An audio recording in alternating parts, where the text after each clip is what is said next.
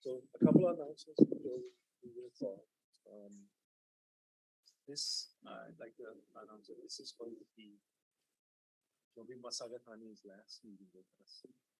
She's too young, but she is gonna go and retire on us. You gotta speak in the mic. So, commission members, here's your last chance to order her around or to say what you really think to her.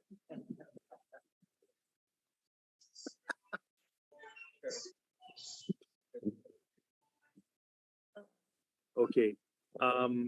Patty, can you hear me now? If I'm this close to the mic? Okay. So we're honoring Joby. It's her last meeting here on Maui, and you can't see it on camera, but Commissioner Awo just gave her a lei, and I'm opening it up for other commissioners if they would like to say something to Joby, about Joby, but let's keep it nice. Mhm. Go ahead. Yeah, mahalo, Chair. Thank you so much, Joby, for all of your hard work, for the years of service that you have put in for the DHHL, and especially to our beneficiaries. I had the opportunity to be appointed in 2018 of April, and you were the chair at that time. And I've learned a lot from you. And we're going to miss you, and just enjoy your retirement, because some of us here are retired and we know what it's like. There's a lot of good and challenges. So, but anyway, I just wanted to say that mahalo, and enjoy your next chapter of life. Thank you. Okay. Go ahead. Aloha, Joby. Yeah, I too would like to mahalo you for all the service and all the years that you put in, and for me for getting to meet you. And I'm sure in retirement you're gonna probably be more busy, maybe. but Chair, you said when you said order her around. Oh, you only got four more days, so Is around a single word or two words? Thank you. thank you. You go Patty first, and then Thank you, Mr. Chairman. Aloha, Joby. I just wanted to thank you on as a beneficiary before I came in to be a commissioner in 2019. I have met you prior to be a commissioner on Hawaiian Homestead. But as a commissioner in 2019, I just wanted to thank you. And we may not have seen eye to eye at things, but our opinion did matter. I took your strong qualifications and your experience and lot of respect. You're a very sharp, smart lady, and so with that, I really thank you for your help, your teaching, your understanding with us, and just sharing your communication. So enjoy your retirement. I thank you so much for your service, and God bless you and your family. Aloha. So Joby, I think I might be the longest knowing you in the room, but I want to add my mahalo for all the service that you provided, and acknowledge that I'm sitting here because of you and your request. So mahalo for that. And I don't understand the retirement thing. I don't believe it. I know there's other things that you are planning to do, so it might not be as day to day showing up someplace and having to report to someone, but it's not retirement. It's just the next phase of life. Go with God, go with people you love, and remember we always reserve the right to call you. We need some kukua. Aloha. Dennis. Yeah, Joby, thank you for all your service. This is service. And when they talk about retirement, I'm twice retired now, terra farmer. And I was doing fine playing golf for a couple of years. And I was called to this, and that's when you were the chair. And yeah, we haven't seen eye to eye on a lot of things. I think I tend to challenge the department to make sure we're making the right decisions for our folks. But I will miss the institutional knowledge. A lot of stuff that comes up, we think we got it answered, and all of a sudden Jody goes, "No, wait a minute, this has happened," da da da. But anyway, I really appreciate all your time. It's a lot of stress in the position that a lot of people don't understand. There's a lot of rules, a lot of fiduciary responsibilities that we have, that we carry. So it's not retirement, it's public service. It continues. There'll be another position you'll look to say, hey, how can I help? And we really appreciate it. Mahalo. Brandon? Aloha, Joby. So, is this thing working? You know, when I look at you and I see this period in your life transitioning into retirement, I do feel tremendous gratitude.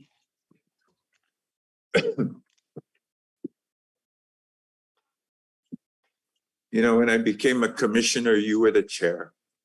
And I remember you saying, well, you know, we're going to do your orientation and then it's trial by fire after that. And that's what it's been. And I appreciate everything that you helped me with, especially in those early years when I was trying to navigate through this complex system. You know, at that time, I was living in 99-year beneficiary bliss, not realizing there's a lot that comes with this. And there's a lot of challenges that come with running a department. And there's a lot of challenges for a commission to try to learn as much and understand as much to make the right decisions for our beneficiaries. And part of that is the result of the guidance we get from people like you. So I'm grateful. And I would urge you to, you know, experiment with retirement before you commit to anything else. We have been pulled out of retirement, so we're part-time retirees. But, you know, do it full-time for a few months before you decide to come out of retirement. Other than that, thank you, Joby, for everything you've done for me and for the commission. And we are grateful for those who remain because we have so much on the table. We have so much more to do. And so my fondest aloha to you and mahalo. So her official title is executive assistant, but we around the office know her as chair emeritus. And always find reason to go into the office and say, hey, Joby, what about this? What about that? Why is this way? And I can tell you that it was extremely fortunate to have her just a door or two doors away. In my tenure here as the director, there's not a day that goes by that Joby is not thinking about the trust or thinking about beneficiaries or thinking about ways to make things better, or she's not conspiring with Tyler and myself to figure out a way to hire employees quicker, faster, but still stay out of jail. I appreciate that.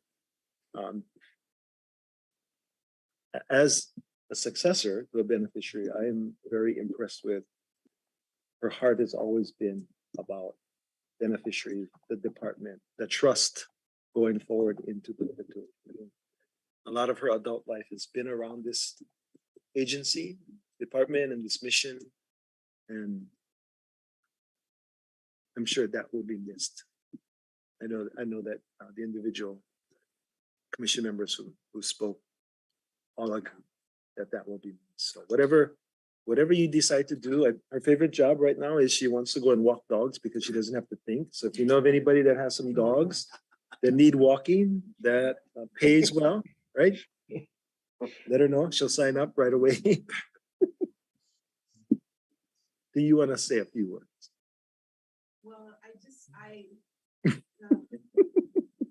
I'm not going to take long because I know that there are a number of people and I'm going to get you. I still have 8 more days. I didn't realize that Chair was going to do this, but it's been a journey. I'm thankful for the opportunities, everything I've learned and working with this commission and not, just kind of, and I do appreciate people like Blossom, who I thought about that. I thought, I get the opportunity to not think about Hawaiian homes, and I know Blossom doesn't get that chance to, so thank you, commissioners. Thank you for your kind words.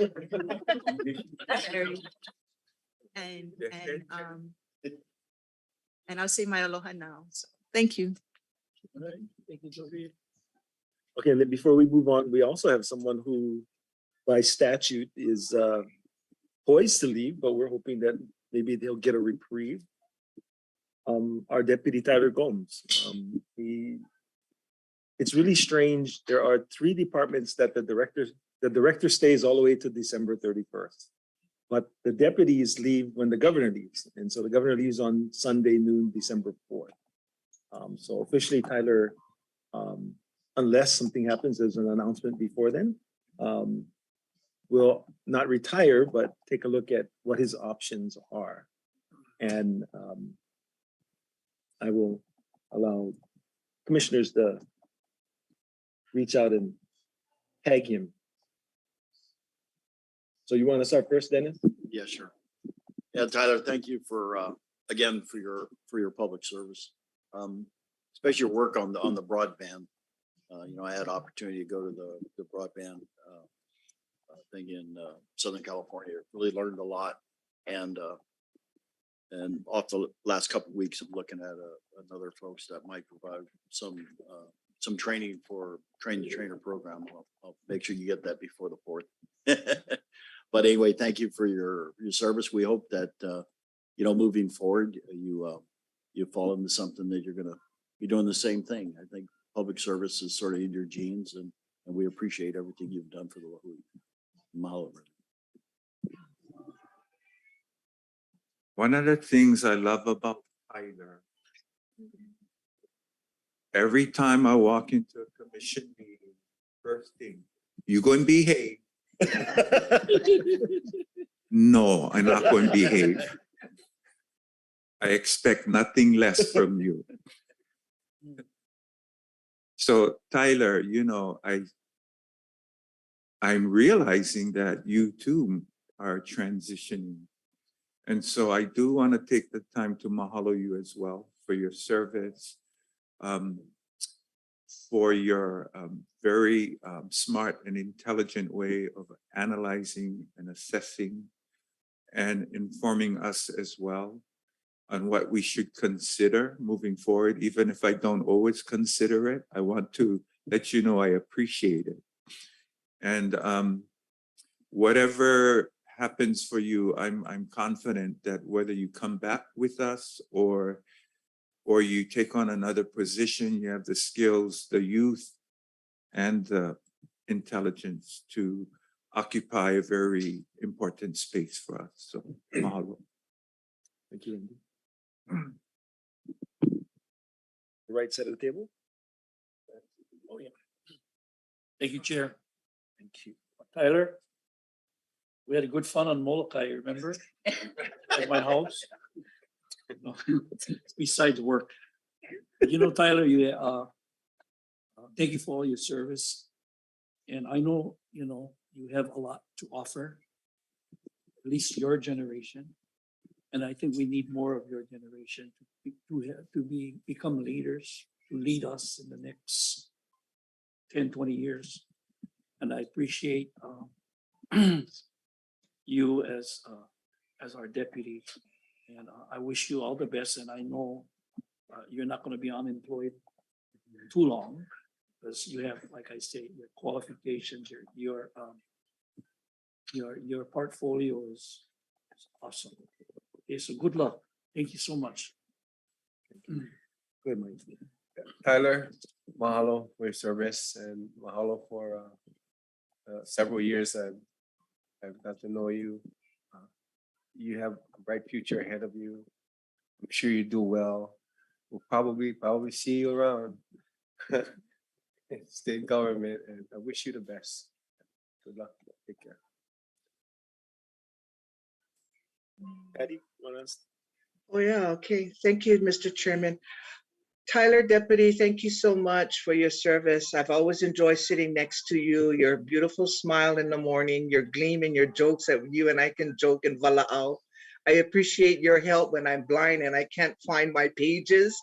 And so I always enjoy where you're sitting close next to me. But thank you so much for all your service. The only thing I'm not going to thank you for pushing that casino bill, and you and I had to battle it. But other than that, we work together. We come back together as one, right? Like I said, you may have your opinions, I may have mine, but I wish you luck in the state government. I mean, what is terrifying today as I sit here and listen is that we're losing a lot of great people, in the department, and it terrifies me to see this transition because hell, I'm still going to be here, and I don't know who's going to be back. But we're losing experienced, dedicated, committed staff. People like you and Joby and our chair is going to be leaving, so we got to do a lot of big praying when we in January. But Tyler, good luck. Mahalo. God bless you and your family, and we'll see you soon again. Ahui ho. Thank you, Mr. Chairman. Thank you, Patty. Awesome. Yeah, I don't think Tyler's going. I had a chance to talk to Tyler earlier this morning, so I'm gonna leave it at that. Thank you for your service. Keep up the good work. Thank you, Russell. All right, my turn. So, when I approached the governor and said, we have an opening for a deputy, this guy, Tyler Gomes, I think is perfect. The governor sat back in his chair and he goes, he's so young. And so I waited for the governor to say yes, no. So about 2 weeks later, I checked in with the governor, and the governor sat back in his chair again and said, he's so young. Another week went by, and the governor, I pinged him again, and the governor said, he's so young, but if you're going to give him a chance, you're going to watch him, then I'll say, okay.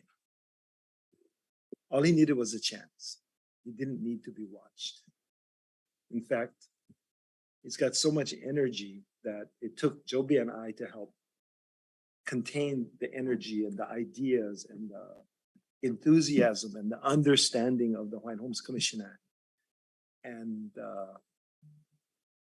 desire to move the needle forward, including the infamous gaming, we'll call it adventure, because it truly was an adventure. I tell you right now, I think if the House had 10 more young representatives, I think we would have got it through. So even if you support or don't support, that's how close I think it was, because of the ability to communicate to legislators the needs of the Hawaiian Homes Commission and the Act to get 28,000 people off the wait list. I will say that push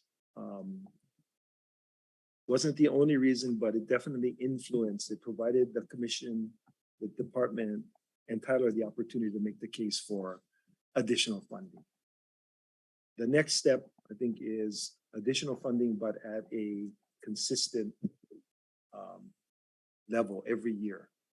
So I'm sure that in our personal capacities, we'll be pushing for that. I would hope that every beneficiary who has a chance to whisper into the ear of their legislators, the department needs a consistent source of funding in order to move 28,000 people truly off the wait list. And then there's probably another at least 10 or 15,000 who have chosen not to get on the wait list, but when they see the opportunities that could be presented, I'm sure they get on. As I told Tyler many times, don't worry about your future. There are people standing in line to offer you jobs. But I think the most appropriate job for him is right here in this seat. So crossing my fingers, we'll see what the new the new administration comes in. We'll see what they do. But as far as assisting the Lahui for the next 20, 30 years, and it's not a curse, it's just a hope. Tyler will be around and he'll be helping the Lahui no matter what role it is. So with that, mahalo nui. To you two folks, I maintain my sanity only because these two folks have been in the room. And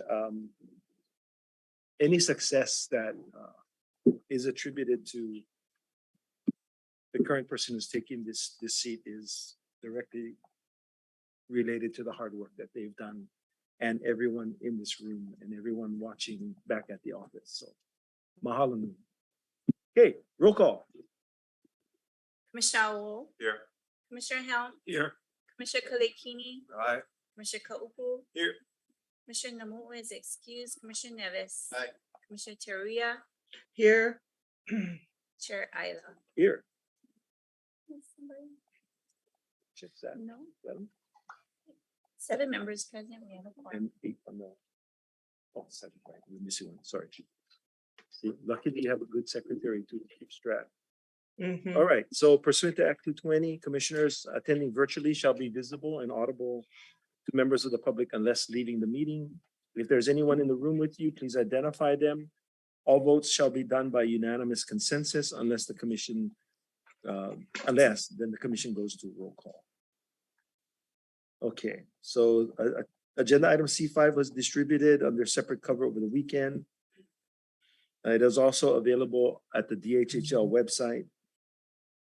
We will be moving H1 up to the beginning for the information that is the budget information, and then the commission will recess around noon for about 30 minutes for lunch. Commissioners, may I have a motion to approve the agenda? Second. It's been moved and seconded. All those in favor say aye. Aye. Okay, so the motion carries. The agenda is approved. Next up is, are there any edits or amendments to the October 17th and 18th, 2022 regular meeting minutes? Okay, if not, may I have a motion to approve? Second. On the other side. Okay, all those in favor say aye. Aye. Aye. Anyone opposed? Seeing none, that motion also carried. Okay, we will now go to public testimony. Blossom with too many to list.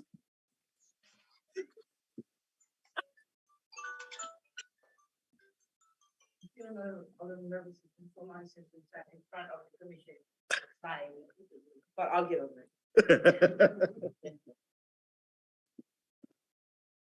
Good morning, Mr. Chair. Aloha.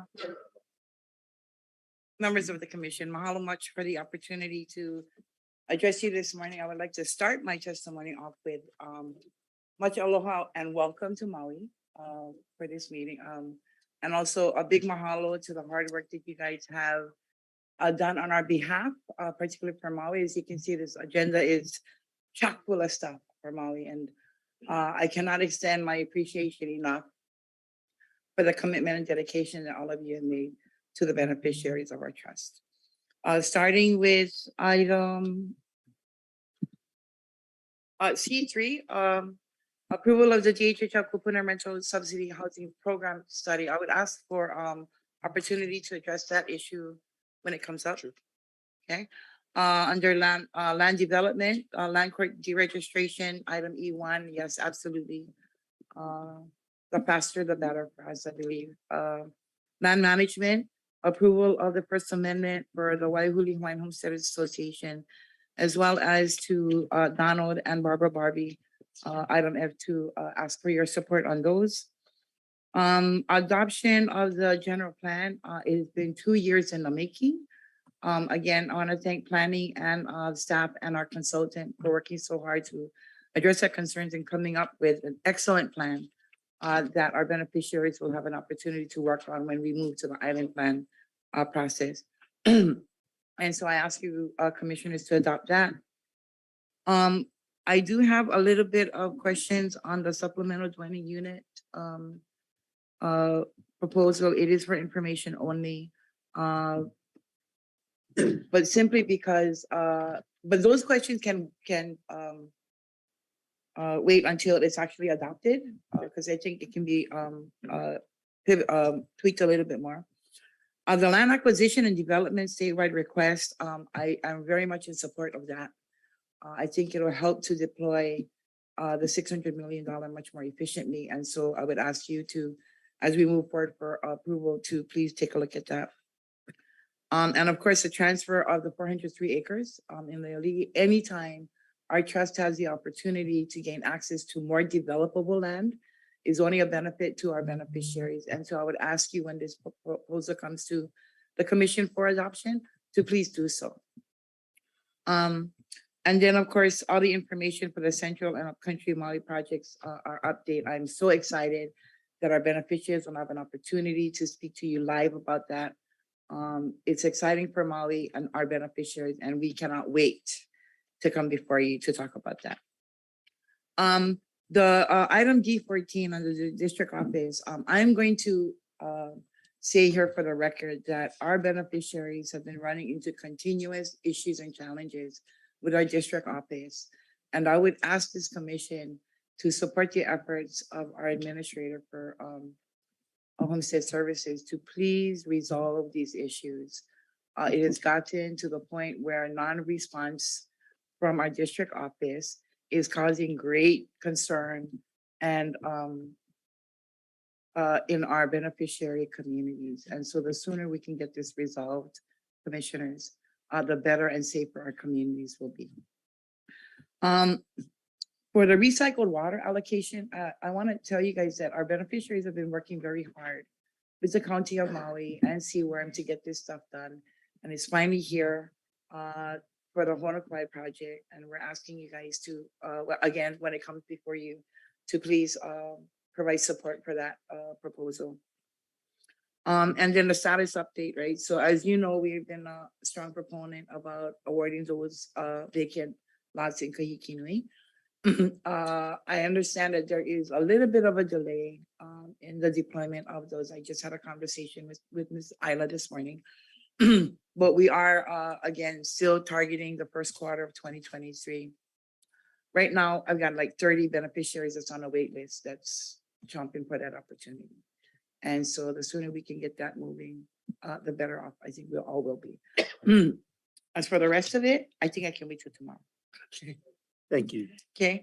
So yeah, I'm hoping I was in my timeline. I'd also like to offer my appreciation and gratitude for Joby. I mean, we've known each other since she was a deputy chair for the department, and we have definitely butted heads. We came up with a lot of, bumps and bruises in our relationship. But at the end of the day, I think we strive to serve our beneficiaries in the best way that we can. And Joby has done her best to do that. And so enjoy your retirement while you still have it. So mahalo, Mr. Chair. Thank you for the opportunity. Oh, any questions? No, right? Yep. Okay. Tehome Shadell, are you online? All right.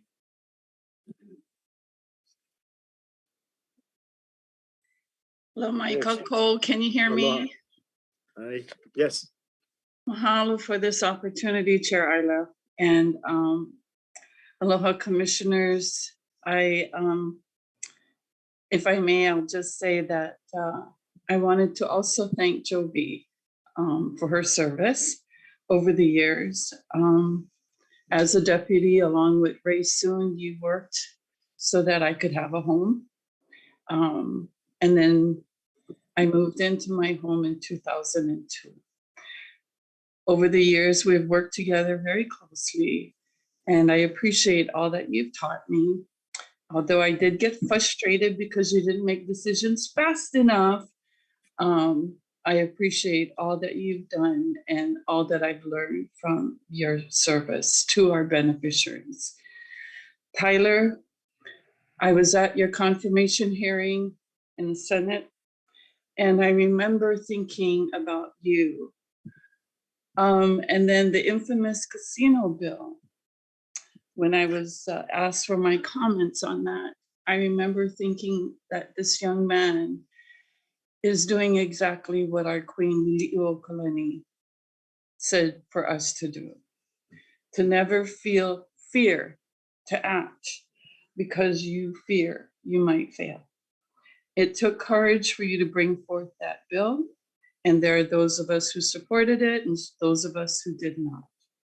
But for your courage and the service that you have provided, our beneficiaries and this administration and the commission, mahalo nui loa. I'm here to provide comments today on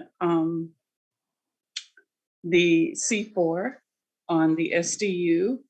I do have a couple of comments in terms of number 2, and I would ask that the staff consider being very clear, because sometimes our people can interpret things a little different. So instead of just saying a second dwelling, can we say something similar to second separate or detached dwelling?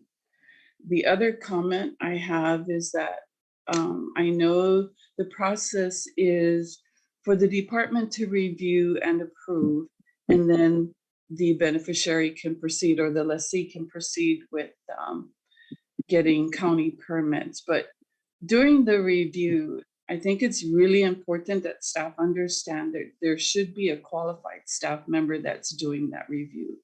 Getting a piece of paper and writing out or drawing out where this SDU is going to be is a good idea, but some of our beneficiaries may or may not have even some skills to identify what is on their existing property, where the water lines are located, the sewer lines are located. So for me, it's really important that if the department is going to do this preview, then they really need staff that understand the county codes, ingress and egress, property line easements, and also parking.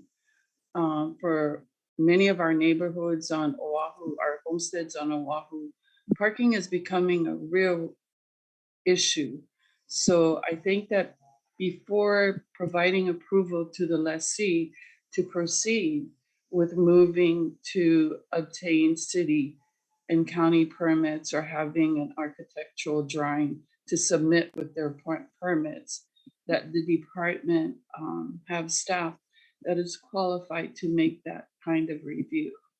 And an example I would give is that we're now experiencing issues in Ka'ulokaha'i. The other item that I would like to address is item E1.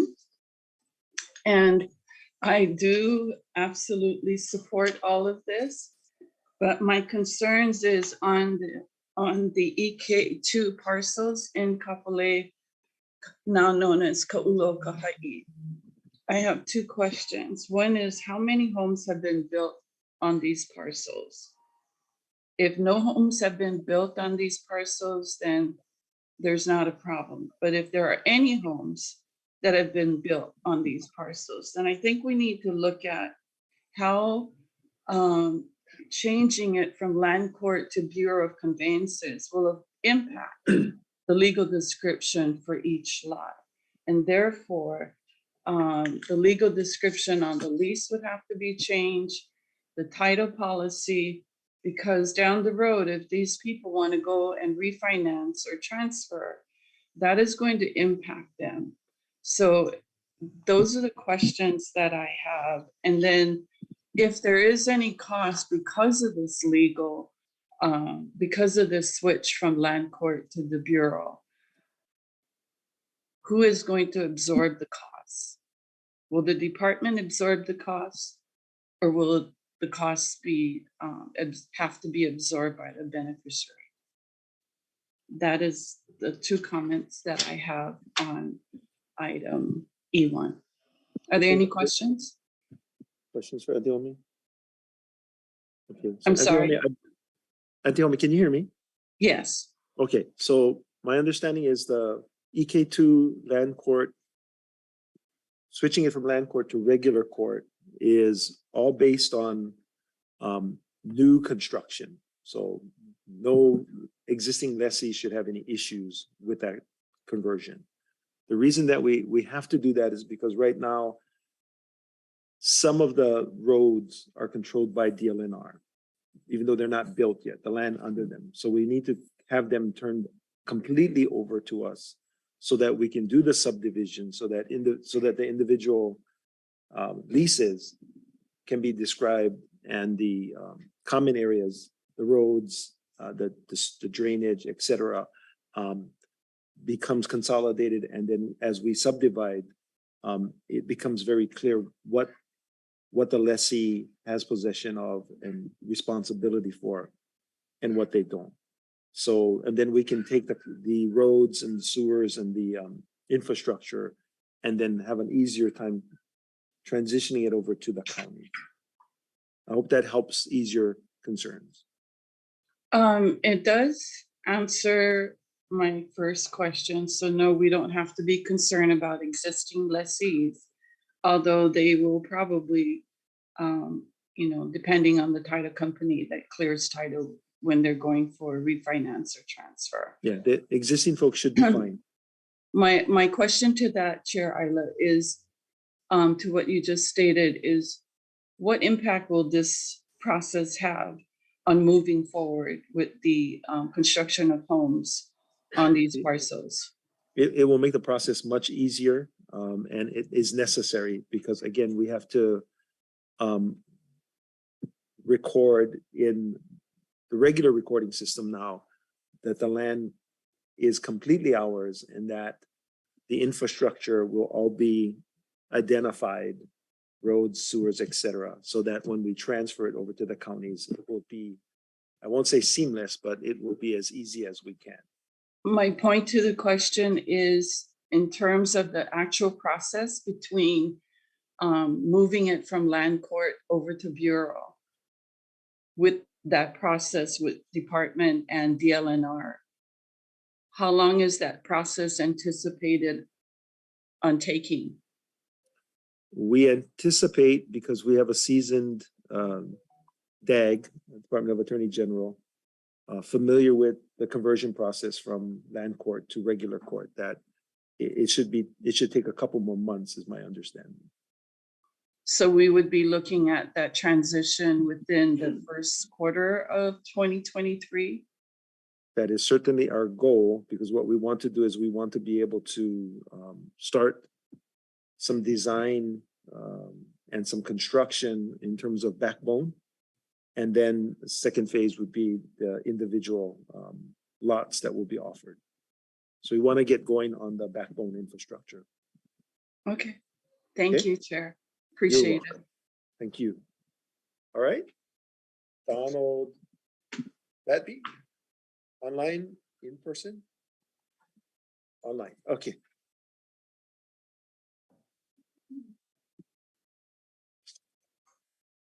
Testifying on agenda item F2.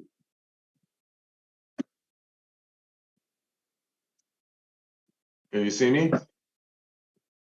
Can't see you, but we can hear you. Oh, there we go. There, we can see you now. Good morning. Good morning. My name is Don Batby. I own a property up in Kula. In 2001, the commission approved an easement for roadway and utilities for our lot. And we've been going across the Hawaiian Homelands lot to our lot for the last 20 years. In May, I discovered that the Sandwich Isles communication facility that was built on the same lot was built on top of the easement. So I'm here today requesting that the commission approve a realignment of the easement so that I don't have to drive through the building. Okay, Donald, thank you. I believe that is the recommendation of staff. So if you would just monitor the commission meeting until we get to the vote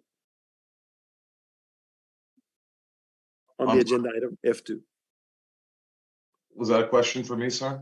No, I was just suggesting that you stand by until the commission renders an affirmative vote. Okay, you have any other questions? I don't have any questions. If you have any questions for me, I'm happy to answer them. Nope, no questions. Thank you. Mahalo. Mahalo. Final call, anyone wishing to testify in person or online? And of course, you have the right to testify as each agenda item comes up. Okay, I don't see anyone online. I don't see anyone in the audience. All right, one, consent agenda.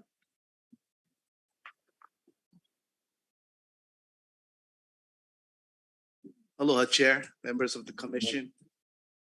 Good to be with you again.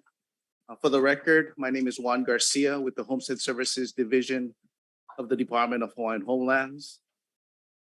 And before we get into business, Commission, with your approval, I want to say a few words to Joby and Tyler.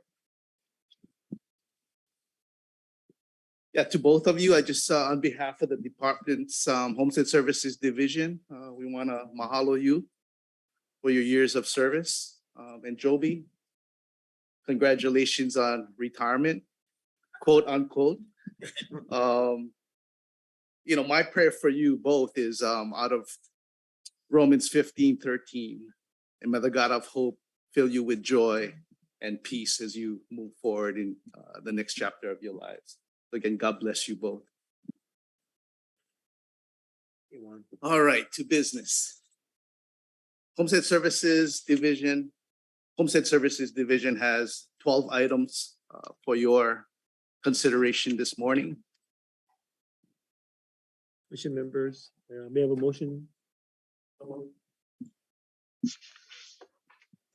Second. Thank you. Discussion? Commission members, any questions on any of the items in the consent agenda? I just had a comment, Mr. Chair. Go ahead, Patty. Yeah, I just had a comment, Mr. Chair. I just wanted to thank Juan, you know, as a staff member, you know, always getting back. I appreciate you getting back with me on emails or calls that I have, you know, questions on some items that come up. I really appreciate your response within 1 or 2 days. So thank you very much, Juan, for doing such a good job and helping me understand some of these questions that I have on homestead services. Thank you. You're welcome. Commissioner, and it's not me alone, it's staff that helps out with the response back to you. And having said that, we try to get everything before you on a timely manner.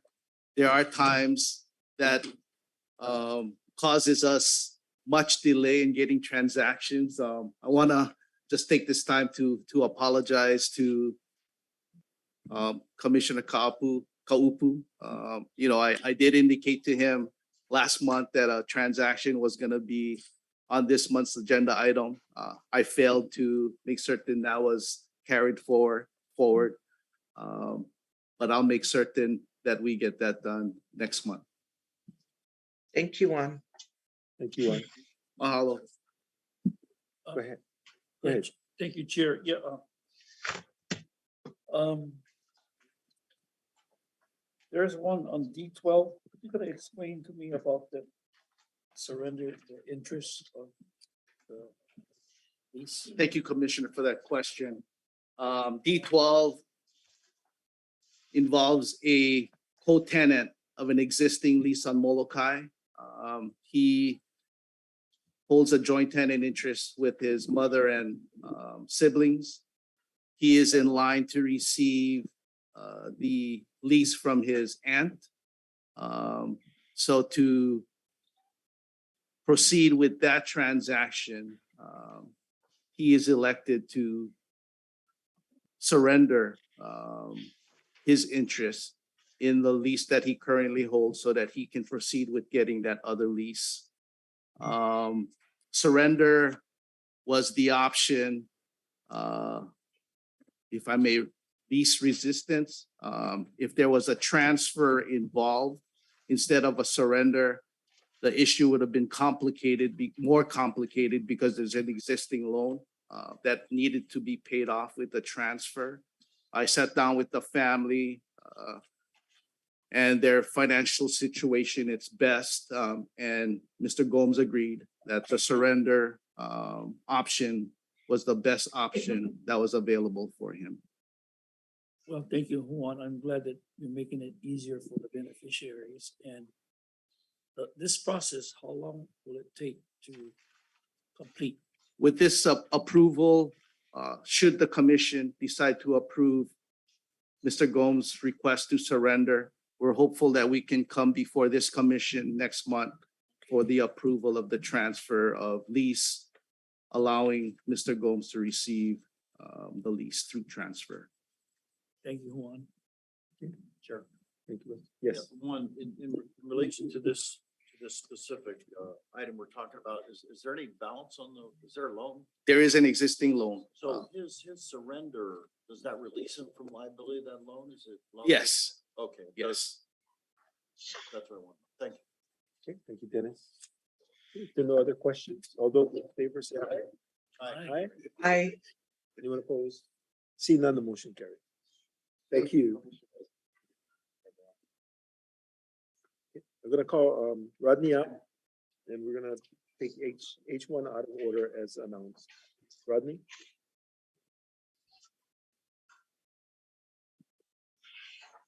Morning, Commissioners. Good morning, Rodney. good morning. Item number H1 requests an amendment to the DHHL fiscal year 2023 operating budget in amount of $400,000 to pay anticipated debt service payments for the Ho'olehua and Anahola water systems. The final numbers of the debt service will be known on the closing of the loans with USDA Rural Development. The debt service for the first 2 years are interest only. Principal and interest payments will kick in years 3 to 35. Gigi will go over the details of the debt service reserve and short-lived asset reserve. Gigi? She's not online. Okay, I can do it. She's coming in? Okay, hold on 1 second. I think we caught her off guard because we took it out of order, so no worries. She's flexible.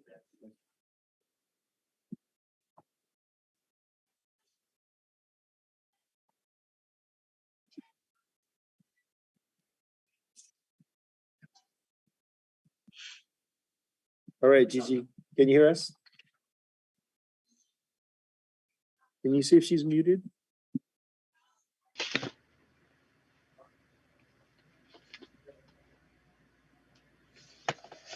All right, Gigi, you're up.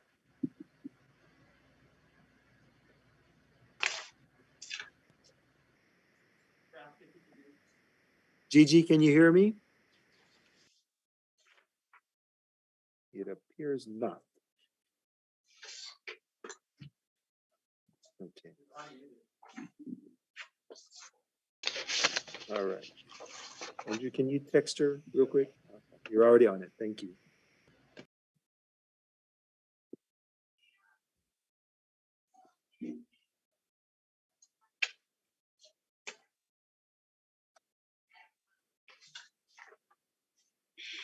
She went out. Is she coming back in?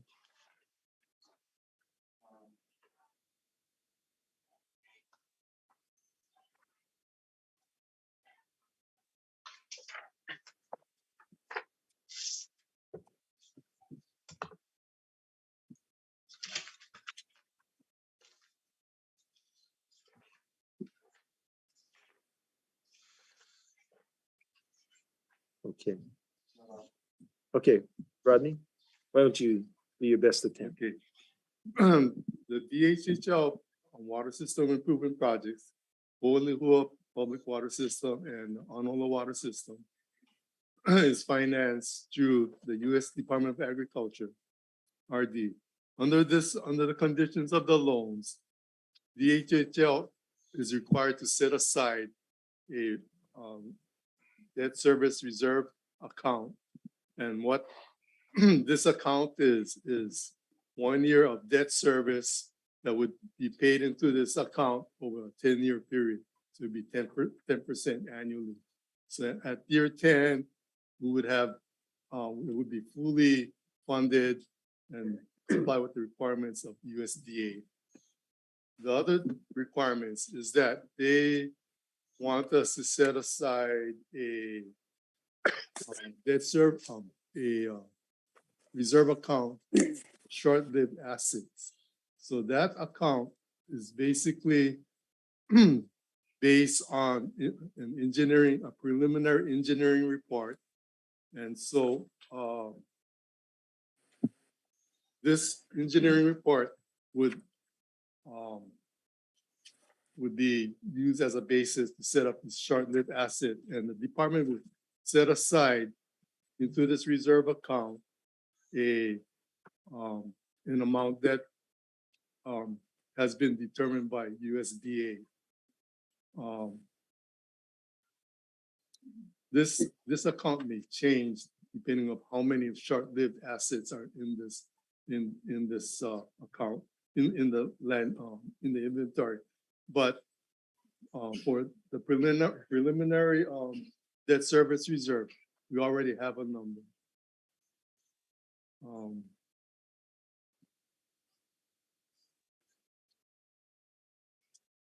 Aloha. Hello? Aloha. Hey, Gigi. Okay, Gigi. You wanna Sorry, I was having Go ahead. technical difficulties. do the presentation? Okay. Mahalo, good morning, commissioners. Gigi Kyrell with the Planning Office, here in support for item H1 that Rodney introduced. Just real quick, for the agenda for this presentation, we'll just do a very quick overview of the DHHL owned water systems, and then we'll go straight into the U.S. Department of Agriculture financing for these projects, which brings us to the request for today. Next slide, please. So you've heard this brief before. The department does own 4 water systems statewide.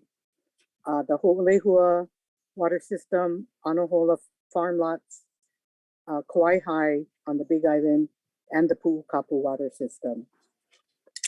All 4 systems serve a total of 900 customers statewide. All of our systems primarily serve lessees, with the exception of the DHHL Ho'olehua system.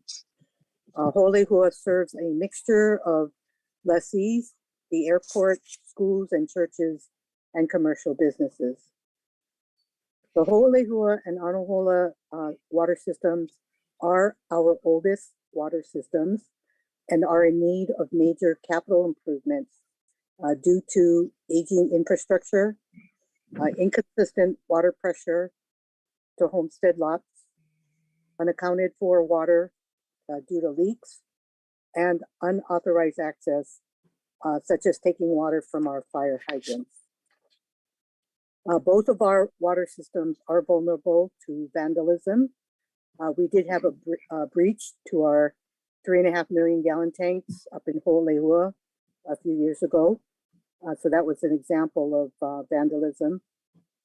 So we're looking to address safety and security issues by putting up fencing, security cameras, etc.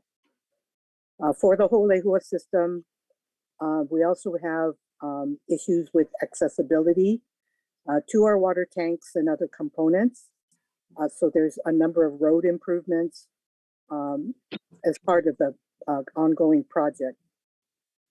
We also have a maintenance building in Ho'olehua, and that building also needs to be replaced.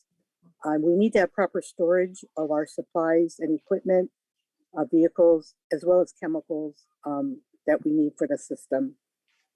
So given these needs for improvements, The department had applied for and successfully obtained federal funds, over $30 million for Holehua and Anahola to improve the reliability of our systems to deliver safe and clean drinking water to the community.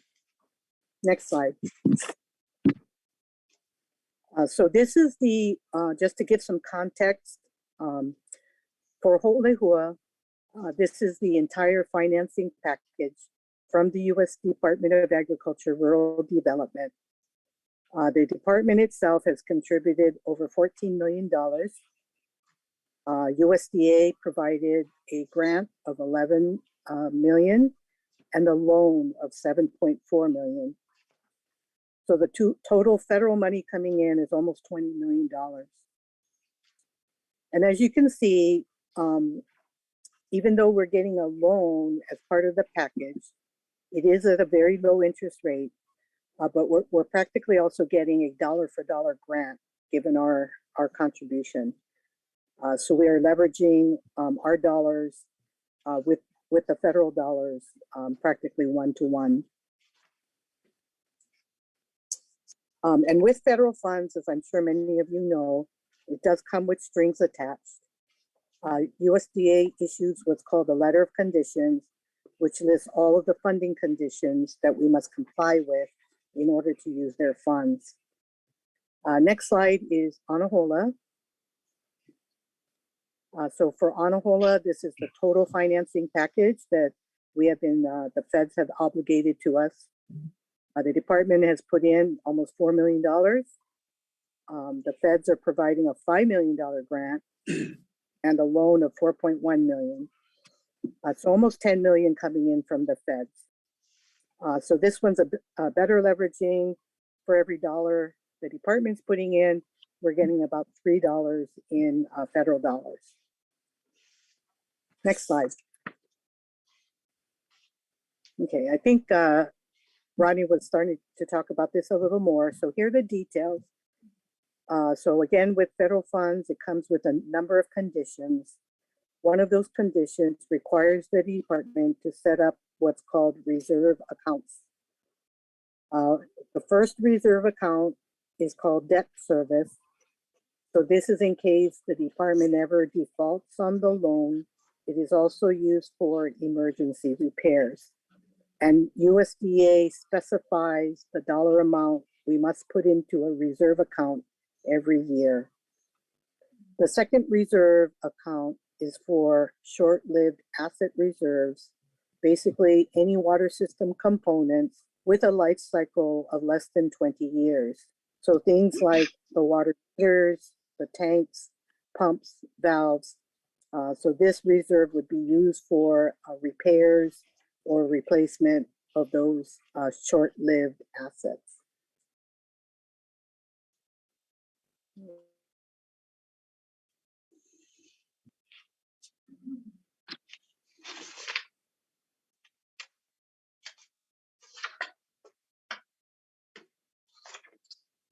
KGG still there?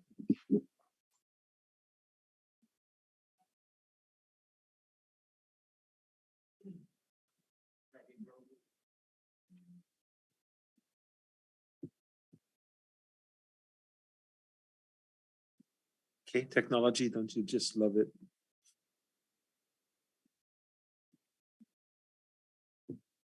Okay, commissioners, you sort of get the feel what the decision-making item is going to be tomorrow.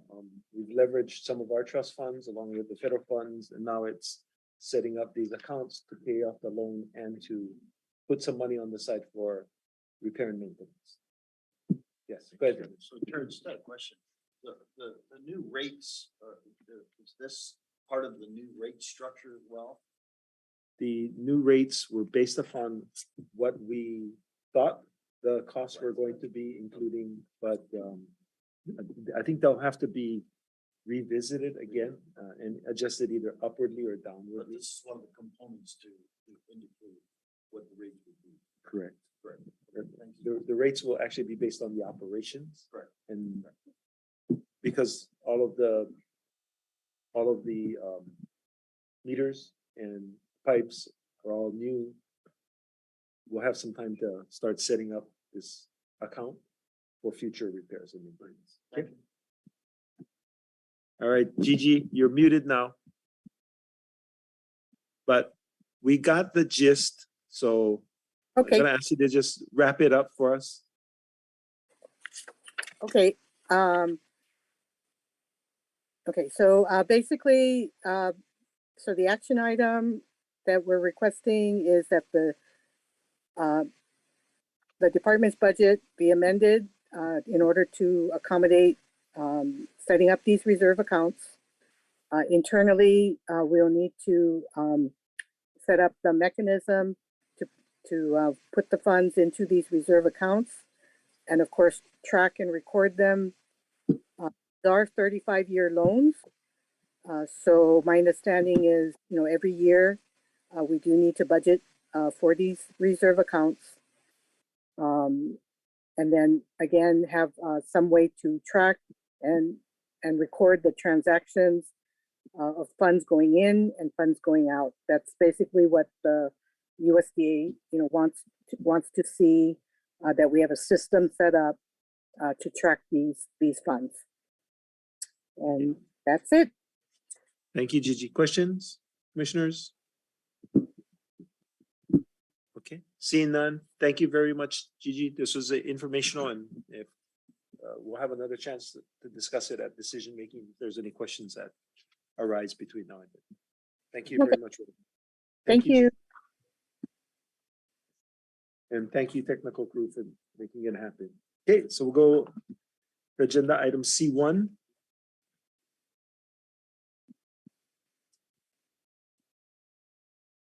Okay, Paula.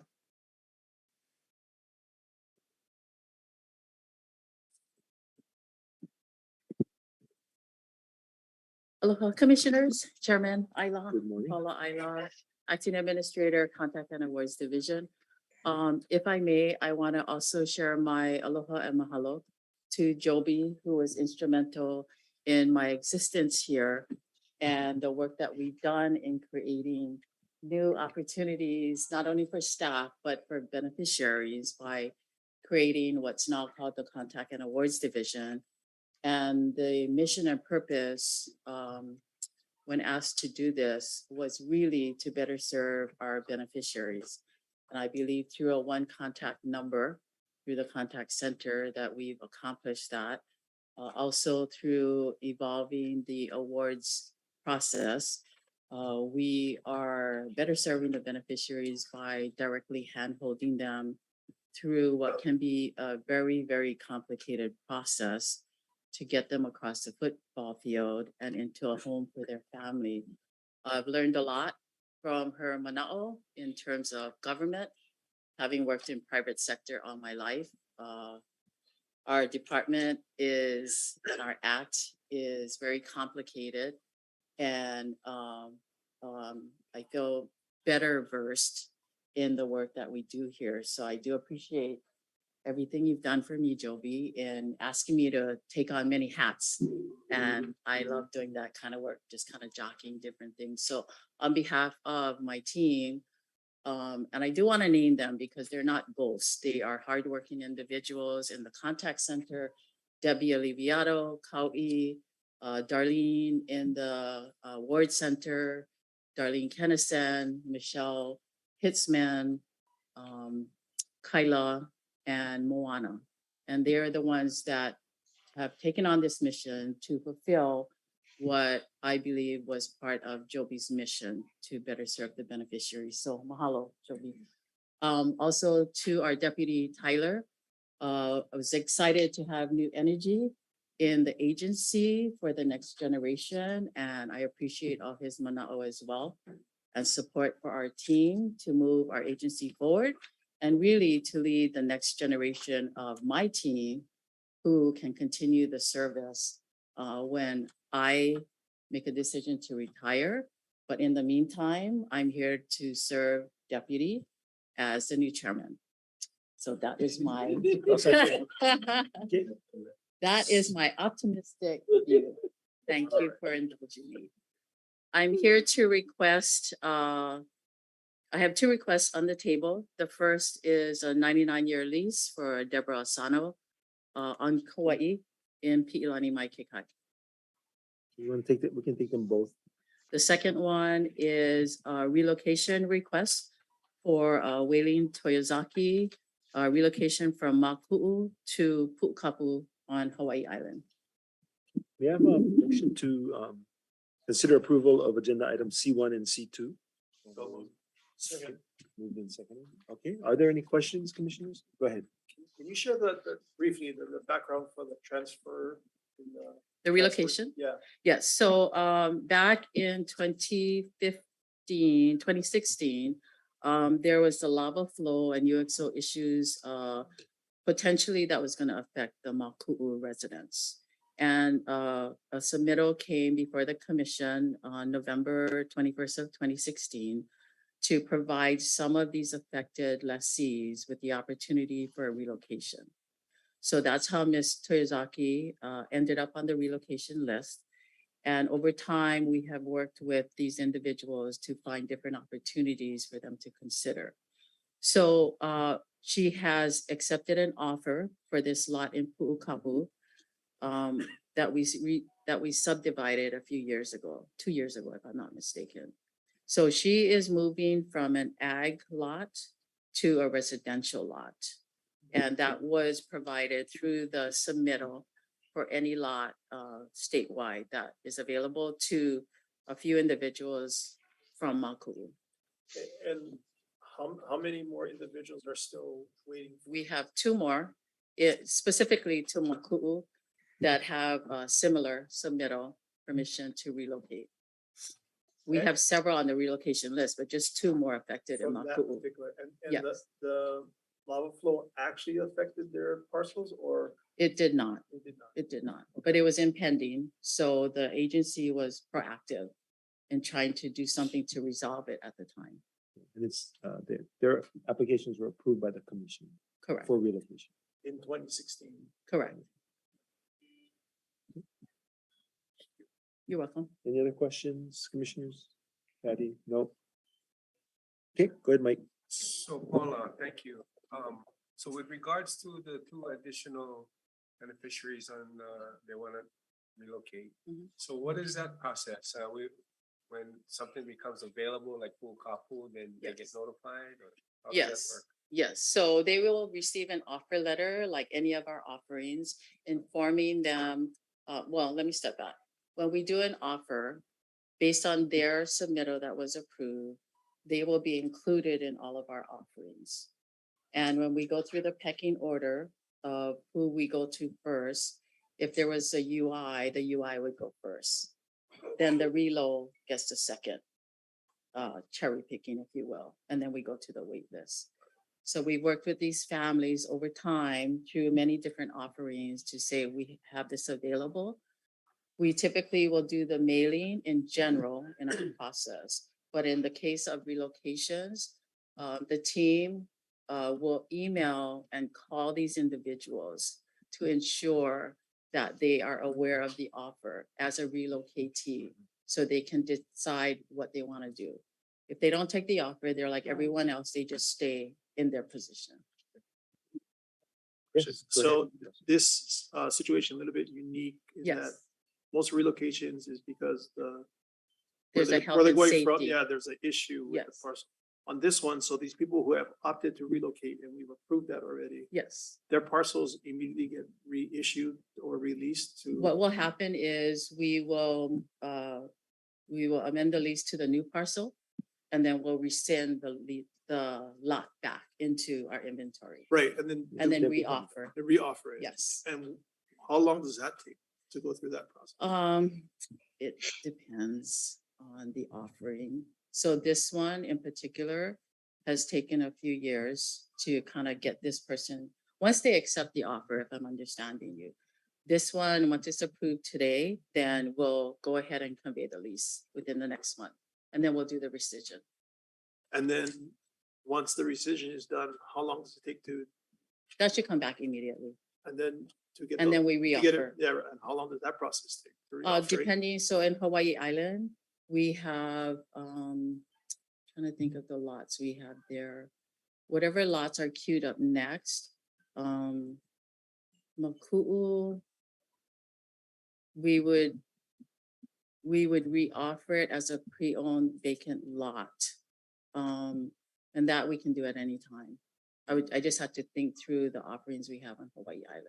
I just trying to understand what is in normal course, how quickly do we turn around and get these lots that are now available to re-offer? Yeah, How so, quickly are we turning those lots? well, pre-owned lots right now in the awards team, we're down to about 10, so we've managed to go through them very quickly over the years. It's hard to answer your question directly because it depends what lots we're looking at and in what area. So in this one, we should be able to re-offer this lot fairly soon and, subject to change, but I would hope within the next year. Okay. So they have a schedule that they're operating on, and they'll try to fit them in between. Yeah. As soon as possible. And what dictates that schedule? Just the man hours and Yeah, the team. availability of the team? Yeah. Yeah, I mean, there's. But we try to queue everything up on the calendar, right? So if we have large offerings like we did in Piilani Maikekai, we're looking, as Blossom mentioned, Kahiki Nui, we have Panaeva. So we look at the larger ones and then we try to fit in the pre-owned lots along the way. They're scattered throughout. We don't hold back. We just try to scatter them through the bigger ones, right? So there's a lot of notification that has to go out in terms of notifying folks on the wait list that these lots are now available. They come back and then there's a process and then they're offered out. Yeah. They move pretty fast. Yeah, but we try not to hold on to anything. I mean, like everyone else in the agency, as I mentioned before, we have 2 people doing the work for the state. And then myself and Michelle jumping in. Okay. You're welcome. Okay. Before I take the motion, I just remembered, is there anyone wanting to testify on agenda items C1 and C2? Online, I don't see anyone.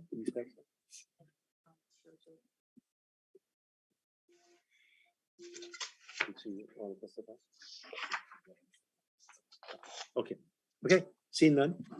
All those in favor say aye. Aye. Anyone opposed? Thank you very much, Paul. Mahalo, commissioners. You ready, Lehua? Agenda item C3.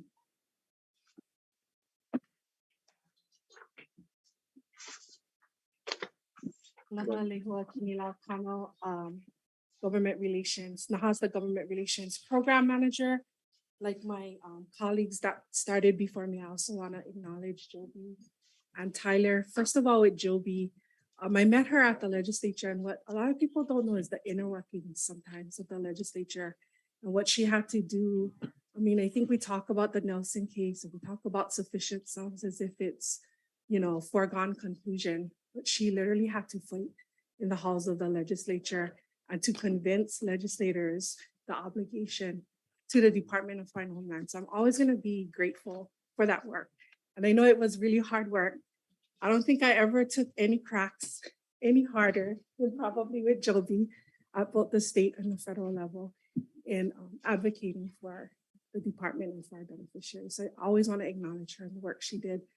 And for Tyler, there's nobody else I would love to sit next to because he's the one person, for example, when we were in Washington, D.C. on the 100th anniversary of the signing of the Hawaiian Homes Commission Act, and Senator Schatz, was saying how much they've been doing and, they're going to give this record amount of appropriation to the Department of Hawaiian Homelands. And it was our deputy who said, Senator, we're very grateful for that. But at the same time, we went from 2 million to 22.3 million.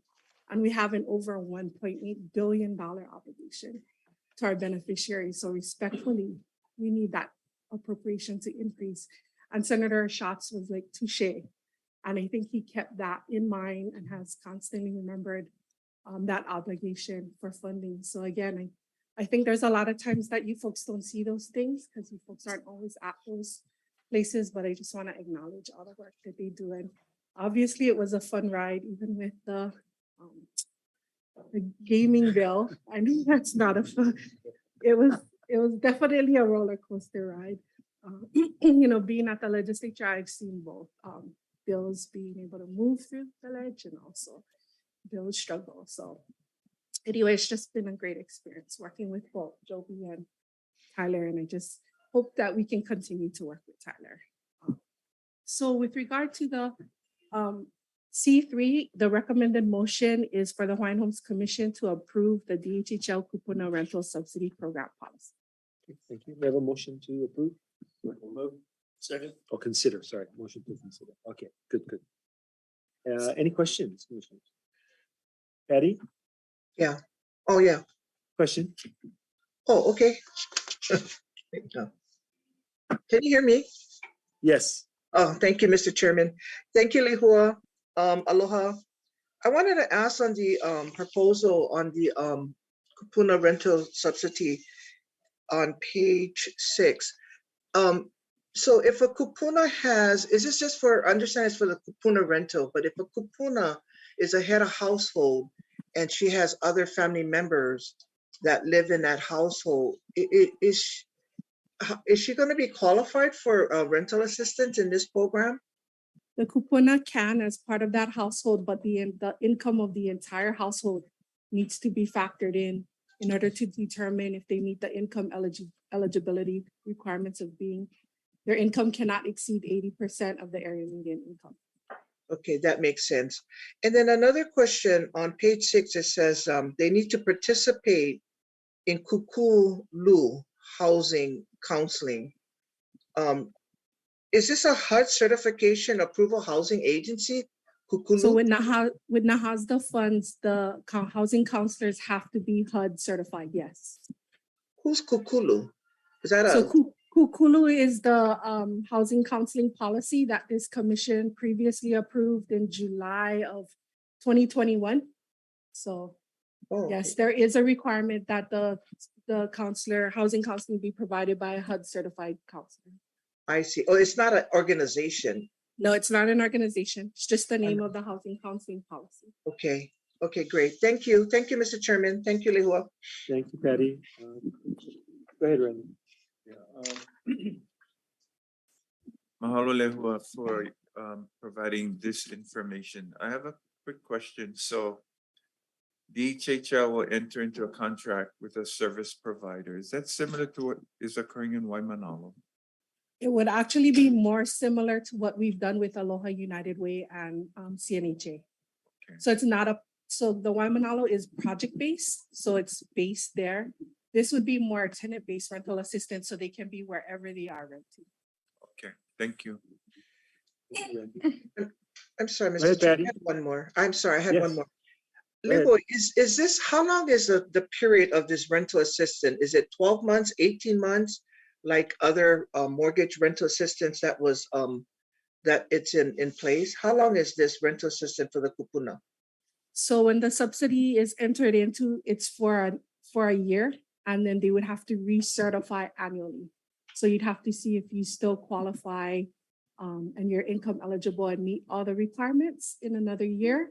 And then it'll depend on federal funding, whether we have funding available. Okay, so you need to, is there one recertification or there's couple? Because I understand with CNHA, they go through 3 recertifications on one rental.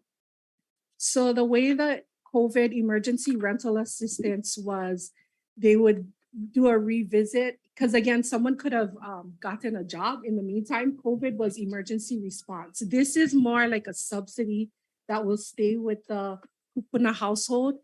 So once they certify and are eligible, that will cover the entire year, and then they will need to recertify after 12 months.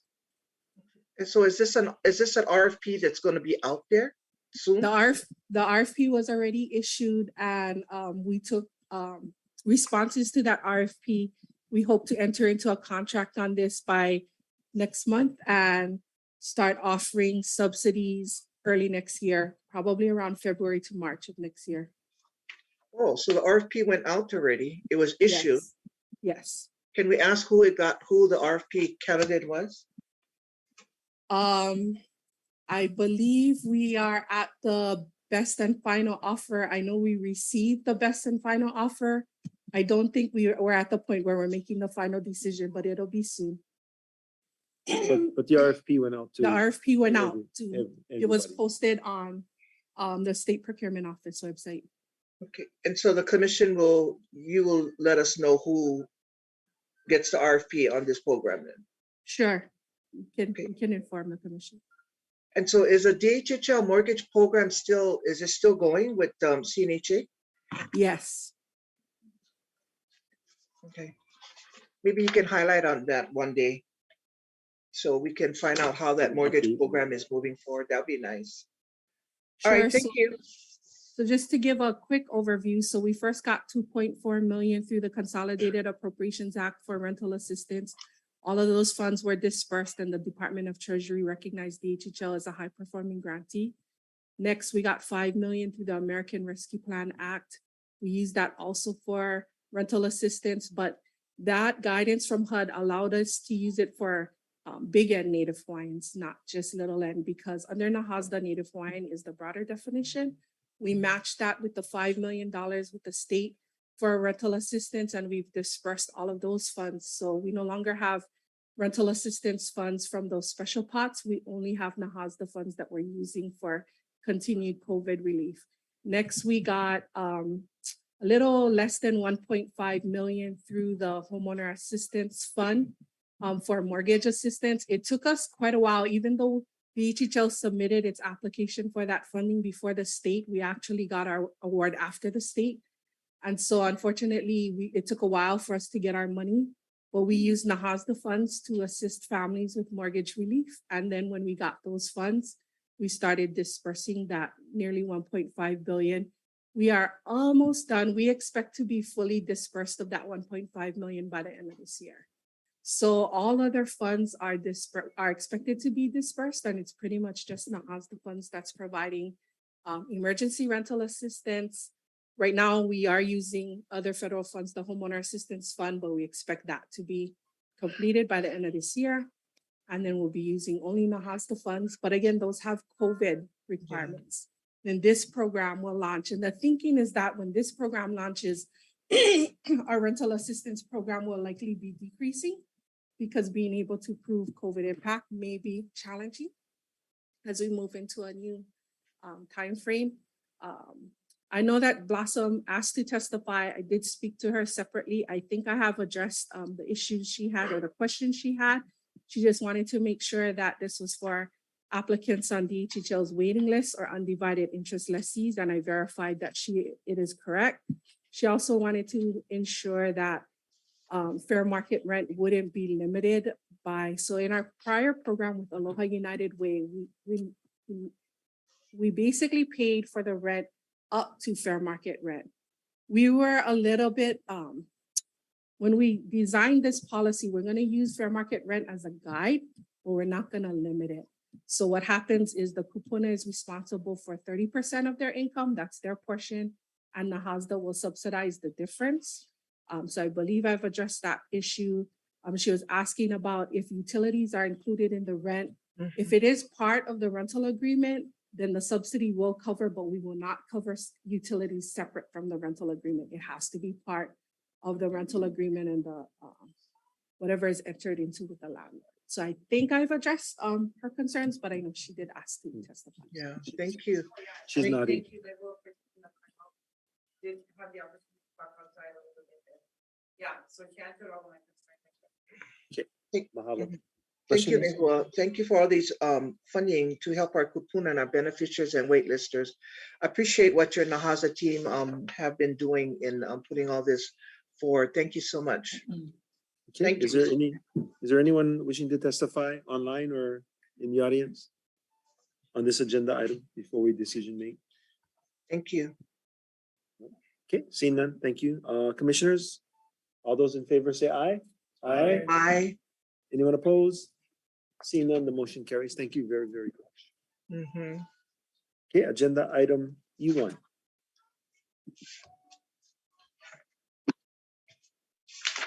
Hey, Stuart, correct me if I said Hello. anything wrong earlier. Aloha Chair and Commissioners, good morning. I too would have a few words. I have actually really few words for Tyler since might still be my boss. But thank you so much for supporting Land Development Division. Kalamai for that. To Joby, Joby is the reason why my hair is this color. First met Joby when she was deputy back, I think with Kali Watson's time. And you know, since that time, I've always had to put on my my blast protector over my face every time I go to a staff meeting. I always get a new assignment, and but you know, that has really helped me throughout. And so I do want to thank Joby for blasting me a lot with that. So thank you so much. Aloha to both of you. Okay, E1 is land court deregistration of Hawaiian homelands.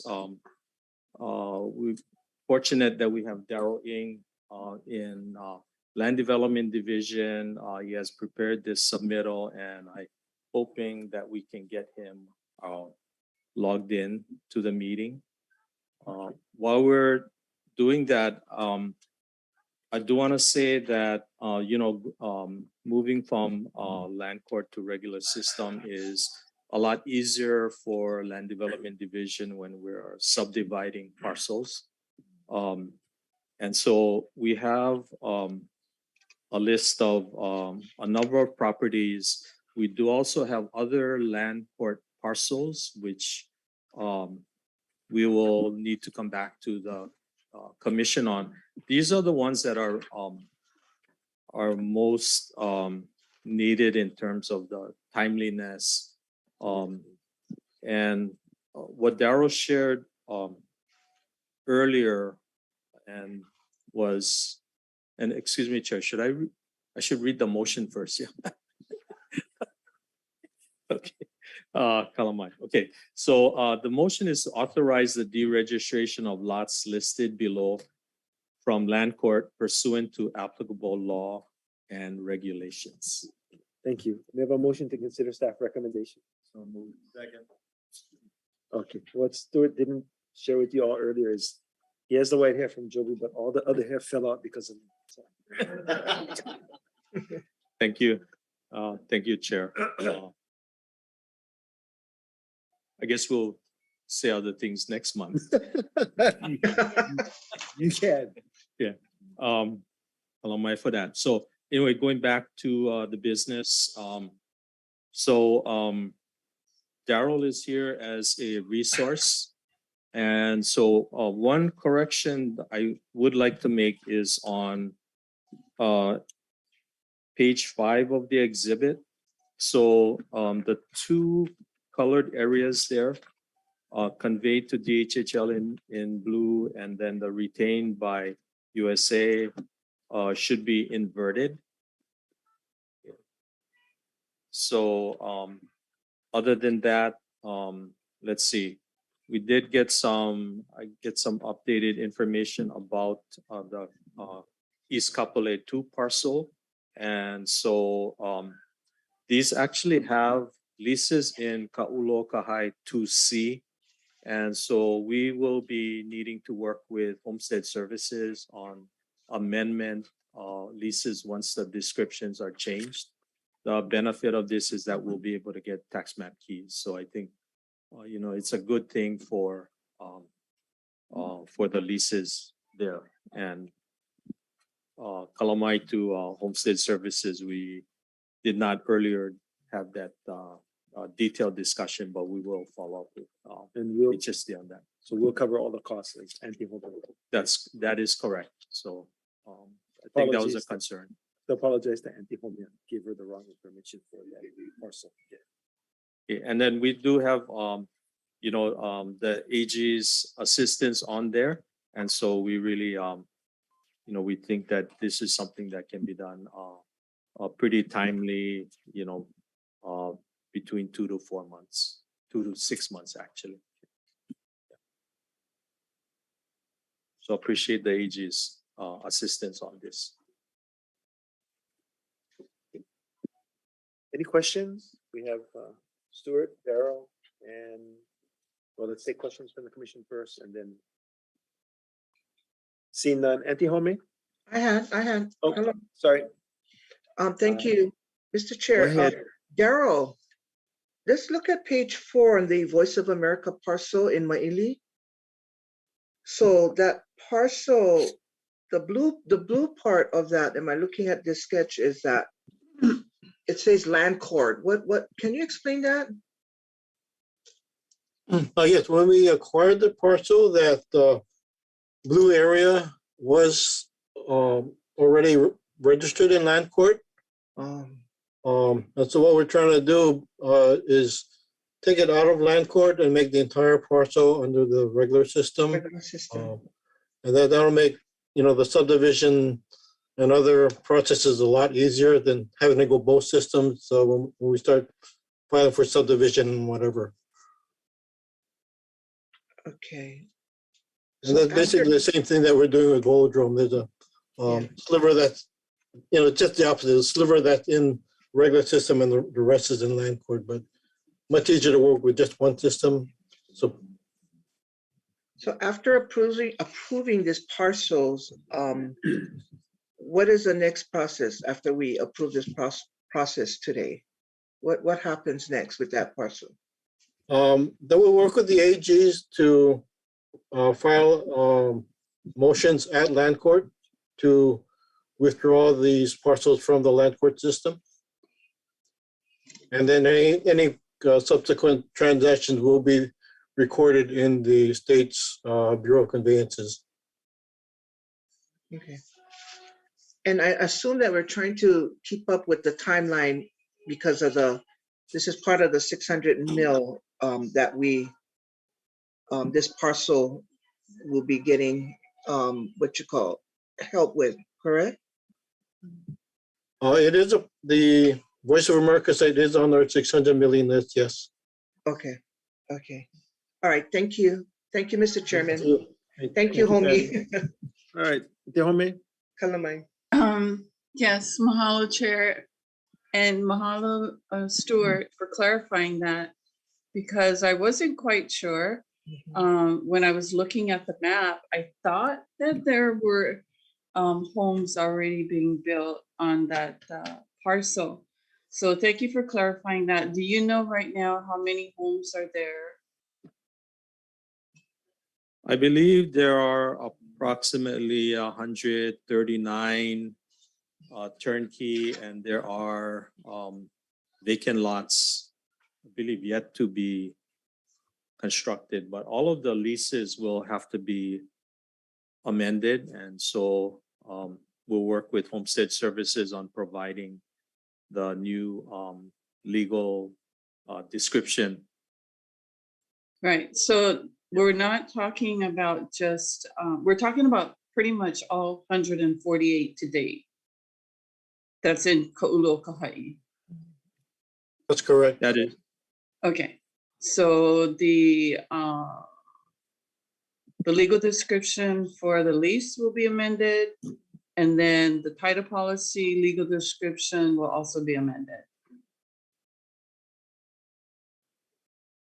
Correct? Yes.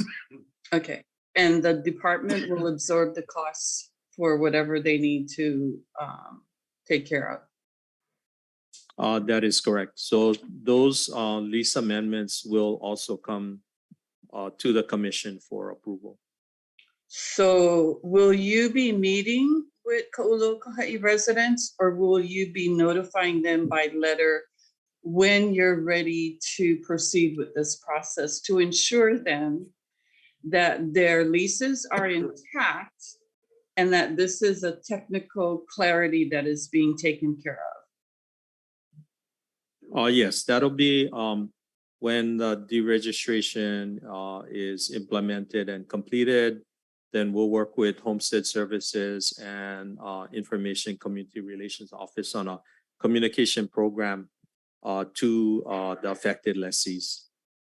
So may I suggest that you reach out to the Homestead leadership in Ka'ulokaha'i when you're ready to meet or at least meet with the homestead leadership to inform them of what the department's plans are moving forward. And then in your orientations for future lease awards, that you also make sure that you clarify the change of title from Land Court to Bureau of Conveyances, or something to that effect, so that it doesn't confuse or present problems moving forward with the new lessees in the future. Okay, thank you for that suggestion. Mahalo. Is there anyone else wishing to testify on agenda item E1? Okay, commissioners, if there are no other questions, call for the vote. All those in favor say aye. Aye. Aye. Opposed? Seeing none, the motion carries. Okay, Mahalo. Mahalo, commissions. Thank you, Stuart. Thank you, Darrell. Thank you, Darren. Johanna? F1.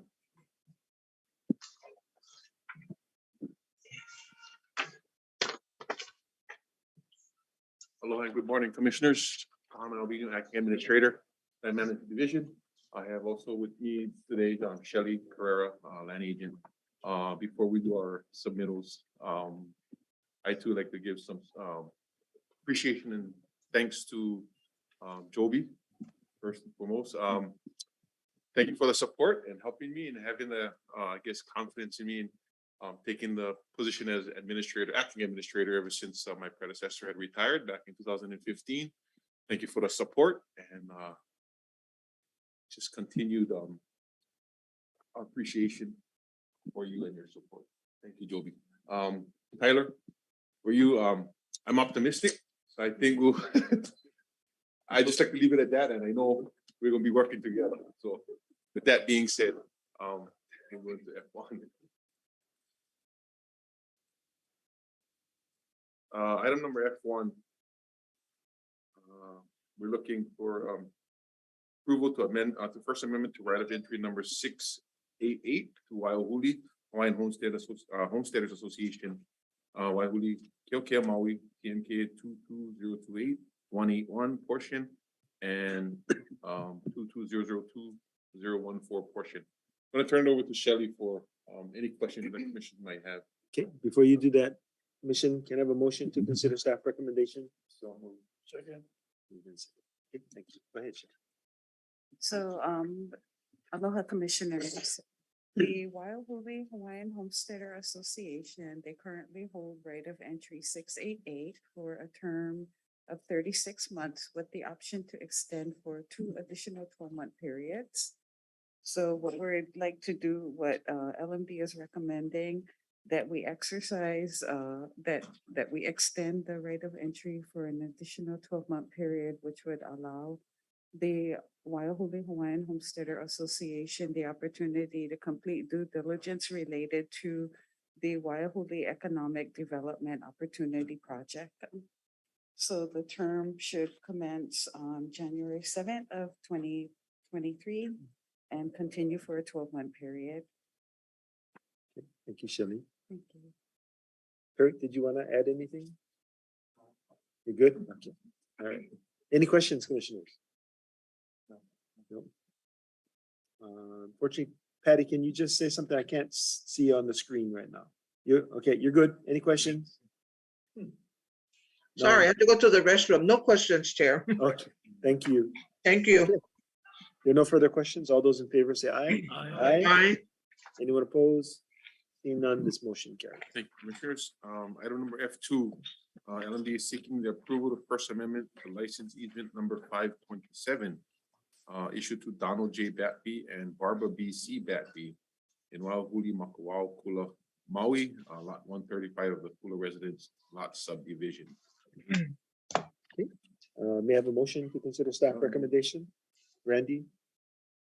Need a second? Second. Okay, Mike?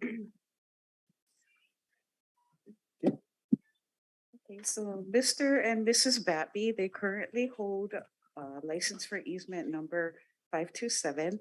they're requesting an amendment to their existing license for the purpose of realigning the access easement and it's a access and utility easement.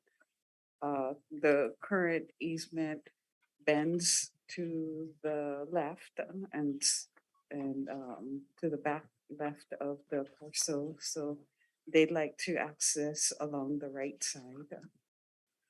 So they exhibit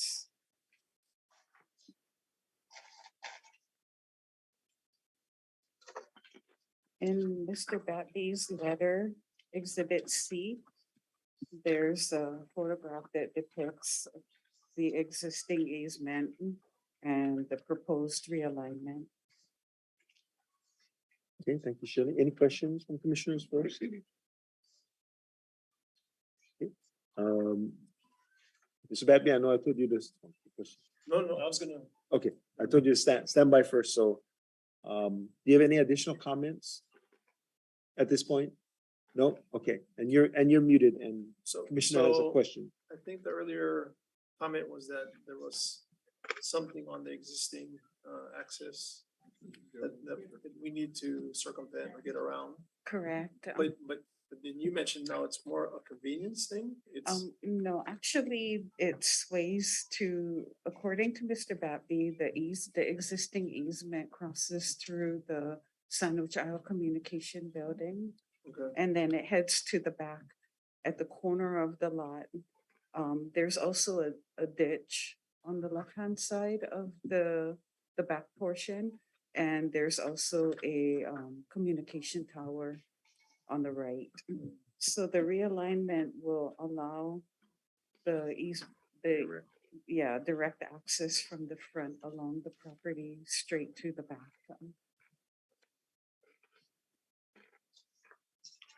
Shelley, how long is that easement? So right now, the existing license for easement is in perpetuity.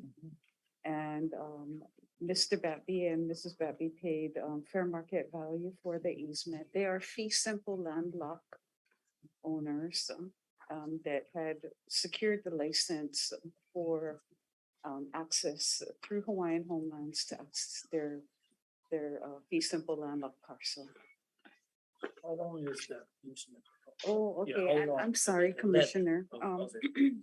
Yeah, at this time, what we're asking that Mr. Batby do is survey the area. Unfortunately, I don't have the exact distance, but I can get that information for you. I can get that out to you. Thank you. You're welcome. Any other questions? Okay, if not.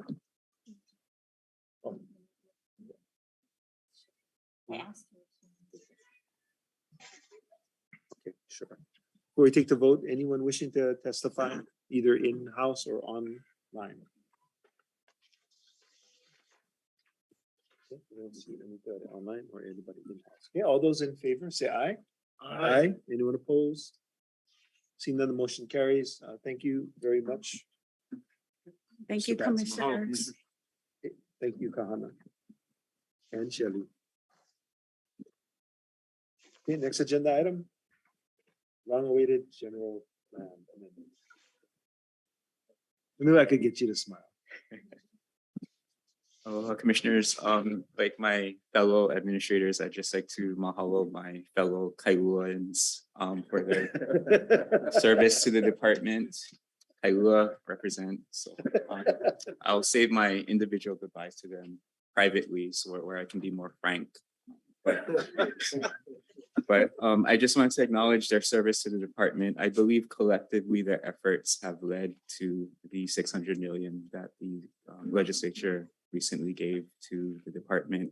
Joby for her advocacy during her time as chair for sufficient funds, and Deputy for his advocacy, not just for the casino, but to bring attention to the department's needs for sufficient funding, a consistent source of sufficient funding over time. So I really do believe that their collective efforts have led to this moment in time. So I just wanted to mahalo them for their work. Okay, Commissioners, item G1, the recommended motion is that the Hawaiian Homes Commission adopt the DHHL General Plan Update 2022 to provide comprehensive direction and guidance to the Department of Hawaiian Homelands. And secondly, to authorize the dissemination of the DHHL General Plan Update and appendices via the DHHL website. Thank you, Andrew. May I have a motion to consider staff recommendation? Second. Thank you. Proceed. Commissioners, in July of 2022, we presented a draft general plan to the commission for your review. After that presentation in July, we took the draft general plan out for beneficiary consultation. Statewide, we had about 8 meetings on each island, collected beneficiary input on the draft general plan.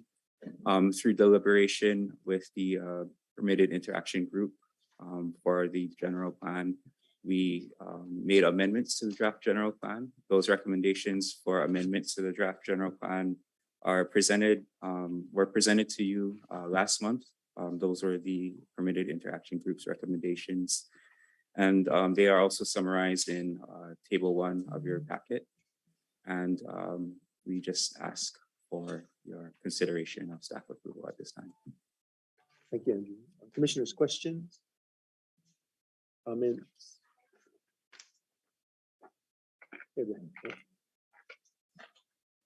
Okay.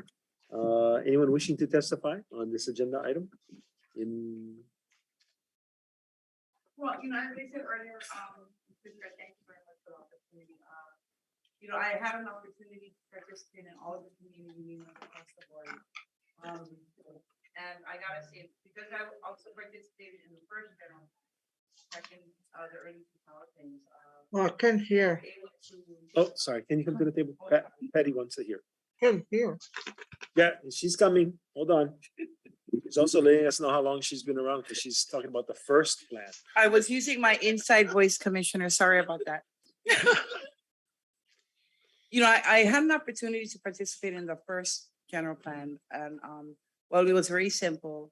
It gave us an idea on how we should pursue forward 20 years later, with a lot of more information on how the department utilizes their lands and how they designate, made a really big difference in the document that we see today. So with the ability of the beneficiaries in today's world to be able to participate in such an active manner, we believe that we have come to the point where we have a better understanding of land use for the department and the designation process. And so after review and talk stories with planning, this document is very, very succinct, but yet gives us a lot of room to be able to continue to move at our discretion. And so I would ask all of you to approve this plan so that we can move this forward. Thank you. Questions, comments? Anyone online wishing to, while we wait and double check the online, go ahead, Andy. And then Dennis. Yes, so I have no questions, but I do have comments. As a member of the PIG, I do want to acknowledge our staff and our consultants for what I feel was a really extensive beneficiary consultation and utilizing technologies that I'm certainly not familiar with, but as a result of having that capability, really creating multiple opportunities for beneficiaries to plug in, to weigh in ways that were unimaginable 20 years ago. So I really view this document as a testament to our beneficiaries, their willingness and desire to shape this proposal that's before us today. And I really do think it sets the stage for 20 years of opportunities to become better at what we do, how we choose to serve our beneficiaries, and to truly reflect what they have asked us to do. So mahalo to all of you, mahalo to our beneficiaries. I think this is really an excellent document. Thank you. Yeah, I'd like to I'd like to thank Andrew and also the consultants. They came to Kauai, hadn't been in person for a long time. Got smacked in the face a couple of times and, but they handled it well. There was a lot of frustration within the community because they didn't feel their voices were heard. We had to plow through that. We actually had Nakamura showed up to one of them. She was sort of real quiet. And I just told her, I said, look, this is what it is. This is what we're doing. We're trying to communicate. We're trying to get our beneficiaries to voice their opinions. So once the dust settled, I think we got a lot of stuff done, a lot of good manao. We thank the consultants and also Andrew for his patience. It was a rough go, but we did well. And I think it's an excellent document. And I'd like to thank Andrew, his team, and also the consultants for all their work they did. Mahalo. Okay, thank you, Chair. Jess. Yes, go Yeah, ahead. thank you, Chair, and thank you, Andrew, and also Blossom, for sharing your manao, because you were around 20 years ago. And, I feel like I was born. no, but it's going to be quite a challenge for the next 20 years, with climate change, global warming, and so forth. So I think, to be honest, giving the opportunities for all of the beneficiaries that was part of the process, I think the general plan is pretty significant. That's all I can say. To all the investigative committee members, thank you. Also, Randy did a great job in sharing his manao, and also Russell and Chair. Thank you very much. Thank you, Zach. Any other commissioners? If not, all those in favor say aye. Aye. Aye. Hold on. Okay, we didn't count that vote. You got a hand up at the last minute. Auntie Home, did you want to say something? Would you unmute, Auntie Home? Yes. Okay. Commissioners, I'm sorry, I tried to get my hand up there, but very often as a beneficiary, I hear comments like the department doesn't know what they're doing. What do they think they're doing, etc. And having had the opportunity to participate in this particular discussion and listening to the voices of our beneficiaries in our region and where the meetings were held, it was very eye-opening that there are many of our people who are interested in the plan. What I would leave with all of you today is that this plan will take us to the next 20 years.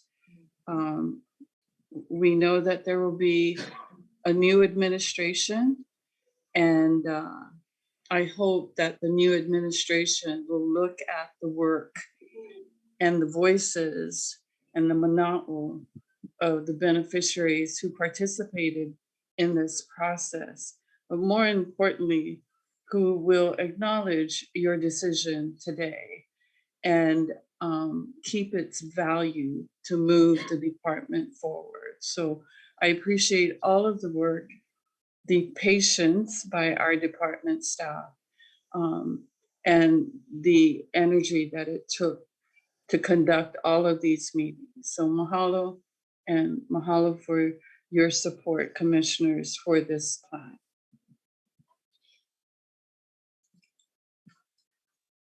Okay. Thank you, Auntie Home. Last chance. Anyone in the room? Okay, then all those in favor say aye. Aye. Aye. Anyone Aye. opposed? Seeing none, the motion carries. And with the audience indulgence, I'd like to take a 10-minute break now. Take a 10-minute break. Those that are too cold can go outside and warm up real quick.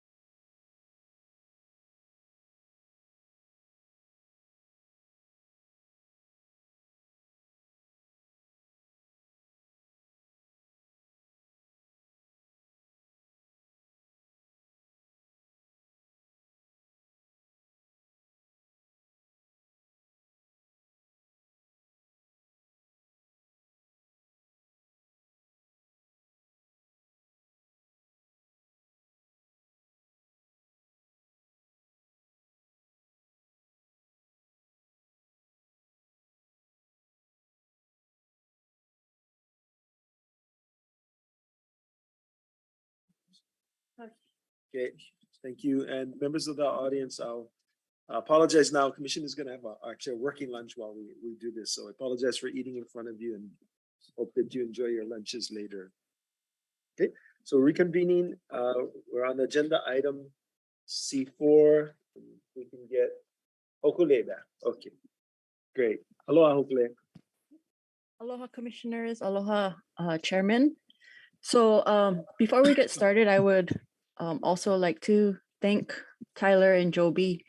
I think for Tyler to kind of echo the testimony about just ideas and enthusiasm, you know, I think the best moments for me working with Tyler are when he pops his head in my office and says, I have an idea.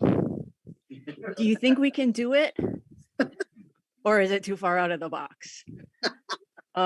So, you know, Tyler, whether you remain with the department or move on, I know that the trust is better off because of your efforts.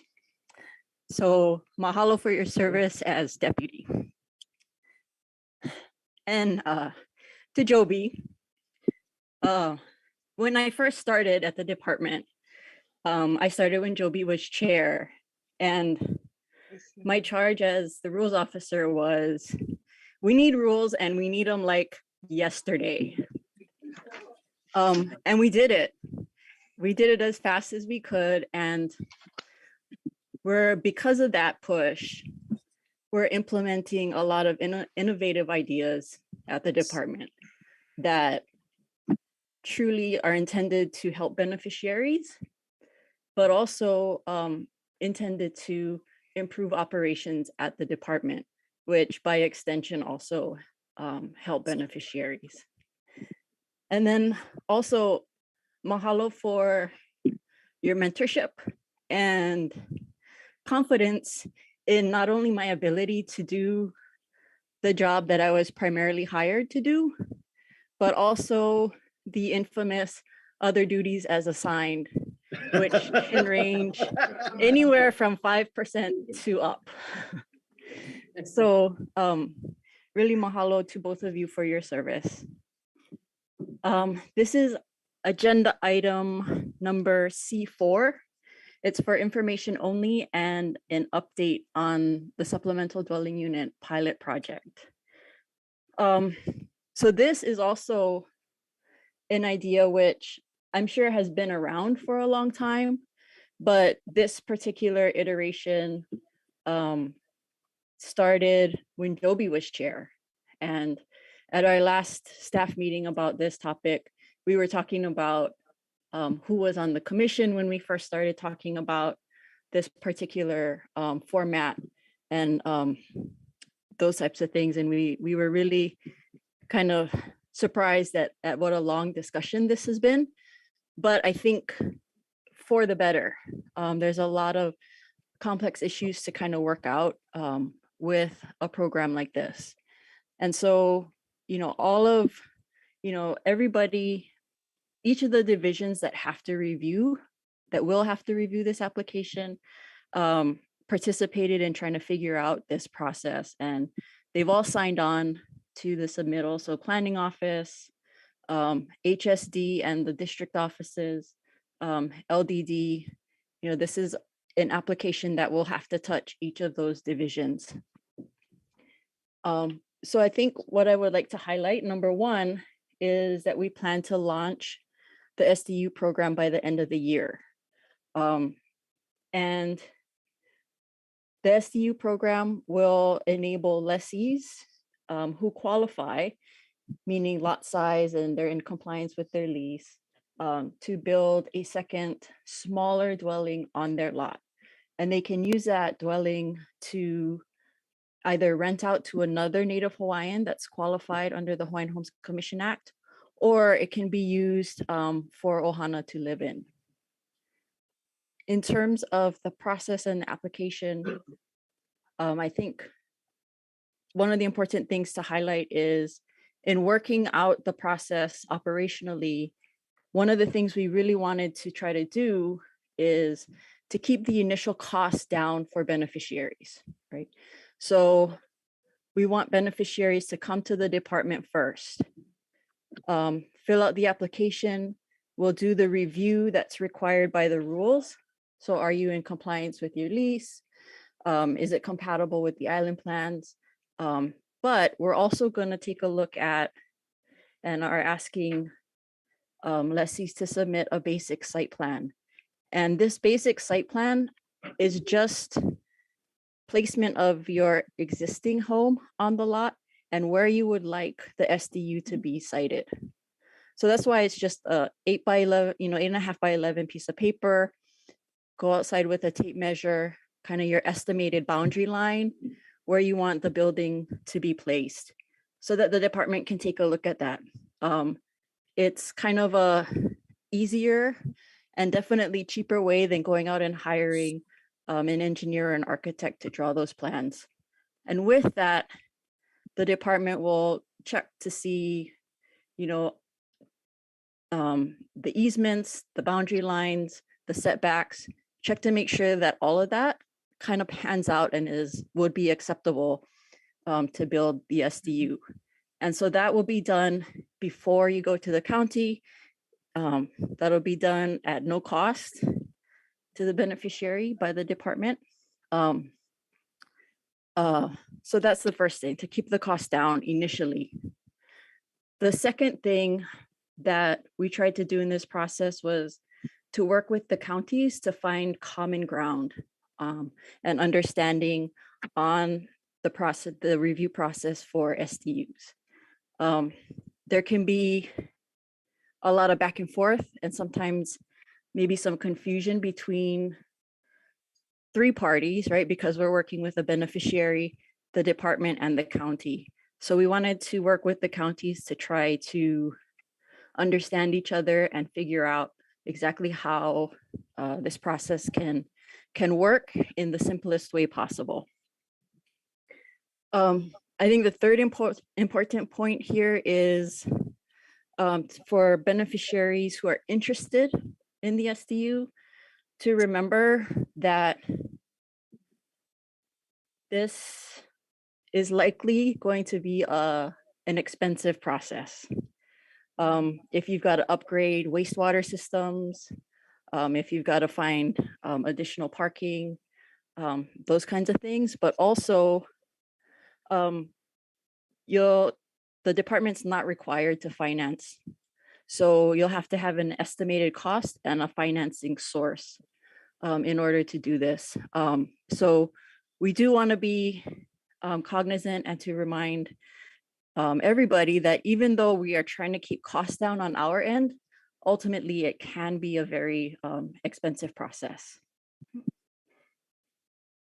So if there's any questions. Thank you, Hopefully. Commissioners, Randy? Sorry. Hopefully, mahalo for that presentation. I support SDUs. I think it's been a long time coming. That's we need to have that opportunities to support our families as their families continue to expand. I'm going to be a bit of an opportunist now. When I hear compliance and we need rules yesterday, I think what's missing from this is an enforcement and compliance unit. So I just want to state that for the record, that as the department continues to acknowledge we do need rules, I agree with that, but we don't have the capacity to enforce rules that we continue to create. So that's my manao. I think this gives credence to what we feel is needed to support that aspect of the program. Thank you. Thank you, Randy. Go ahead, Zachary. Chair, thank you, Hoku, for your presentation. I have a question regarding someone to qualify for this pilot project. A couple questions. How long is this pilot project for? So this is a 5-year pilot project. Okay. And it is limited to, for now, to residential lessees. Okay, so maybe after the pilot project is over, can you maybe consider those people that have ag lots, but less than 3 acres? Less than 3 acres, to see if they could be able to be part of this additional dwelling program. Yeah, I think that's a possibility. We've built into the rules that this is a 5-year pilot project with an evaluation after 3 years, so that we can review not only the process, but how many applications have come in, how many applications have successfully made it through, what is the continuing demand, and go forward from there. Thank you. Okay, thank you, Zach. Go ahead, Russell. Okule, can you tell me, how does this process differ from, say we have a lessee who wants to enclose their garage or wants to add another family room to their existing dwelling, and then the process they have to go through for approval. How does it differ from this SDU approval? I'm not very well versed on the process for enclosing a garage or any sort of other improvement on a lessee's house. But I think I can answer in terms of similarities. Both will need to go through LDD, I believe, to review just the basic plans and make sure that drainage and swales and things are not impacted. That being said, I think the application may contemplate kind of merging some of these processes, because the application does ask for, is this alteration work only? Are you looking for an attached unit? Are you looking for a detached unit? But in terms of how the processes would differ in the details, that I'm not exactly the best person to answer that. Sure. Did you want to follow up question first? Well, is that an LDD question, or I guess it sounds like this, I'm guessing, but this may be the same process, except this part about being able to start it with a simple line drawing that you submit. If I could go first, please do. Is that okay? Oh, we got some competition now. We're working hand in hand in this process. But to your question with regards to enclosure of a garage or additional living space, I'm just asking, any other improvement? the difference. SDU, are we creating a whole new system for the SDU? Yes. There's already a system for. There's a system now for home improvement requests. However, the difference with this is because it's an additional dwelling unit, which will include a kitchen, which would define it as a additional dwelling unit.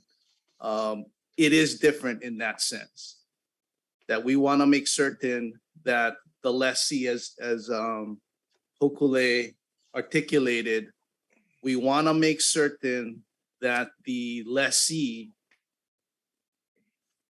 that is wanting to move forward with a second dwelling unit, we want to make certain that lessee is moving forward with this process with his or her eyes wide open, because it's going to be costly.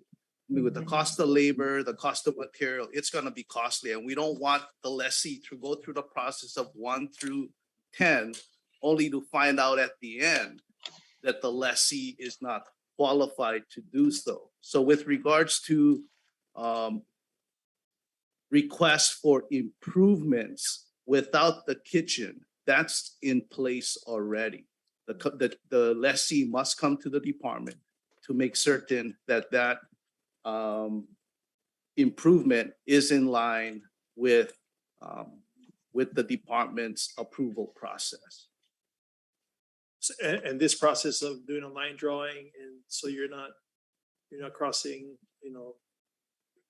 utilities or anything like that. It's the same process. It's the same process, yes.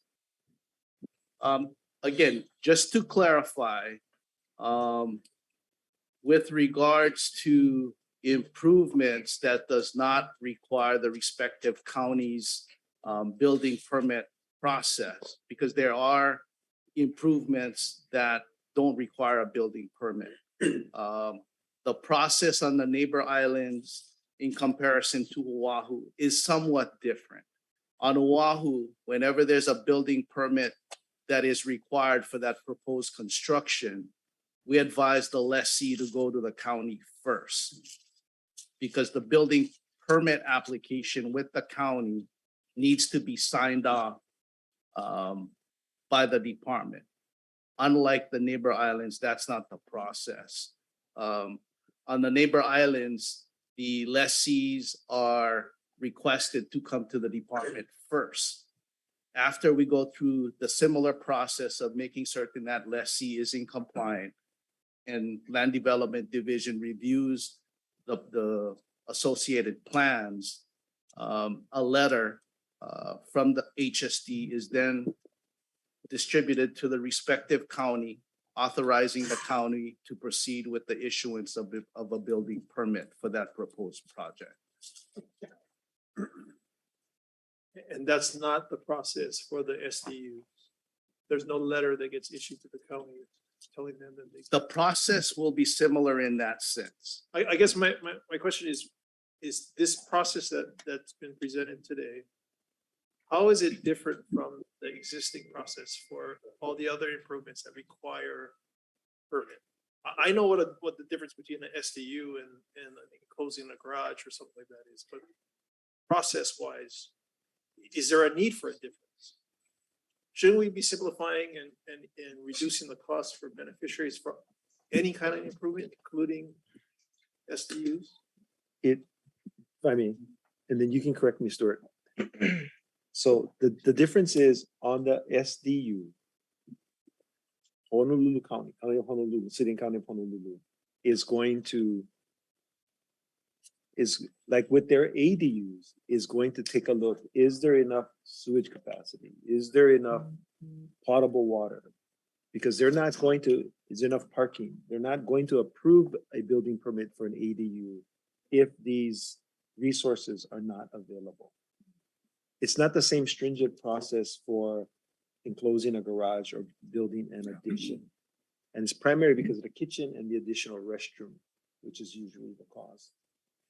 Now, one other thing that may make it expensive is if you're not on sewer and you have an existing individual wastewater system, and the individual wastewater system that you put in place was only approved for 3 bedrooms, and now you're adding additional sewage capacity or individual wastewater system capacity, you're going to have to deal with the State Department of Health.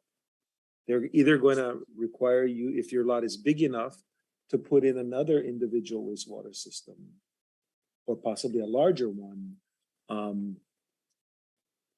And that, depending on if you're above the protected groundwater, could be, if you have to put in another one, that's another $50,000 just for that alone.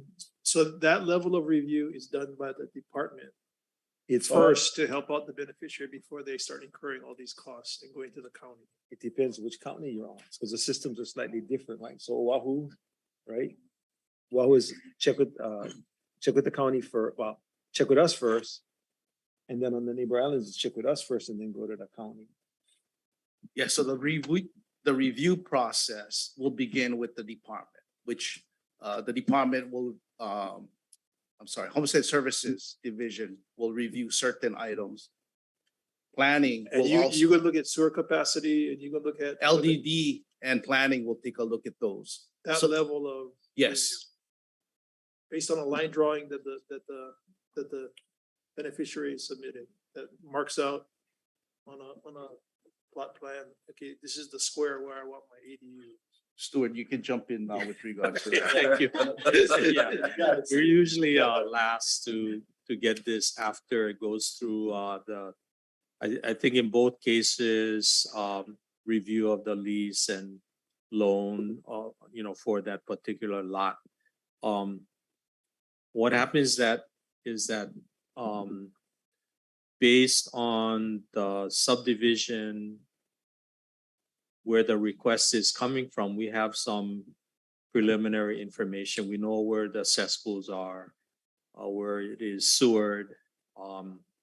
We also take a look at the topography, and so our review is really at a high level, and we're going to rely on the city and county regarding things like parking, wastewater, specifically wastewater. I mean, a lot of times if we know that there's cesspool, we know that there's going to be a requirement to convert the cesspool to an individual wastewater system or to hook up to the sewer system. So we have some broad information. A lot of times what we look at is drainage, and that any construction doesn't impact the surrounding properties. Like someone's not going to be draining off into another into a neighbor's lot. We don't look at interior improvements or electrical, plumbing, and the building structure. That's left to the city or the counties to vet through their permitting process. So I don't see, for LDD site,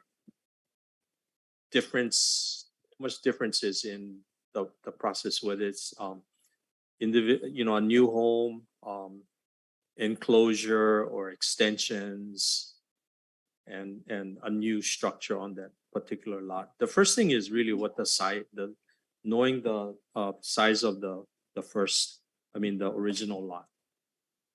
And then, so the follow-up question is, this is the compliance and enforcement piece. What's your thought on, you have to estimate how many people are actually pulling permit when they make improvements that require a county permit? I know you don't. Yeah, I can't speak to that because we don't see what comes back in after Let we me ask sign you, off on the building permit. is it on the level of plenty and little bit, or I suspect it's plenty.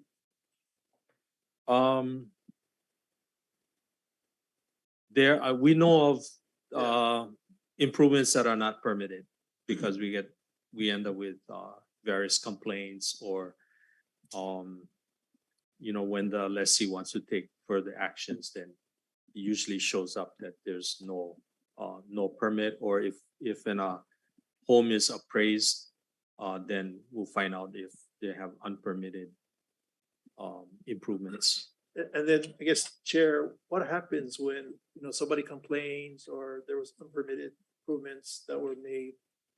Usually in the We case, require people to tear it down, or no, usually in the case of somebody wanting to do a transfer, right? So if the appraisal comes in and the appraisal comes in with, okay, there are unpermitted structures. The process is the transfer could occur, but the new purchaser is now responsible for taking care of those non-permitted structures. So there can be two ways, right? That they come into compliance. One, tear them down. Two, go get the county to approve them. Yes, Chair, there is an after the fact permit process. It's more costly and requires inspection, and usually I don't believe that unpermitted structures or construction is included in the appraisal of a property. It's not. And if there's a house that's built with no permits, then when in the event that the lease is terminated, and there is no, because you can't get an appraisal for unpermitted structures. There's no value. So anyone that builds that is not going to be able to get a loan. They're not going to be able to transfer it with any value. They're not going to be able to get any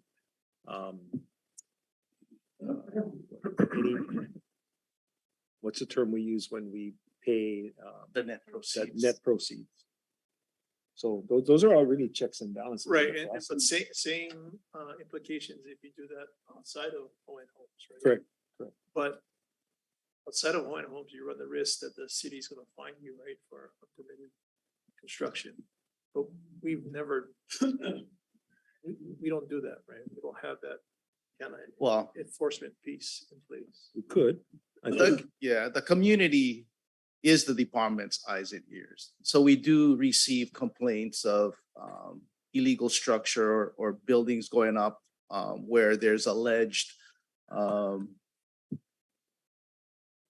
that the lessee who's doing the improvements has not obtained the necessary building permits or approval from the department. And to Commissioner Awo's point, there are challenges with enforcement because of the lack of staff.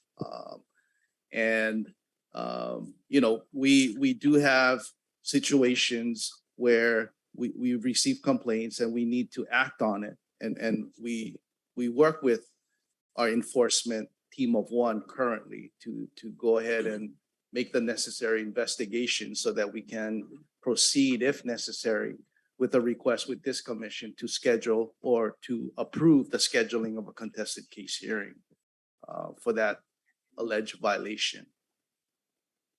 So that would be the equivalent of the county finding someone. If there's a violation, it's documented, it's brought to the commission as a contested case, then the commission can decide whether to cancel the permit, provide them with opportunities to correct the situation and come back into compliance. But I'm just gonna take this time, an opportunity, forgive me if I misspeak, but enforcement team is one of the areas that we lack resources. With this SDU, it's gonna impact Homestead Services Division because of the fact that the SDU requires the occupant of that SDU to meet the blood quantum as imposed by the Hawaiian Homes Commission Act.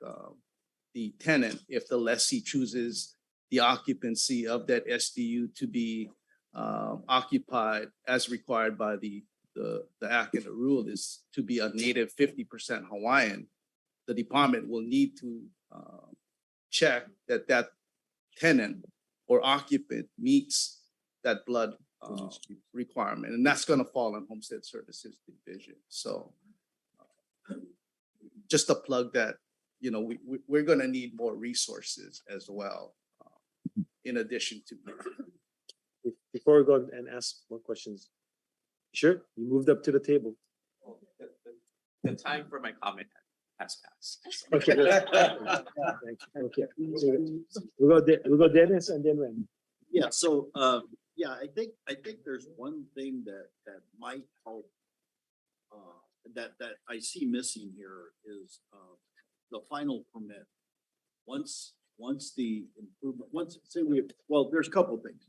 When I'm reading through step one, it says, and I'm assuming this is what HSD does. They determine whether they have a residential lease. They determine whether in good standing with your lease obligations and responsibilities. What are responsibilities? What is that? Is that the water bill? All of the above, the water bill, any outstanding loans, real property taxes, lease rent. Is the lessee in fact occupying that residential lease? Because I understand that the AG is applying that the water bill is not in the lease itself. So I just want to make sure that the water bill obligation is outside of the lease or is it in the lease? I'm trying to determine responsibilities. That's a broad determination.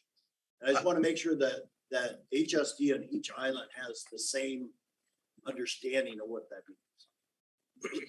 Okay, so that my quick answer to that is the lessee has to be in compliance with all rules and regulations, federal, county, and state. So if they're not current with their property taxes, if they're not current with the water bill, that's a department, right? Rule. So they would. Yeah, and then that the lot's not landlocked. The building SU is compatible with island plan, understand that, DCCNRs. So that's sort of the extent of HSD's review. Is that correct?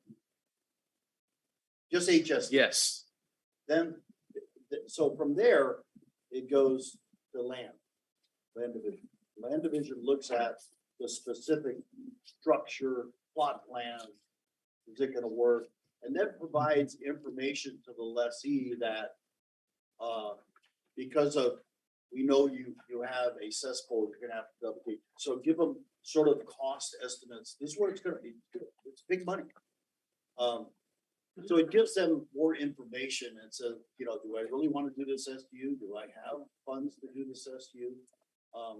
So I think that's where I want to make sure that it's not getting stopped. Sorry, Dennis, can you speak into the mic? Oh, sorry. I just want to make sure it's not getting stopped at the HSD saying, oh, I don't think you could do that. And then they go back and forth. I just want to make sure the determination for the specific building, once they clear these items here, is LDD's call.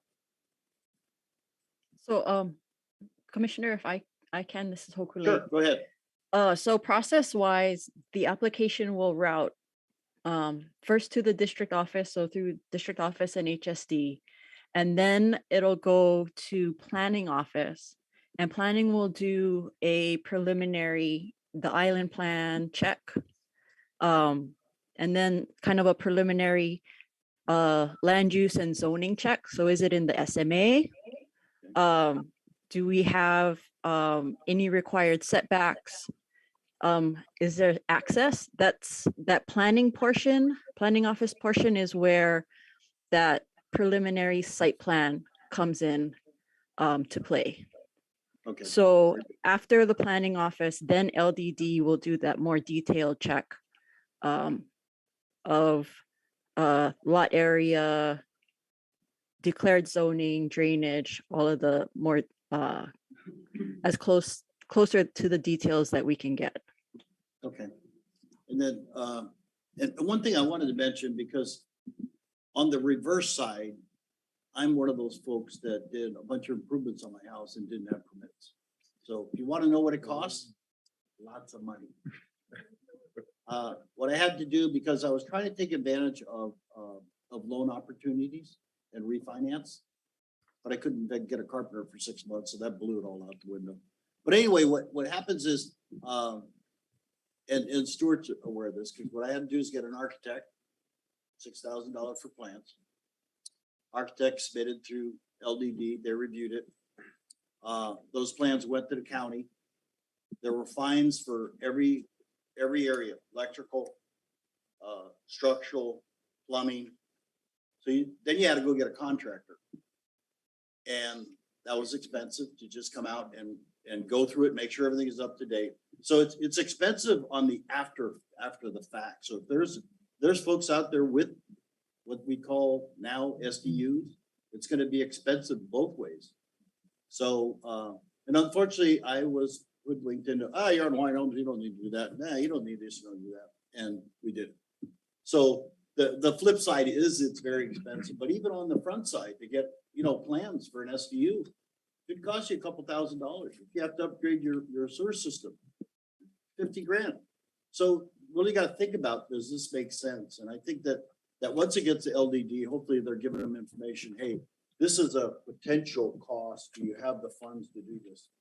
But I think the enforcement thing is going to be difficult. But who's in the home? How often do we review that? Do we have staff to review that? HSD. We have one person in Kauai covering two sides of the island. It's just not gonna happen with one person. It's gonna put more on that person. So, but I mean, it's a good program for certain areas. For certain areas where we don't have the staff, it's gonna be difficult. And I just don't want it to create more problems for where we don't have the staff. Anyway, that's my mind. Yeah, just another comment, if I may. It's not only an opportunity for those lessees that have the financial ability to build a second dwelling for family or supplement their current income, but this is also an opportunity for those lessees that have existing second dwellings that have not been properly approved by the department. So this program will allow those lessees to come into compliance. Thank you. Yeah, so I think my question may have been answered, but I want to double check. So in listening to our process, I guess my initial thought was, why wouldn't it go through the county first? Because when a person draws up plans, that's a big investment.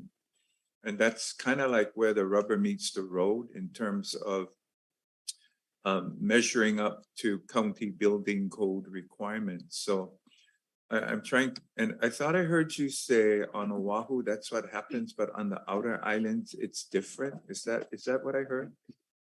That is correct.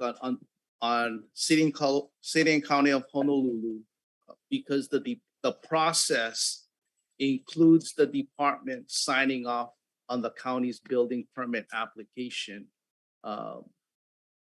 It's different in that sense that the lessee must go to the county, fill out a application that he or she can then hand carry. And we're trying to do it online now with the county, but currently it's the application must be delivered to the department where the necessary review is processed. And if it is approved, LDD, who's currently representing the department in signing off on that building permit application, that would allow the lessee to go back to the county to finish off the building permit process. Okay, so would it not make sense to utilize that same standard for every island? And I asked that because there's practical value to that. If a beneficiary has invested in drawing up a plan and they go before our department that doesn't necessarily fully understand the scope of the county requirements, they've invested, they go through your process and they get rejected at the county level. So my question is, if you have on Maui, for example, a plan that has been approved by the county inspector, the county standard, wouldn't that compel you? Wouldn't that inform you better and move it forward with greater certainty because it meets that threshold? Yeah, so with this SDU, that process that is currently with the county, City and County of Honolulu, it will now be following the same process that the neighbor islands have. So on Oahu, for SDU proposed project, the lessee will need to come to us first. Yeah, so with regards to a non-SDU, currently, the process at City and County of Honolulu is they go first to the county. But now with if it's the project or the proposed improvement is for SDU, the City and County of Honolulu lessees will need to come to us first. Okay, so what's the minimum standard that you guys need to look at from a beneficiary to start your process? You need the entire plan? No. There's an application form that requests for necessary information for us to make a determination whether it moves forward. one of the things that Hokule mentioned was, does the lessee have the financial wherewithal to move with this project? Does he or she have savings? Does he or she have plans to move forward with financing? So we would require some kind of pre-qual letter from the lessee, which doesn't cost any funds, to make certain that the proposed construction of $200,000, there is either liquid assets or a pre-qual letter from a lender to finance that cost of $200,000. We also want to make certain that we have information on IWS. Is it sewer or is it cesspool? So there are information necessary for us to make a determination whether that process is going to move forward based on the information provided on that form, that application form that we have created. Okay, so your form doesn't require a plan. It's responding, it's trying to determine if they meet the financial requirements first. The only plan that we're asking for is that plot plan, which can be in sketch form, to just indicate to us where the existing home is, where the proposed home is, so that we can check, as Stuart indicated, are there any drainage issues? Are there any easements that may come into play with that proposed ST? Okay, thank you. Sure. Yes, Zach. Thank you, Chair. Juan Stewart. So that goes through regarding the plot plan for individuals that want to participate in this program. So from there, it goes to the county, correct? Or gotta go through LD first. The process begins with our district office. Once we, let's procedurally and chime in, Hokule. The application is submitted to the district office. We check to make certain that lessee is in compliance with all the terms and conditions of the lease.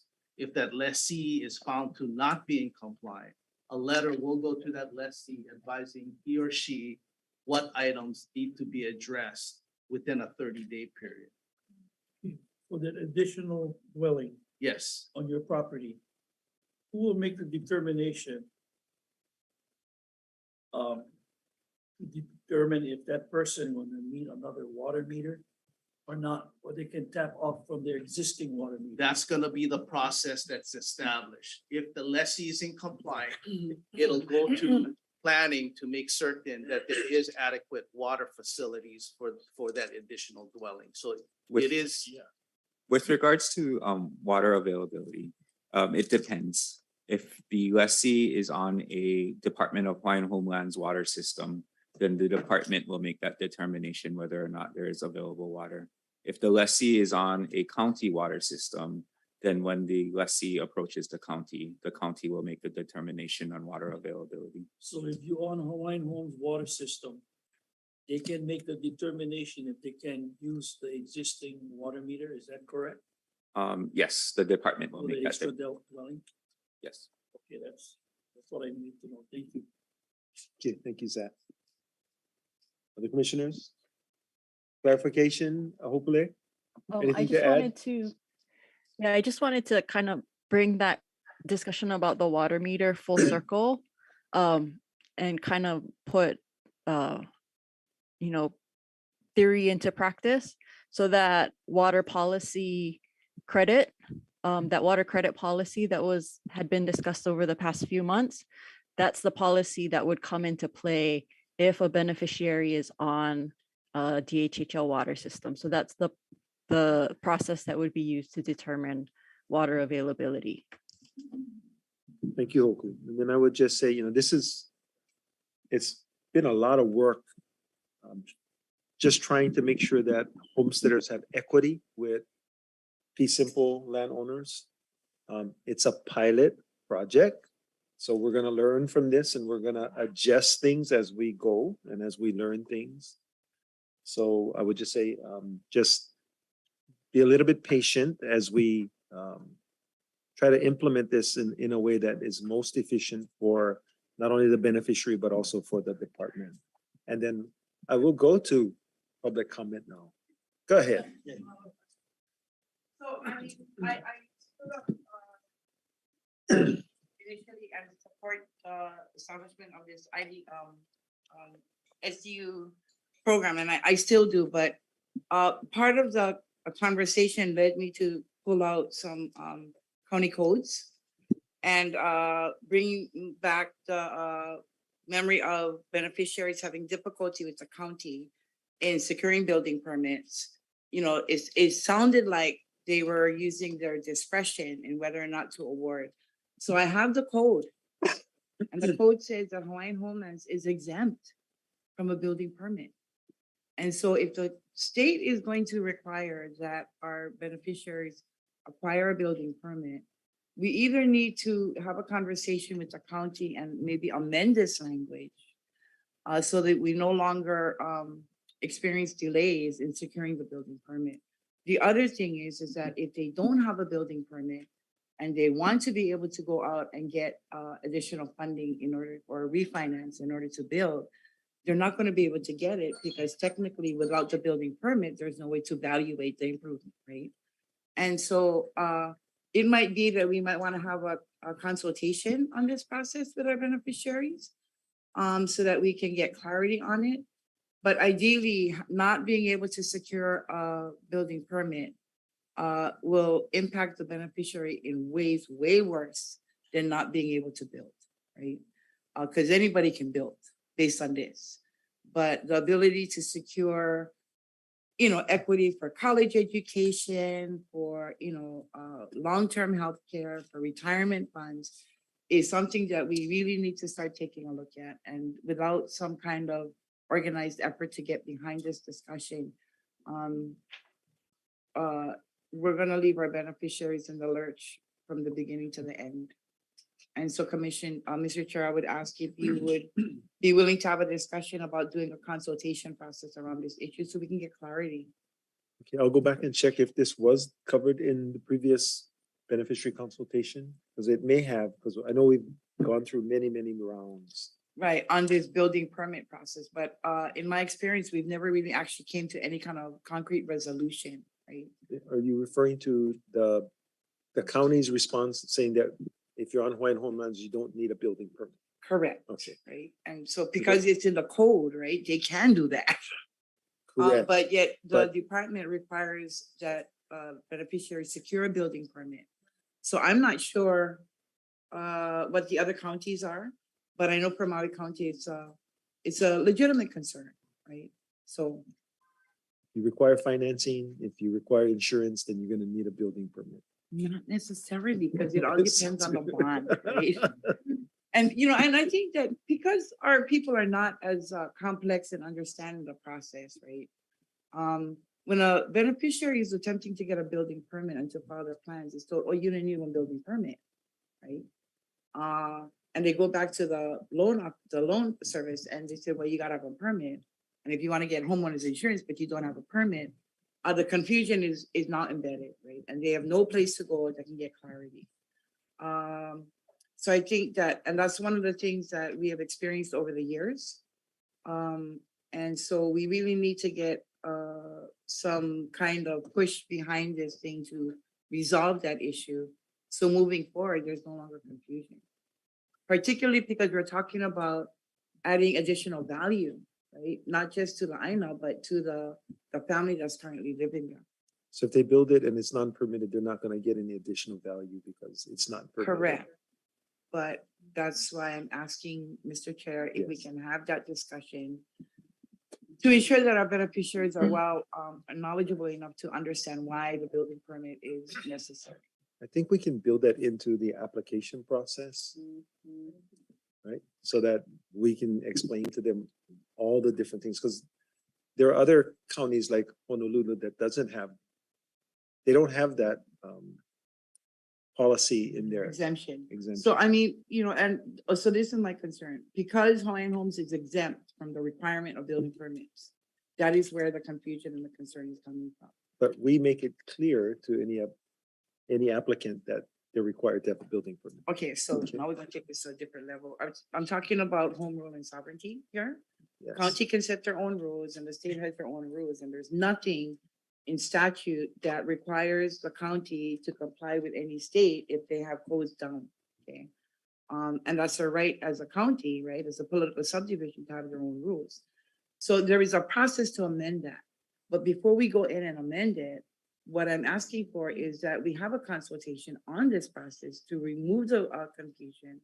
And if it calls for us to go to the county council to amend their code to require that for Hawaiian Homes, then let's do that. But we need to make sure that our beneficiaries understand the reason why, right? We're going back to amend code. Okay, And that's what I'm asking. okay. Outside of this process. Correct. Okay, okay, I get it now. Okay, thank you. I know, I'm a Portuguese sometimes, I'm married to one, so I'll go there. All right. Okay, so thank you. Thank you, Commissioner. Blossom. Okay, Auntie Home. Okay. Sitting here listening to the conversation, I actually got confused, which is difficult for me because I recall that in the beginning of our conversation regarding SDUs, the intent of the SDUs was to increase housing and increase equity for our beneficiaries. I heard the presentation by Hokule and by Hoku, and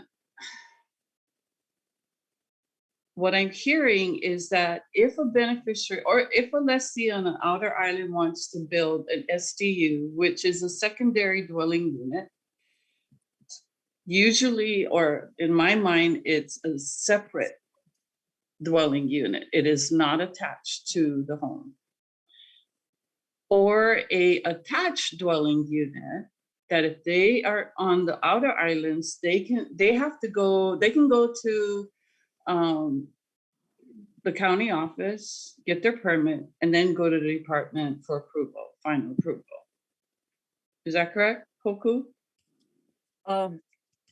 I can see your confusion because the discussion started to blend two different things, right? So for the SDU process, the approval and request process will be the same for all of the counties. Okay. In terms of coming to the department first, because we want to review the lease, make sure you're in compliance, all the things that the district office will look at for lease compliance.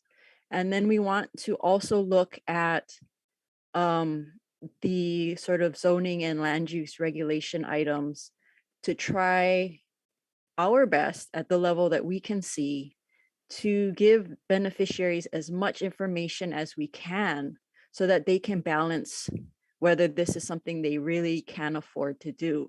So that's why the review of setbacks and wastewater and coastal zone management, all of that comes in the department's review process so that we can at least offer the beneficiary preliminary information before they go to the county and start spending a lot of money.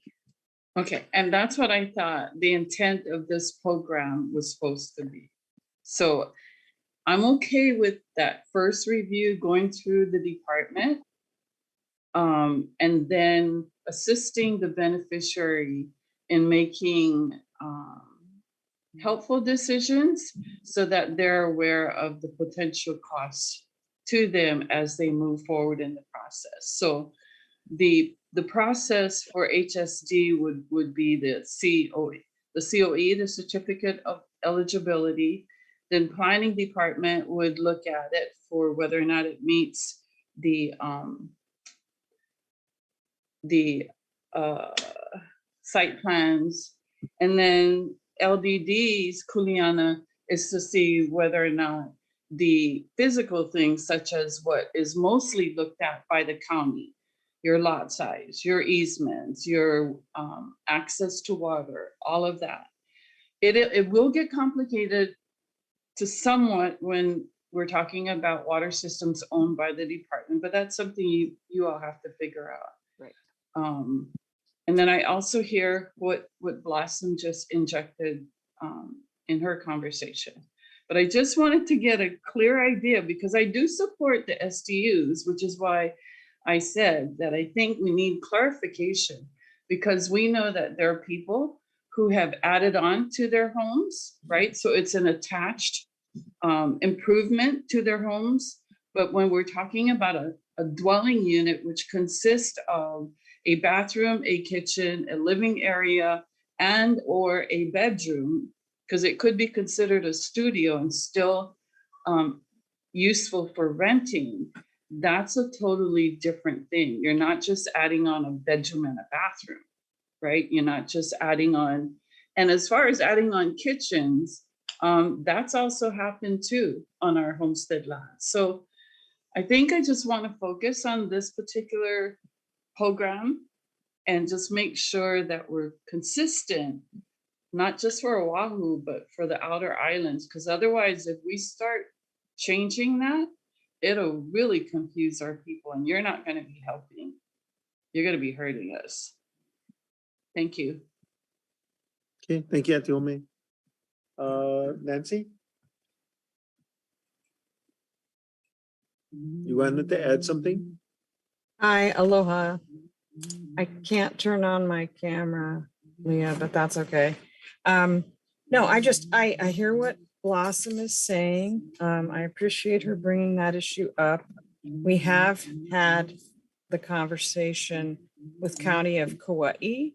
They actually do have something in their building code or their housing code. They pointed it out to us that said that DHHL projects don't require building permits, but we think they may have been misinterpreting that language all these years.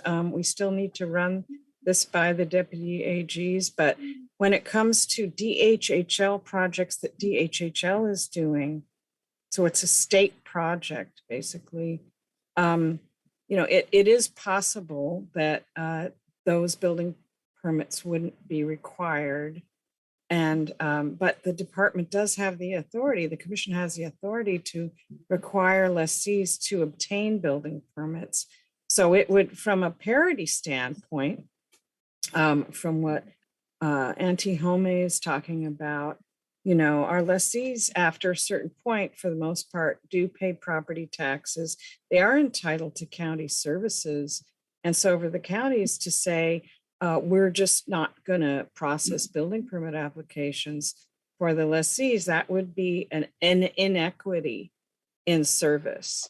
And so I think that is something that we need to discuss further with the counties, and hopefully we can do that in the coming months and start straightening some of this out so we're all on the same page. Okay, thank you, Nancy. It's interesting that you bring up that point because technically other state agencies are not required to get building permits for their construction jobs. They choose to do so. So I remember when I was running the harbors, I was told by the county, City and County of Honolulu, that you don't need a permit from us, you're a state agency. But we chose to do that anyway, just to make sure that for liability, coverage and liability, that we went and got the building permit so that there would not be any liability if somebody got hurt because there was no adherence to building codes and things like that. So there's a practical reason for sometimes complying with something that the county indicates at the moment that they may be misinterpreting or they may have a difference of opinion. So thank you for bringing that up. Any other questions? Randy? Blossom, thank you for bringing up the ordinance. So I was unaware that that was in the ordinance, but our beneficiaries, depending on who they see, some will say you need a permit, others will say you don't. So it's the ordinance that gives clarity to what's required by the county. So, but I think for some of us anyway, like when I was building my house on Hawaiian Home, I'm thinking building permits are important because it makes the home safe. You're building to code. And then if you should ever sell, you know, if that's part of the requirement of capturing your equity, there's that. And so there's a lot of reasons beyond the county ordinance that says you don't need it. And then when Hawaiian Homes is building subdivisions turnkey, I think that's also important that we look at county code to ensure that quality of life is being afforded to our beneficiaries. But I also think, given what you just shared with us, I do think we should consider how we're going to mitigate that conflict. And so that's for another day, but I just wanted to acknowledge that. Thank you. Thank you. Thank you, Randy. I hope you're here for that other day. I follow you. Are there any further questions or comments? If not, hopefully, thank you very, very much. We'll move on to. One thing, Chair, there was a question in the chat. Go ahead. Sorry. And the question is, it says, question regarding the 3-year evaluation period. I'll just read it. Can the evaluation include whether lessees had challenges finding a 50% Hawaiian to rent the SDU? And if so, would the commission consider a Hawaiian who is not 50%, but has demonstrated having Hawaiian blood? So for the first question, can the evaluation include whether there were challenges finding a Native Hawaiian of 50% blood quantum to rent? We can include that in the evaluation process or in part of the analysis. To the second question, the requirement of having a renter, a tenant who rents, be 50% Hawaiian is part of the Hawaiian Homes Commission Act. So the commissioners would not be able to change that requirement without changing the act. Okay, thank you for answering that question in the chat very clearly. Not seeing any other questions. Thank you, Hokule. We'll move on to the next agenda item. Joby. Good afternoon, commissioners. This is going to be my last public item. And I do want to just mahalo the staff, the managers for their kind words. And now I understand why no one makes eye contact with me anymore, because when they do, I thought I was getting a phobia. I want to thank the commission too, because even after your first couple meetings of drinking water out of the fire hose, you come back for more, you know, and the beneficiary leaders, Auntie Home, Blossom, who have the job of educating every new chair. How many has it been? Blossom? You are my 11. And I just want to say that, you know, it's 20 years at Hawaiian Homes when I saw my service, but it's actually like 5 for every 1 at Hawaiian Homes. So it's like 100. So like Stuart, Rodney, Juan, Daryl, they're like 350 years old. They look pretty good. And finally, I did want to acknowledge my former vice chair, Perry Artatis. He was a vice chair when I was first started as a commissioner and would not have survived the first few rocky years of talk about drinking out of a fire hose. That fire hose had gasoline and fire coming out of it. So his steady hand kind of easing the way. I'll always be very thankful to him. And then of course, finally, Tyler and Chair for the last three years with Tyler. And has it been eight, right? And the first time I met, and he's been a very, very patient chair. I make a commitment every day not to drop an F-bomb. And in the 10 years, I think I've done maybe 3 total. Usually I make it to about 10, and that's it. So he's been kind enough to allow me to be a irreverent, hopefully, but hopeful executive assistant. So thank you for this opportunity. In any case, item C5 is the final report of the recommendations of the Act 279 Permitted Interaction Group. I did want to just highlight that the strategic plan that is included as Exhibit A, you will note that the component parts have been brought to the commission formally for approval. And so we just added in a couple of sections to make it more readable. And it complies with the statutory requirements of Act 279. And the committee has asked for the chairman to consider 2 additional recommendations, which is on page 2 or page, what is this? Page 2 of the submittal. The first is that the plan be submitted by December 10th, 2022. So the department will be making the statutory deadline, and that's really due in part to Andrew's hard work, Lehua, Hokule, Cedric, and the hard work of the committee. So I do want to thank on behalf of the staff, the Permitted Interaction Group's participation, and that's Commissioner Neves, Commissioner Kaupu, Commissioner Namu'o, and of course, Chair. And then the second is that the committee is asking the chair to consider establishing a new Permitted Interaction Group to assist with the implementation issues that we anticipate will come up, because this is a very fluid process. It does allow for a deeper discussion at a policy level with a group of commissioners that oftentimes is very helpful to staff. And in addition to the implementation issues, to assist with the budget that will need to be prepared in the future. And with that, I'm open for any questions. Questions for Joby?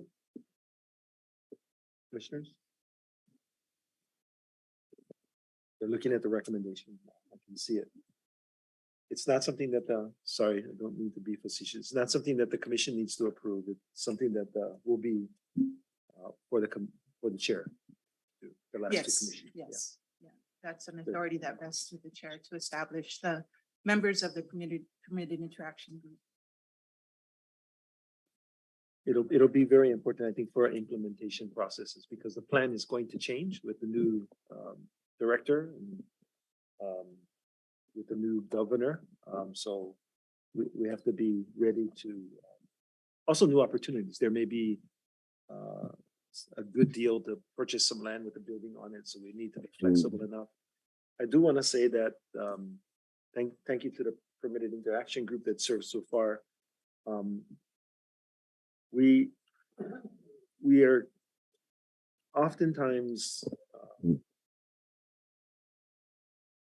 criticized, and I understand where some of the criticism comes from, because the Permitted Interaction Group and the staff has had the benefit of Attorney General's opinions, and so I can see where other folks questioning our plans, making their own plans, would make plans in absence of that information. But the plan that we have, I think the plan that the commission has approved and is now fixing just a little bit is the most appropriate plan to go forward, understanding all of the constraints that we have, and it provides the next administration with the greatest flexibility should they have opportunities that come up. So I do want to appreciate and point that out. So any other questions for Joby? If not, I will look to anybody online. Okay, nobody, anyone in the audience wishing to provide comment? Yep, come there. Comment about this. It's on the agenda. On the agenda. You know, oh boy, where we even start? I'm not gonna make them long either. I served as a commissioner under Micah Connie, and there was Kalana Park and Alpakinal, as well as over here. So this is something different. If you really look at it from the past, and she was the only woman in our era. And she moved mountains where I can really appreciate, because her skills it's not like my skills. Okay? But we share each other's ideas. So I really appreciate Joby being part of my life, being part of the commission at that time as chair. I'll flip back one quick one, okay, regarding permitting, house building. You have to take it back because we award leases to pastoral, agriculture, rural, and urban. You know, and everybody is waiting on a list. Let's see, they're waiting for one home in Waiuko, but they get awarded in Kahipinui. Because Kahipinui is a rough place, as you know, Joby. The answer is build what you can afford, most of all. Because a lot of the lessees, they get discouraged because auli kala, but they like build a big house, right? It has to be an education process. I think you shared that with me at one time to put this lessees through beneficiary awareness of this, the money.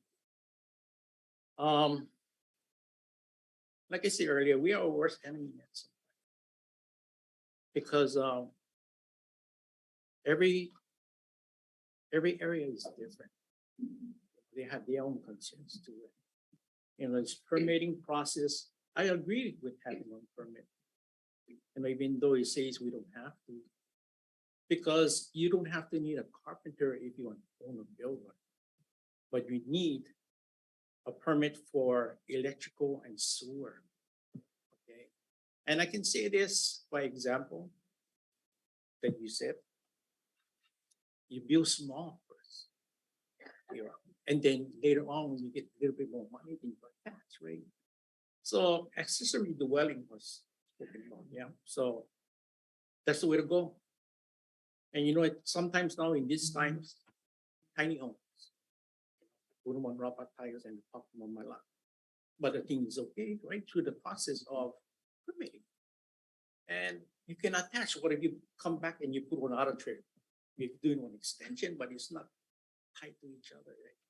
You can make it an extension if you put one 2x4 from one trailer to the other one by extending. So there's a little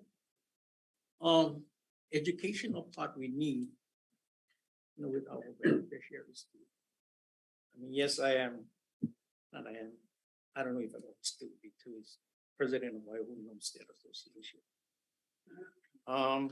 Joby here helped me groom that community.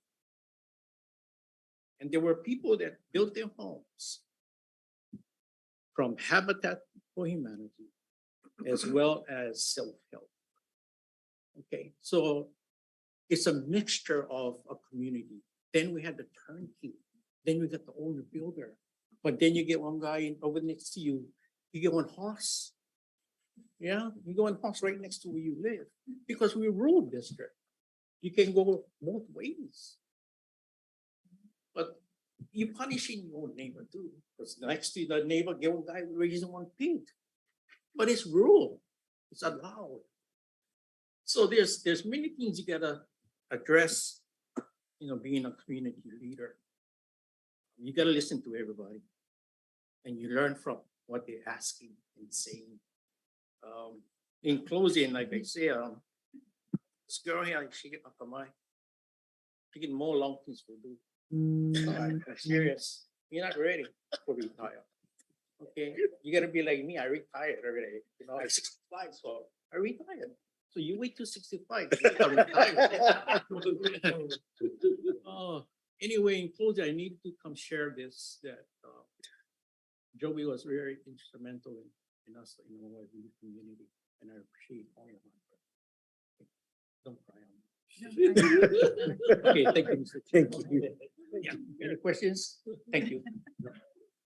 Okay, last time around the room. Any questions? Any more public comment? Blossom. No need to apologize. You can. Oh, no, I need to apologize. Only if you're gonna take too long. That's all. No, it's not that. When I saw once again, because I've had this gripe about stuff being submitted to the commission under separate cover rate. And I saw this and I was like, again, right? And then I hear that Joby's leaving. I'm like, it's WTF. I cannot thank her at this meeting. So, but I've always been in support of the strategic approach that the department has decided to adopt in the deployment of the 600 mil. And clearly, having the ability to have a little bit more fluidity as we move forward gives the department the opportunity to pivot as needed.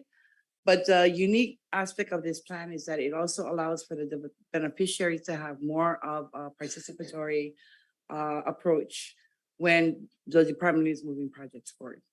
And so because of that, I think, this is a very unique plan, and I firmly support the commission approving it. Because if this is how we're going to play this game now, then let's adopt this strategy for the next legislative session so that we can continue to have the resources necessary to continue serving beneficiaries. So that's what I wanted to say. So if we divide the 600 by 3 years, every year the legislature should appropriate $2 million in addition. Correct. Okay. Because we want the money. Thank you. Okay, thank you, Blossom. You want to add? Yeah, I did want to just, for the commission's education as well as for those that are on watching, that what's unique about this document is it does include within its body the proposed legislation that the department is recommending to expedite development. And why that's important is because usually the department's legislative package has to go through a review through budget and finance, the new governor, before bills are considered as part of the administration's package. But this gives beneficiaries as well as the department the ability to point to legislative measures that may not actually make the cut through the administrative process without seeming, typically the administration doesn't like that, but this provides a loud mechanism to bring those issues forward for discussion at the legislative table. So I did want to specifically highlight that because it may allow for ideas that are really good ideas that might not make it through the administrative review process, the opportunity for beneficiaries or others to bring that forward as part of this strategic plan document. So. There are no further questions. I just want to agree with Perry. You are one Akamai one. Thank you, Chair. Okay, Thank with you. that, thank you. Okay. You're up again. One, real quick for the Homestead Services Division. Yeah, commissioners, you do have our Homestead Services Division's status reports that's provided to you monthly. There are no significant changes to the reports this month, but if you have any questions, I'd be happy to respond to your questions. Okay, while they're contemplating that, I'll go to public comment. Okay, it's an agenda item. Commissioners, any questions on the reports? Okay, thank you very, very much, Juan. Thank you, commissioners. Okay. Land Development, Stuart. Aloha Commissioners, Stuart Matsunaga, Acting Administrator, Land Development Division. We have 3 items for information. The first one is land acquisition and development, statewide requests for proposals. This is one of the strategic approaches approved by the Commission in the first year. I'm happy to report that this morning, Darrell Ng of Land Development Division held a pre-proposal meeting with developers. We had approximately 10 developers or landowners participating.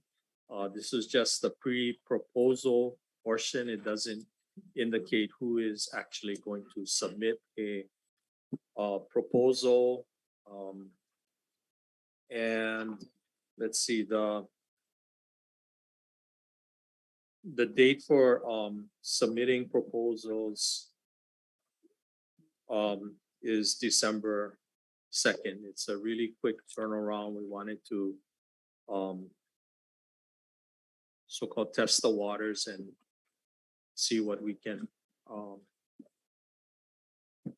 what we can review and move forward with.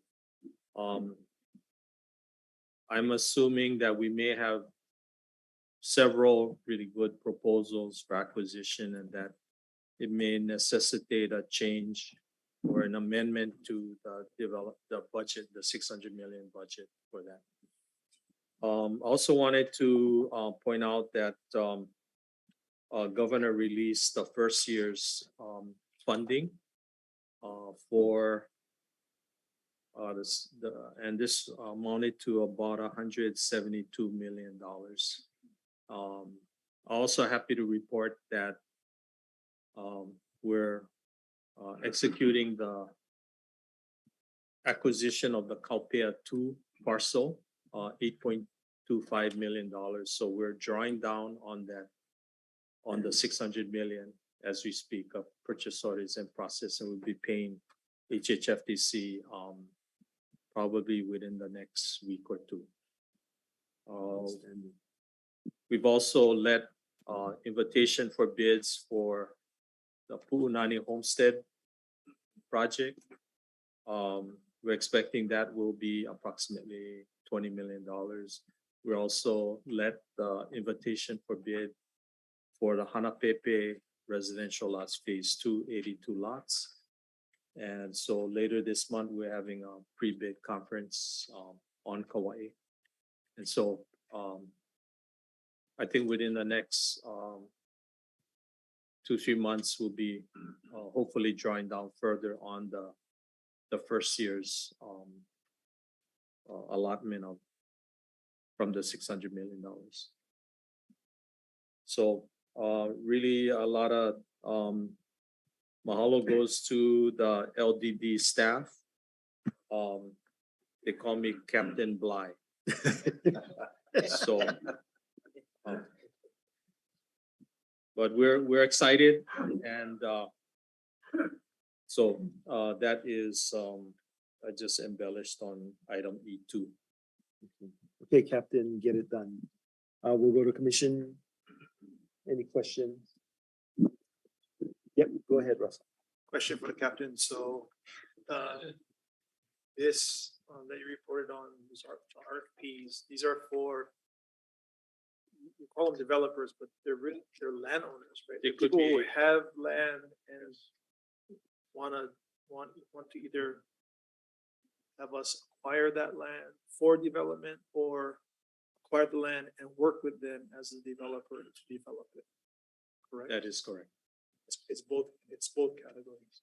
It's not developers in the sense of somebody just showing up to say, I'd like to develop your land and come up with a plan to do that. I think we want to keep it as open as possible. So the meeting was for all categories. So That is great. So it was land acquisition and development. So it could be a combination. It could be one. is it land and acquisition. or development? You I see what I'm believe saying? it's yeah.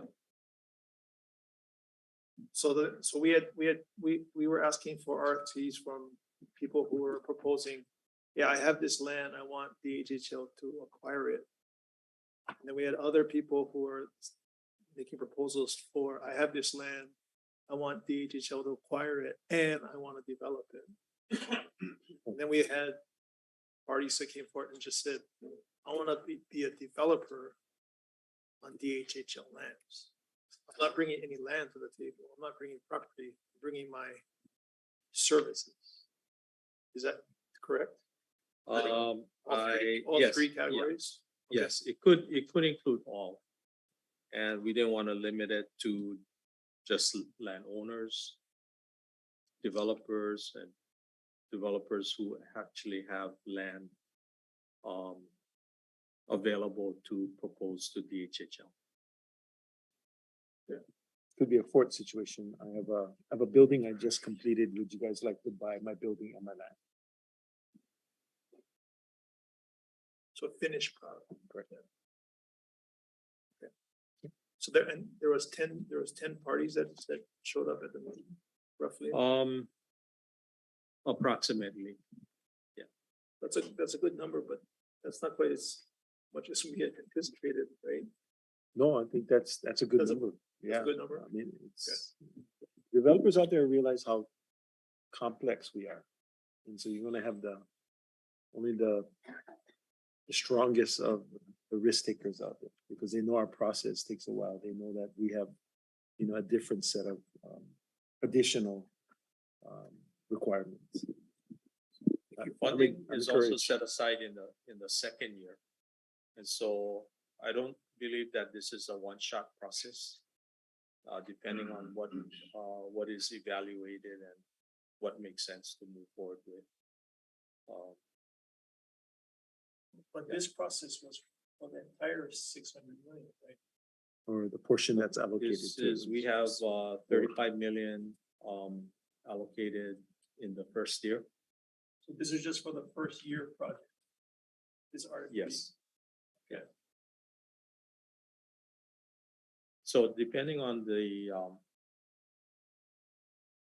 I guess the proposals that are submitted, there may be more than one proposal which makes sense. It could fall into the different categories, a land acquisition or development or acquisition of finished product.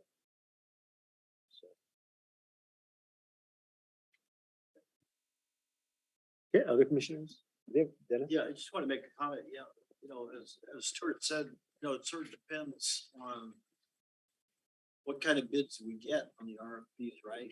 And having the program as fluid as possible so we can make those adjustments as we move forward based on what funding we've already got. So I think that's the approach moving forward. Depending on what we get, what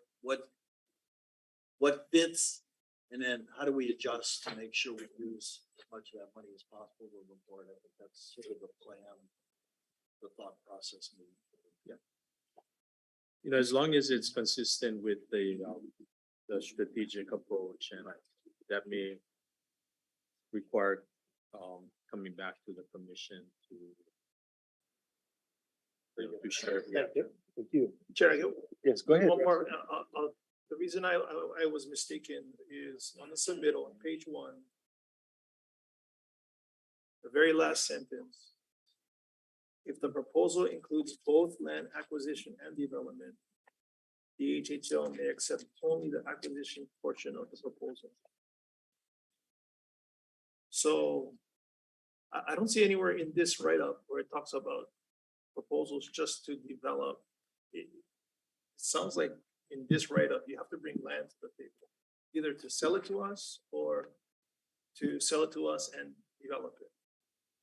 But not just develop a piece of property that we currently are. I'll let Stuart answer, but the word may, I think, is for us to build the flexibility in. I don't know if you want to add anything, Daryl. Oh, yes, the RFP is primarily is for land acquisition. And we're giving the owners the option to propose developing it for us. For our own land, if a developer wants to work on our lands, they have to wait for us to issue a separate RFP for that particular parcel. So yes, it's only for land acquisition. Thank you. Okay, most of those are included in the second year strategic approach. And this is going to continue to evolve as we go through the process. All right, if there's no further questions, we'll let you move on to the next one, Stuart. E3. E3 Hold on. is, Ate Home, before we move on to. Yes, mahalo, Chair. Stuart, did I understand you to say that the department has executed the land purchase agreement with HHFDC on the 9-acre parcel in the Kaupea Homestead area? yes, that is correct. Okay. With that being said, I'm sure you're aware, I believe Darrow was there at the meeting with the Kaupea Homestead Association and HHFDC and the department. And one of the things that that I'm aware that the Kaupea Homestead Association is looking for is space, because from day one they were promised a park and they've never realized that. So in the RFP, it's for development. Will the department meet with the Kaupea Homestead Association to talk about their ideas on what they hope to have for their homestead? Ate Home, we've had preliminary discussions with them. They are in agreement that we should have as many homestead lots as we can. We shared that some preliminary design sort of on the back of the envelope will likely result in some of that parcel, because of configuration, being not developable for homestead services. So there'll be a portion, we told them it'll be a small portion, but that could be available for like a community use walking park that they could then participate in future plans for that, what will become non-homestead lots. And they were in agreement. Okay, I just want to make sure that the Kaupea Homestead Association is part of this discussion. Yes, they were present at a meeting at KCDC's. I know, I facility. was there. Right. So I just want to make sure. Mahalo. Well, as best we can, there's some people that never come to meetings and they're never aware of anything until they show up at the last minute and go, hey, how come you never tell me? So Right. No. So we're good. Mahalo. Thank you. Mahalo, Stuart. Okay, Stuart. E4. Okay, E3 I'm sorry. is for information only, is regarding the transfer of approximately 403 acres, including various improvements within the villages of Leali'i from Hawaii Housing Finance and Development Corporation to the Department of Hawaiian Homelands, various tax key parcels. Important point to point out is that this conveyance will be at gratis. We have been reviewing the various conditions within the draft of the transfer agreement. We do have some issues, and we're continuing to discuss this with HHFDC. We also want to thank HHFDC, particularly Denise, for taking a look at their portfolio and sort of identifying where they could help us with some additional lands, surrounding lands that we've already developed. So mahalo HHFDC for being a good partner and giving us a break also on the purchase of the lands that surround Kaupea. Any questions, commissioners? Randy? So Stuart, thank you for the presentation. I do share your concerns about the requirements imposed upon the department that were formerly reserved for transfer to, wait, let's see, I think it was FDC and you're going to consult with the AGs. If we're required to set aside land for schools, is that the inquiry? And one other thing, to construct a private wastewater treatment plant, is that what you're gonna try to square with the AGs? It would be more the requirement to comply with prior land use commission Yeah, the LUC. conditions onto HHFDC regarding construction of actually setting aside land for the construction of school. And that's typically not what we do. And so concerned about how much land that would be, where it would be located. And I believe that it requires the land improvements to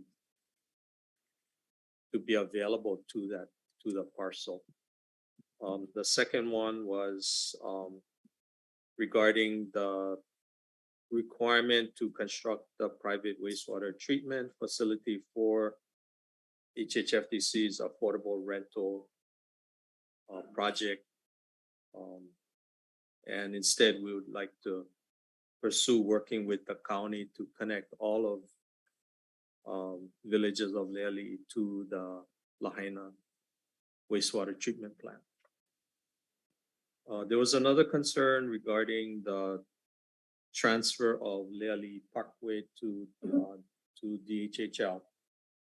Under the current condition, HHFDC was to dedicate the parkway to the county. DHHL would make the improvements to Leali Parkway and to bring it up to county standards. So if we acquire that land, we don't dedicate roadways to the county. Instead, we license the improvements and we have a maintenance agreement with the county. So I'm not sure how that would transpire. I think right now we have an understanding with the Department of Public Works, but with change of administration, I'm not sure if the same understandings that we have with Public Works will remain in place. Okay, so on items number 1 and 2, we are asking because typically we are not required to comply with what's being established, right, under the prior agreement. Yes. Yeah. Okay. I guess I'm curious if the AG says something different than what I would expect them to say, such as you are required. What does that mean for us in the acquisition of the 400 acres? That I'm not sure that I can recommend for us to acquire that portion where if there was designated a school site that should be withdrawn from the agreement. Okay, thank you. That's the question. Similarly, the wastewater portion too. I think those are already predetermined locations. I think we can live with the parkway and continue if we can continue our relationship with the county in terms of maintenance of roadways on Hawaiian homelands. Thank you, Stuart. Stuart, the final decision will be brought back to the commission, correct? Yes. Question, Stuart, do you know if this property is land court or a regular system? And I guess the follow-up would be if we will look and it is land court, do we want to include it in the registration that we recently approved? Okay, I think if it is land court, if there are any areas which are land court, then when we bring this matter back for action, then that would be one of the recommendations. Yes. Looking around the table. Looking up at the screen. No further questions. Anybody from public want to comment?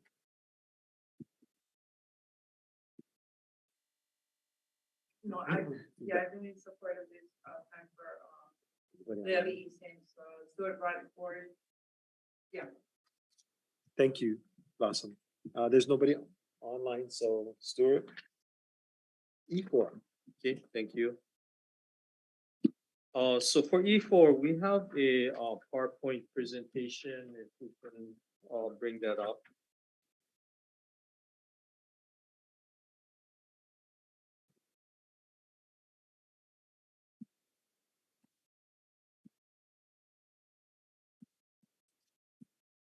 So our focus here is on Central Maui and Upcountry Maui.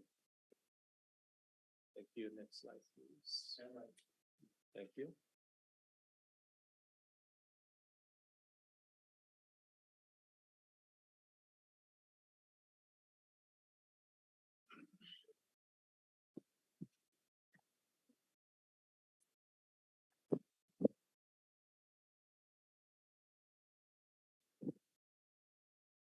Okay, thank you.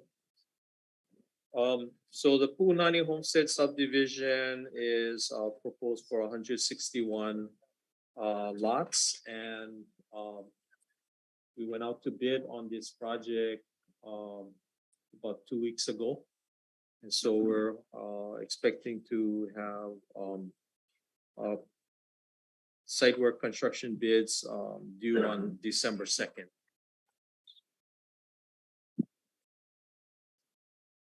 I wanted to point out that in the Act 279 budget, we have designated about 17.5 million. Of 5 million of that will be going to encumber a contract for the water tank. And so we know for sure we will need to come back to the commission to amend this budget. We're expecting that the bids will be in the range of about $20 million. Next slide, please. So this is a rendering of the construction, the subdivision along Ono-Apilani Highway. Next slide. We completed a final EA for the water tank itself. The challenge period ended November 2nd, and there are no challenges filed. So we're proceeding with the design and approval of the construction plans for this water tank. We're expecting this to be about $5 million. And next slide, please. So plans are being reviewed by the County Department of Water Supply. And again, we expect about $5 million from Act 279 budget. Okay, next slide, please. This is the Pulehunui Regional Infrastructure Master Plan. So we have right now a construction contract pending with Alpha Construction. We're going through a process with State Historic Preservation Division to do some investigation. And then once that's completed, we hope to move forward with the construction of a wastewater collector system. This system will be only servicing the state properties within the Pulehunui area.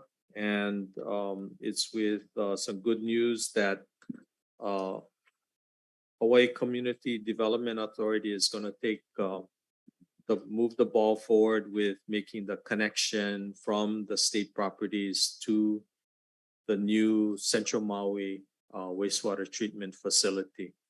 So that's good for us. We don't have to construct our own private plant, and the state will be assisting with making the connection to this new Central Maui facility. Okay, next, please. So last week, and I may need some help from Andrew on this. The Commission on Water Resource Management approved a surface water reservation of excuse me, the number here on this slide is incorrect. I think it's more like one.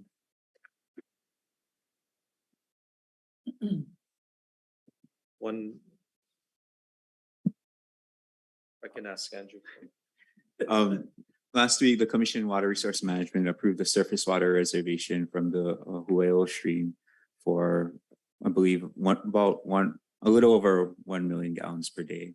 While the reservation that the Water Commission passed didn't specifically say the water had to go to Pulehunui, it does make sense that the water reservation that was passed by the Water Commission is allocated to Pulehunui.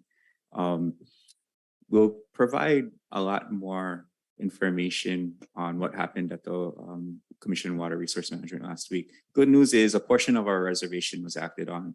Bad news is our entire request wasn't acted on, but we'll provide more information on that at the community meeting this evening. So the 9.85 one. A little bit more than one. Thank you, Andrew. And I just want to point out, all hands are on deck. So what you see happening right here is Stuart's got his hands full and Andrew's got his hands full, but they're talking to each other and they are covering for each other in terms of providing the latest information. So I just want to point that out. All hands are on deck at the department right now and everybody's working together. Thank you, Chair. When we get to Keokea offsite water, I had the numbers inverted. So it's like 1.3275 for Central Maui.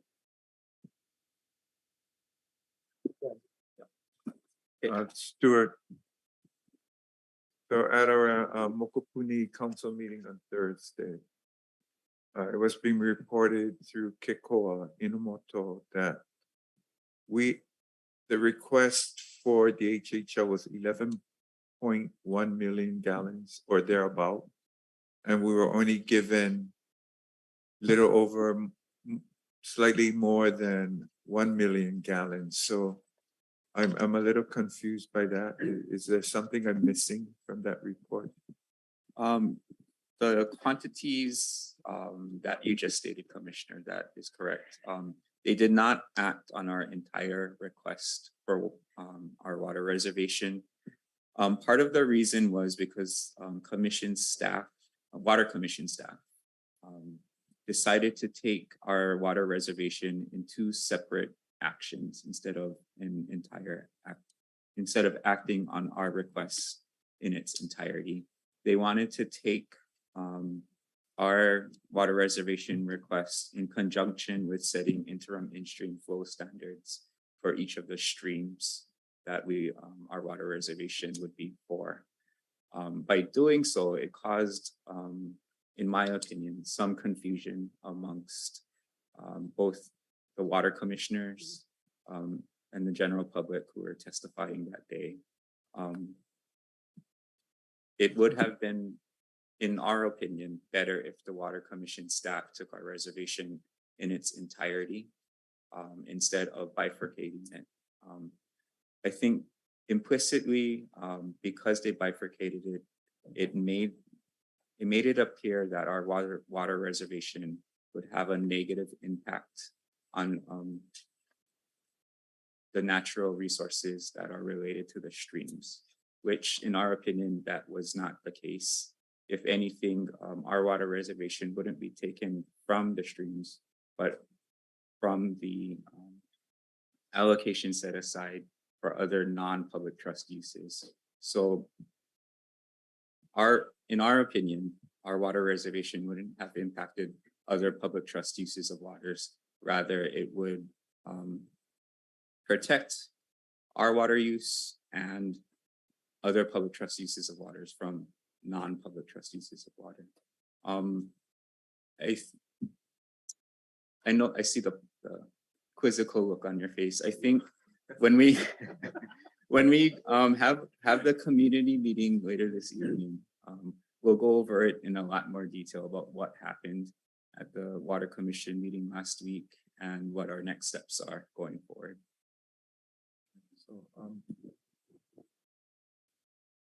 So I guess I want to say, as I await tonight's meeting, that's a significant difference. It's substantial. What's been allocated versus what we have asked. And while your opinion disagrees with the current outcome, what is the path forward to get it closer to what we're asking for? The in their decision, well, first off, the Water Commission made a decision to defer the action. So they didn't say no flat out. They said, we're gonna defer it. Water Commission staff, you talk to the DHHL, you talk to the other parties who have a vested interest in public trust uses, and you talk to other parties that have a vested interest in water from the stream, and have further discussion and dialogue about what all of this means and what the impacts are to public trust users of water, as well as non-public trust users of water. So basically, the Water Commission directed Water Commission staff to have further dialogue with the parties before coming back to the commission on these requests. Thank you. Thank you, Randy. Thank you, Andrew. Thank you, Andrew. I'll not discuss this part. Public. Non-water issues. Evil. Okay, next, please.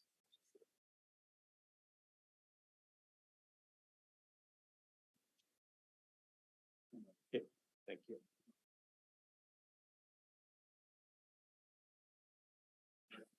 Okay, I want to direct attention up to upcountry and the Kula, Waiahuli, Keokea development areas. Next slide, please. Right now, we have a contract pending for phase 2A. And if you can get to the next slide, some more details. We have a contract with Mirror Construction, $8.7 million. We hope to start construction in mid 2023. This one's been hold for a long time. It's subject to State Historic Preservation Division permitting, and we were required to redo the field work, and so that's being worked on right now, and we hope to get that into shipped in early part of 2023 so that we can start construction. And this would be for 76 residential lots. Okay, next slide, please. We have currently designs in process for the next phase 2B for 61 residential lots. We'll be going out to construction bids in later part of 2023. You can see there that there are substantial areas that are within the 100-year flood area, as well as numerous archaeological sites that will be placed into preserves, and basically those lots will not be available for award. But we're still netting about 61 lots. This one we expect to construction to come in about $25 to $30 million. And this is all in the undivided interest area. So there are no new lessees unless the waiting list, we exceed the UI list. Next slide, please. Okay, we're also proposing to construct a new high pressure water line extension the lots that you see there adjacent to Pahilikoa Street are experiencing low water pressure because of proximity to a water tank. So we're gonna make a new connection to a water line in Keanohea Street, which should increase the pressure for approximately a dozen lessees within that area. So we have design plans in process and construction scheduled in mid part of 2023. So you may have heard complaints from a number of lessees, and so this is the remedy for it. We have an interim alternative for installing inline booster pumps. So if there are any lessees who's some a need to have it sooner than later, then we will assist them on that. Next slide, please. So you may have seen this before. So we're prepping up these lots for award, working with Contact and Awards division on this. And what we found when we did surveying was there are a number of encroachments from adjoining lessees. And so what we're having to do is basically create easements within these lots so that there's disclosure to the applicants when they select the lots. We looked at subdividing some of these, but the cost to do that and the time frame we felt was too much to proceed with. So we're looking at just awarding these lots as is. Lot 206 there was a lot that's next to the Waiahuli Stream drainage, and this one we're gonna we actually took this off the table because of the prior flooding in this area. Next slide. Just to ask a question. So there's encroachments from neighboring Yes. lessees. So the fix is to create a series of easements. Yes. So that the encroachments reside within the easement. Yes. So then you have one property owner and the encroaching property now is no longer encroaching because it's within an easement that granted them the ability to have that structure Yes. or that thing encroach on the neighbor's property. Yes, these are long-standing encroachments, Like party wall, like fences or. walls, fences. There are some improvements that we feel can be easily removed. So we're working with the Maui District Office to have that type of encroachment, like an irrigation line, that's easy to move. But there are some fences and walls that are fairly extensive.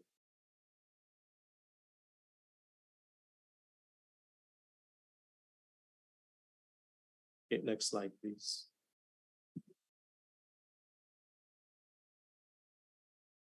This shows the available pastoral lots in Kahikinui. And we're working with Contact and Awards division to provide any kind of information that will help move this along for offering. These lots are approximately 10 acres. Many of the lower lots have archaeological sites, and we've mapped those out, provided meets and bounds, and so this will be additional disclosures to pastoral to the pastoral Kuleana lots.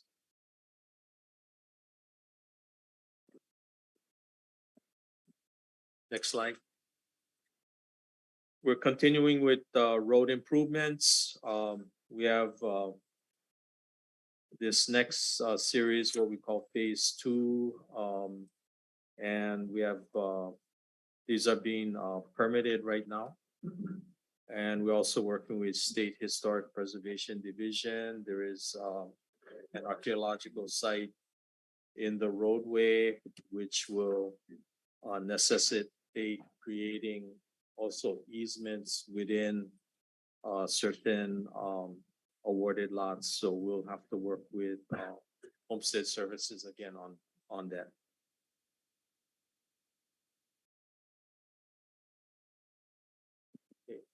The slide says 28 in unencumbered lots, but I believe the number is closer to 26 lots.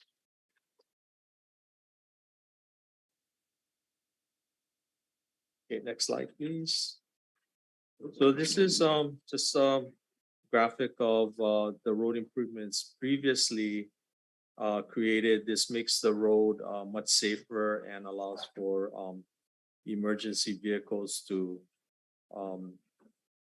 get up to the road, up to lessees. Next slide, please. A project that we've been working on, we have a design contract with Community Planning and Engineering. And like I said earlier, I'm not gonna speak to this because I had the numbers inverted. So Commissioner Award, that's where the 1.3275 MGD is applicable to Central Maui, and 9.85 million was the request for Keokea.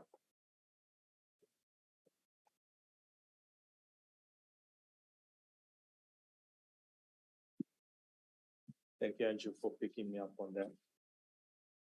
Next slide is regarding the Keokea offsite water development. So once we, if the reservation is approved, then Land Development Division will be looking at where to connect up the offsite water into the non-potable system and then bringing it across to Keokea. So there's extensive work that will have to be done with the state and with Department of Ag. As a long-term alternative, we're also going to be looking at exploratory well for future development. Granted that would likely be very, very expensive, but this would provide a possible long-term solution to other lands in Keokea down to Key. Okay, next slide, please. We have another contract to continue to look at archaeological improvements. We were looking at these individual sites in the magenta color, but we can also expand that area, that study, into the tan colored areas to look at various improvements in the archaeological preserve, as well as the individual historic sites within existing lots. So this was funded through state legislative funding. And next slide, which I think is of very high interest and significant, is improvements to the Pakukalo Community Center. So we do have plans that are being prepared. We're scheduling bids by early February 2023, and we estimate budget of $750,000. That's something that's not currently in the budget. We're also looking at our sufficient funds budget for this purpose. Next slide. And we finally completed improvements on Paukukalo Unit 3, Phase 2, Lot 4. This is one that has been vacant for many, many years.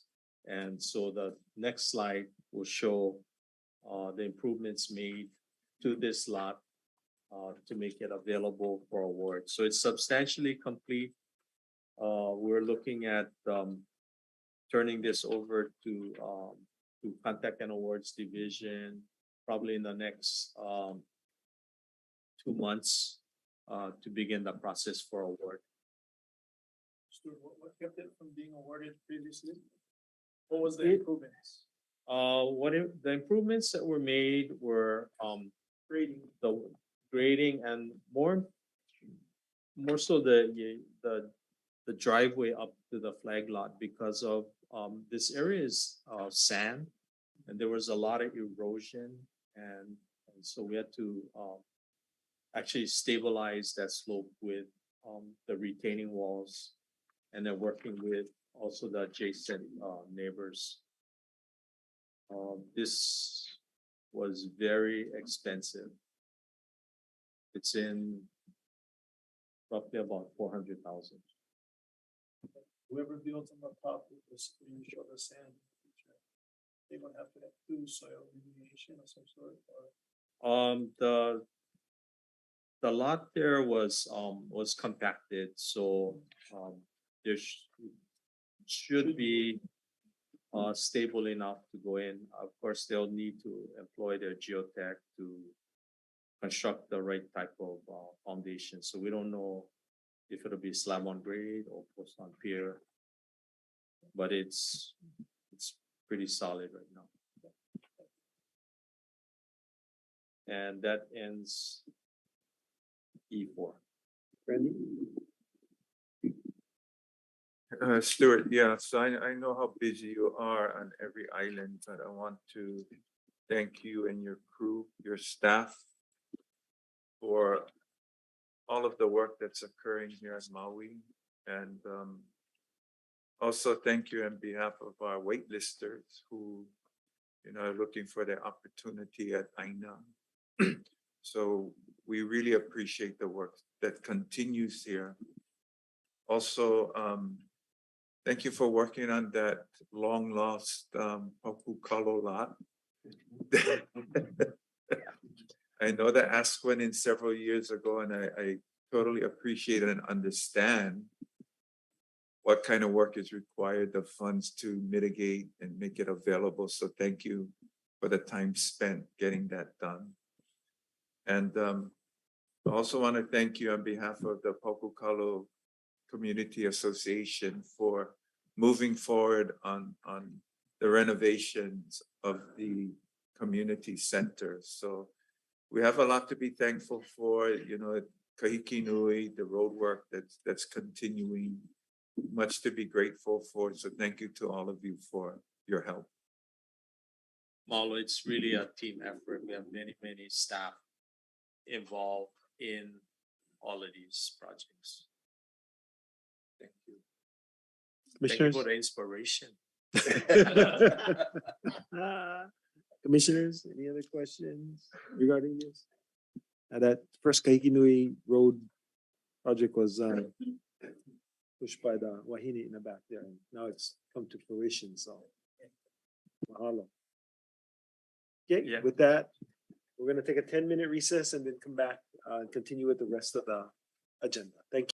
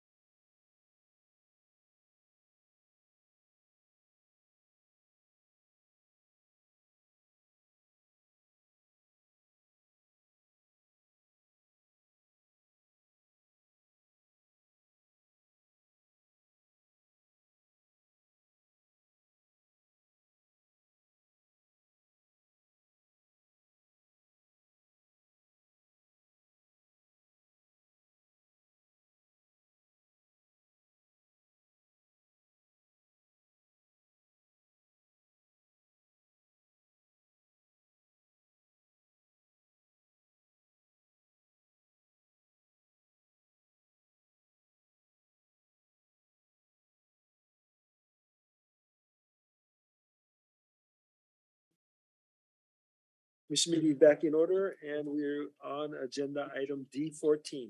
Juan, and can I? Yes, good afternoon, Commissioners. For the record, Juan Garcia, Homestead Services Division Administrator. Here with me is Kanai Capeliela, who is the acting Oahu District Office Supervisor. D14 is a for information only presentation on lease successorship. And as you may recall, Commissioners, this subject matter was requested of this body several months ago. We apologize for the delay in getting this to you, but we're hopeful that you'll have a better understanding of lease successorship after the presentation is concluded. With that said, I'm going to hand it over to Kanai. Good afternoon, Commissioners. So we're gonna be talking about lease successorship today.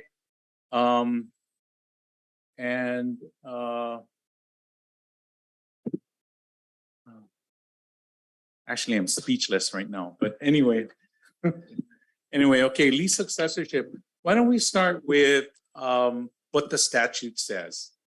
Because we want to know who is eligible to succeed to a lease. Section 209 in the Hawaiian Homes Commission Act, 1920 as amended, provides that upon the death of a lessee, the decedent's interest in the lease shall vest in a relative from among the following relatives. And of course, it breaks it down into two classes of relatives, a spouse, children, grandchildren, or siblings who are of not less than 25% Hawaiian ancestry, or parents, widows or widowers of children, widows or widowers of siblings, or nieces and nephews who are of no less than 50% Hawaiian ancestry. So already you have 25% eligible successors, or you have 50% eligible successors, And lease successors don't have to be 18 years of age. They can be minors, but they also have to have a court-appointed conservator to handle the financial affairs, which would include things like executing a DHHL lease. Okay, the designation has to be in writing, and you can do it at the time you get your lease, or you can change it anytime you want too. So, but in any case, it has to be acknowledged by the department and filed for it to be effective, So it's not like you can just show up one day and say, oh yeah, my grandfather died last year and here it is kind of thing. So it has to be acknowledged by the department.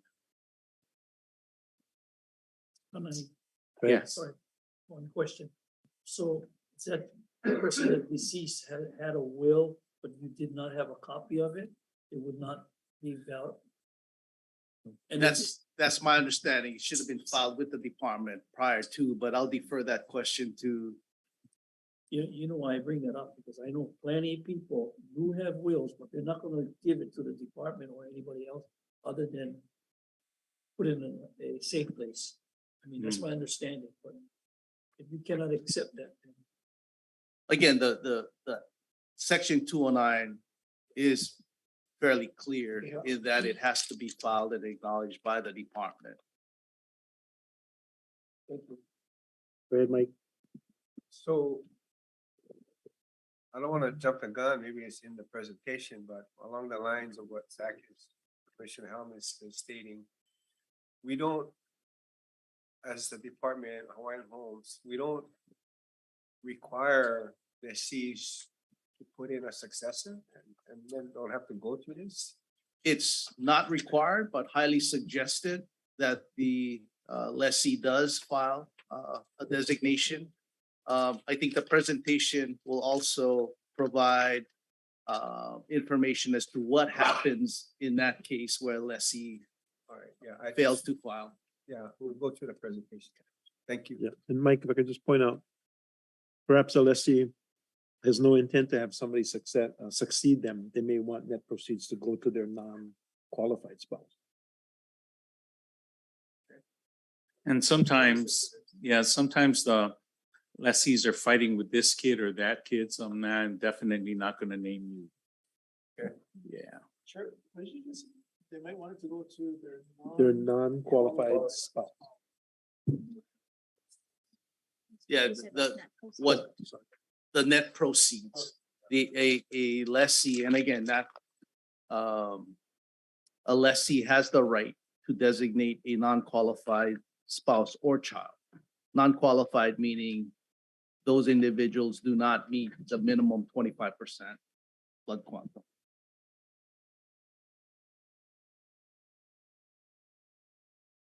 Is that another form you fill out or recommended to fill out? We have a form, again, at the convenience, for the convenience of the lessee, we do have a form that they can either designate a primary successor. They have the option to designate a alternate successor to the lease. But at that form also allows them to designate a non-qualified spouse or child to receive the net proceeds. Yes. And that's all one form. Yes. Okay. Section 10361 of the Hawaii Administrative Rules basically mirrors what Section 209 says. Okay, so it talks about naming, designating a successor or successors at the time of the execution of the lease. It's about filing and having the designation acknowledged by the department. A lessee can change the designation at any time. And basically, the lessee or designated successor has to provide documentation to establish the eligibility of the designated successor. And the department determines whether the designated successor is qualified to be a lessee of Hawaiian homelands. Now,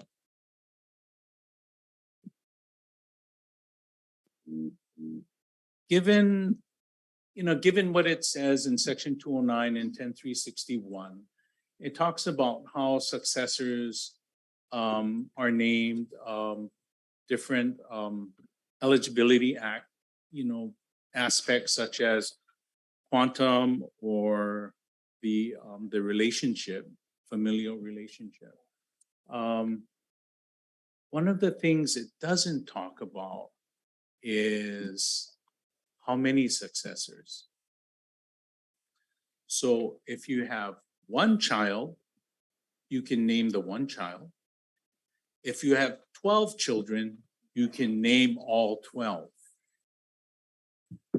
And sometimes there are unintended consequences from things like that. Or any lesser number. Exactly. The three that you like and then the other ones. Yeah. The other two are like Allah. So yeah, so that basically is kind of yeah, we've seen interesting situations, that come out of this ability to name a whole bunch of successors. Yes. Let's say I have an award and I received my lease contract. And in the lease contract, it recommends that you put a successor in the lease, if I'm not mistaken. Is that correct? The lease itself does not mention successorship. The lease terms and condition, it does not. It's the act and the rule authorizes the lessee to submit or file with the department a designation. The lessee is not required to do so, but we do inform or advise the lessee that it is important, vitally important, that he or she files, because if the lessee fails to designate a successor, we've seen situations where the individual that ultimately gets it through the process as prescribed by the act and the rule, the person that the lessee may not necessarily have intended for the lease to pass through to that individual may not be may not necessarily be the person that the lessee wishes to have succeeded to the lease. So Juan, when you say you inform them, how do you go about informing them?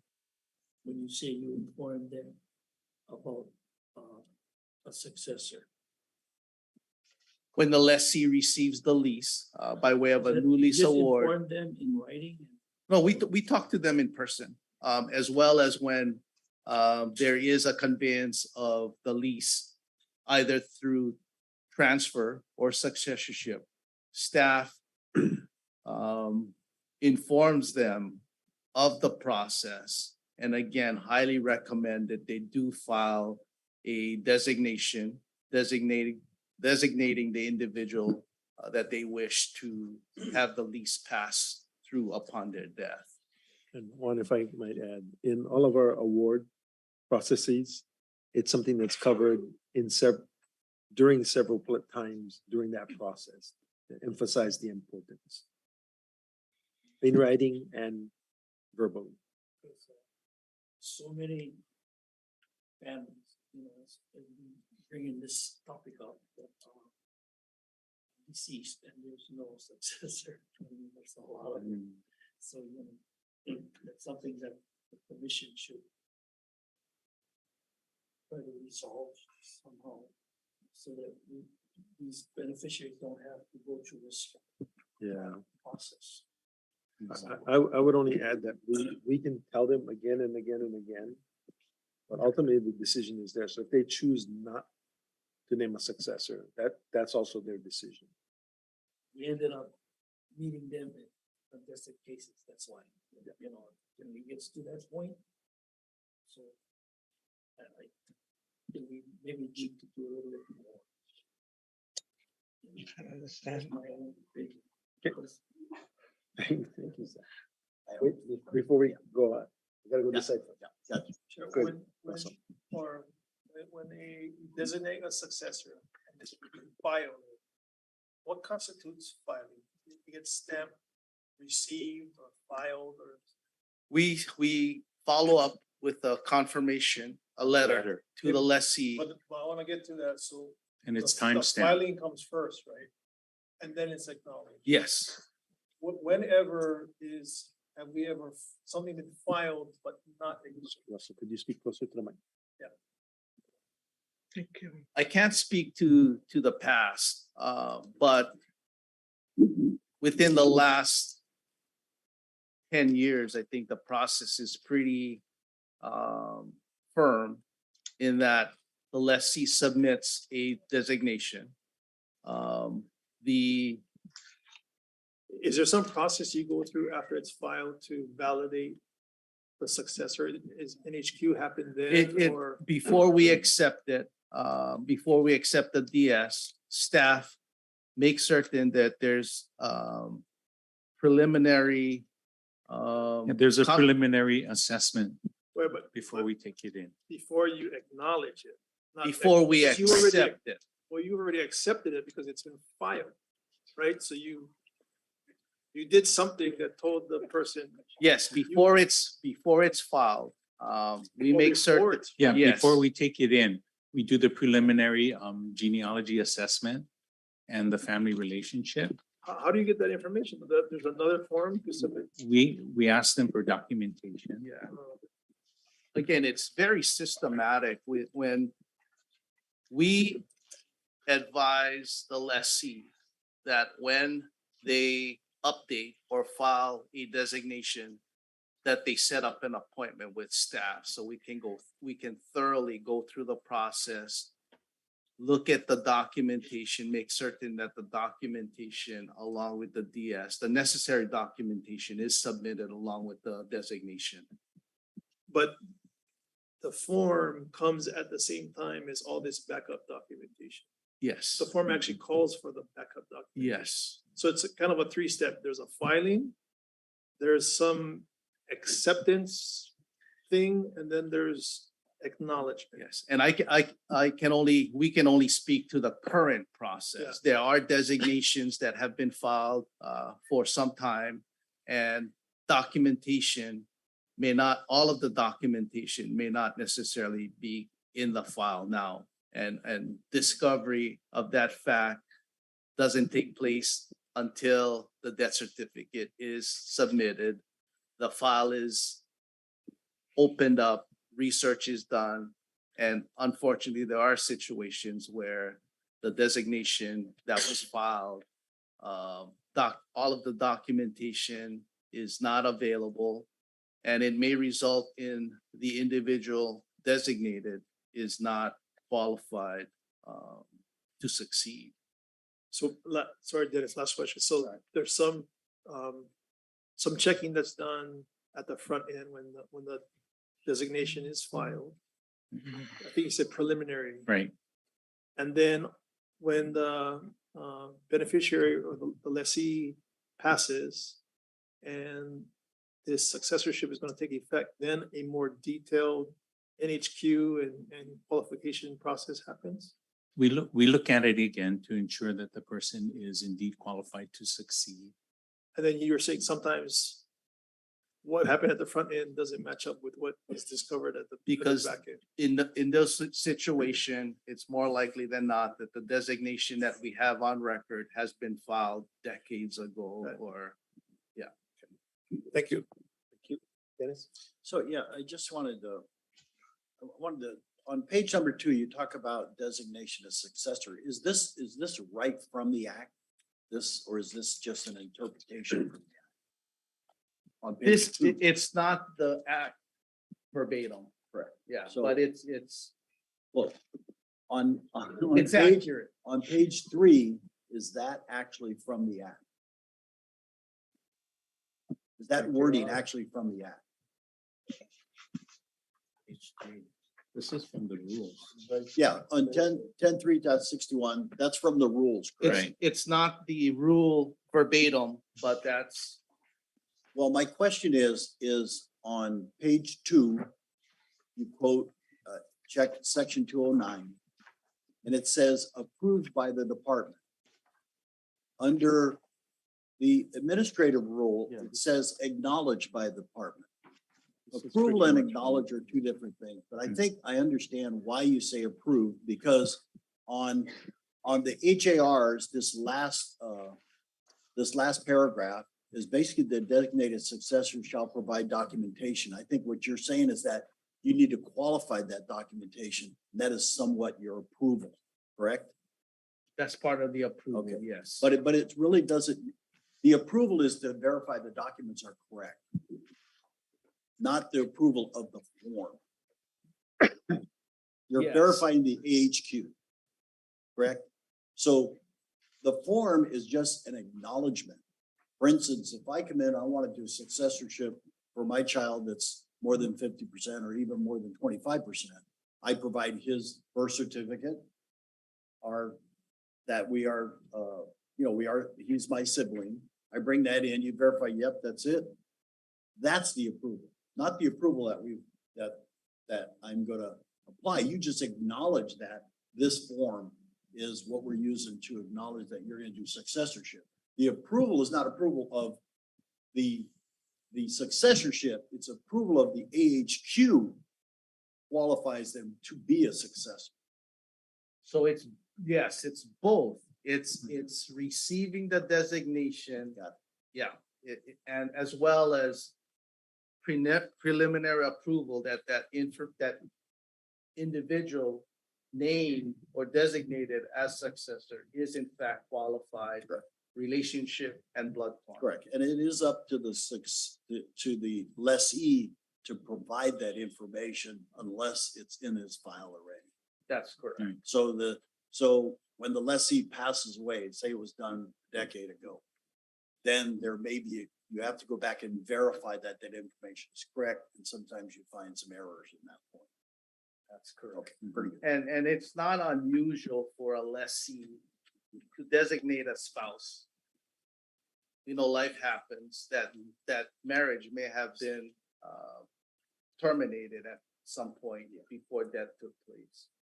Which would render that ex-spouse as being now unqualified to succeed. Right, okay, thank you. Thank you. Thanks, Dennis. Any other questions? Want to continue? I wanted to point out too that under the 50% relatives that are qualified to succeed, it does mention niece and nephew, just as a matter of information for the commission. That like a nephew, for example, is the son of one's brother or sister, or of one's brother-in-law or sister-in-law. So your niece or nephew can apply to your wife's niece or nephew. You know, so By definition, yeah, that's in the act. it's basically if you look at the dictionary, that's how it's defined, niece or nephew.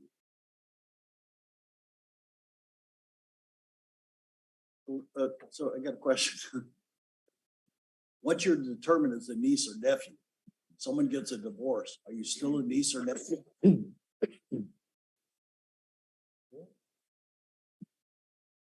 I mean, that's, you know, I mean, you gotta throw that in there. I hate to throw a wrench in it, but you know, if my in-laws, or not my in-laws, but one of my kids decide that they have nieces, I have nieces and nephews, and one of my brothers get a divorce, that's still my niece and nephew? Is it biological? But if it's in-laws, how could it be biological? So I guess That's a it's good something that question. get thrown on you. Yeah, It's sort of like someone, it's sort of like, I got my wife as my designator, don't record this. And we get a divorce. She's obviously not qualified because we're not married. Right.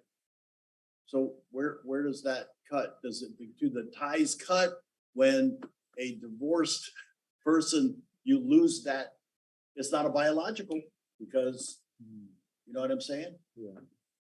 I think can it's tell some- you, Just something we have to deal with that. I think it's something that we're gonna have to Yeah. seek some advice on. yeah, that's not something I've seen in the course of the work, but I have seen where a lease comes through this particular bloodline, and then you have children from the spouse's side, right, coming forward. So it jumps to claim, right? So that's, yeah, it's pretty interesting.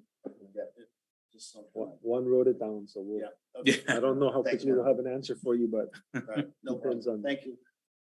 the availability of a bag. Yeah. Okay.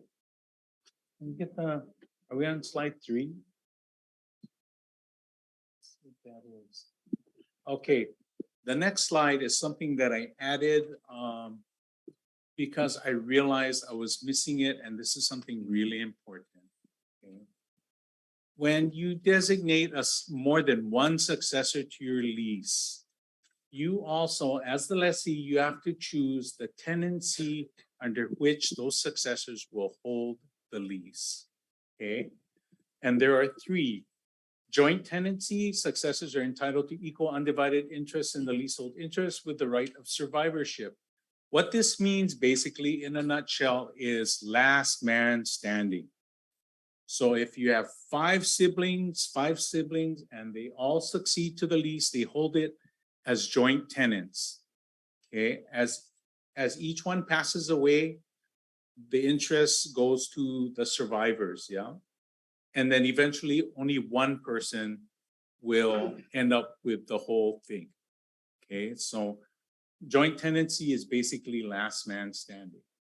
Tenancy by the entirety is just like joint tenancy, except it's between husband and wife. Okay, and tenancy in common, that's where it starts getting really interesting, because that's where you have, say you have 5 successors to a lease, they all hold it, you know, as tenants in common. Each tenant in common successor lessee can name their own successor. And that's where you end up with potentially people who are unrelated to each other as co-lessees.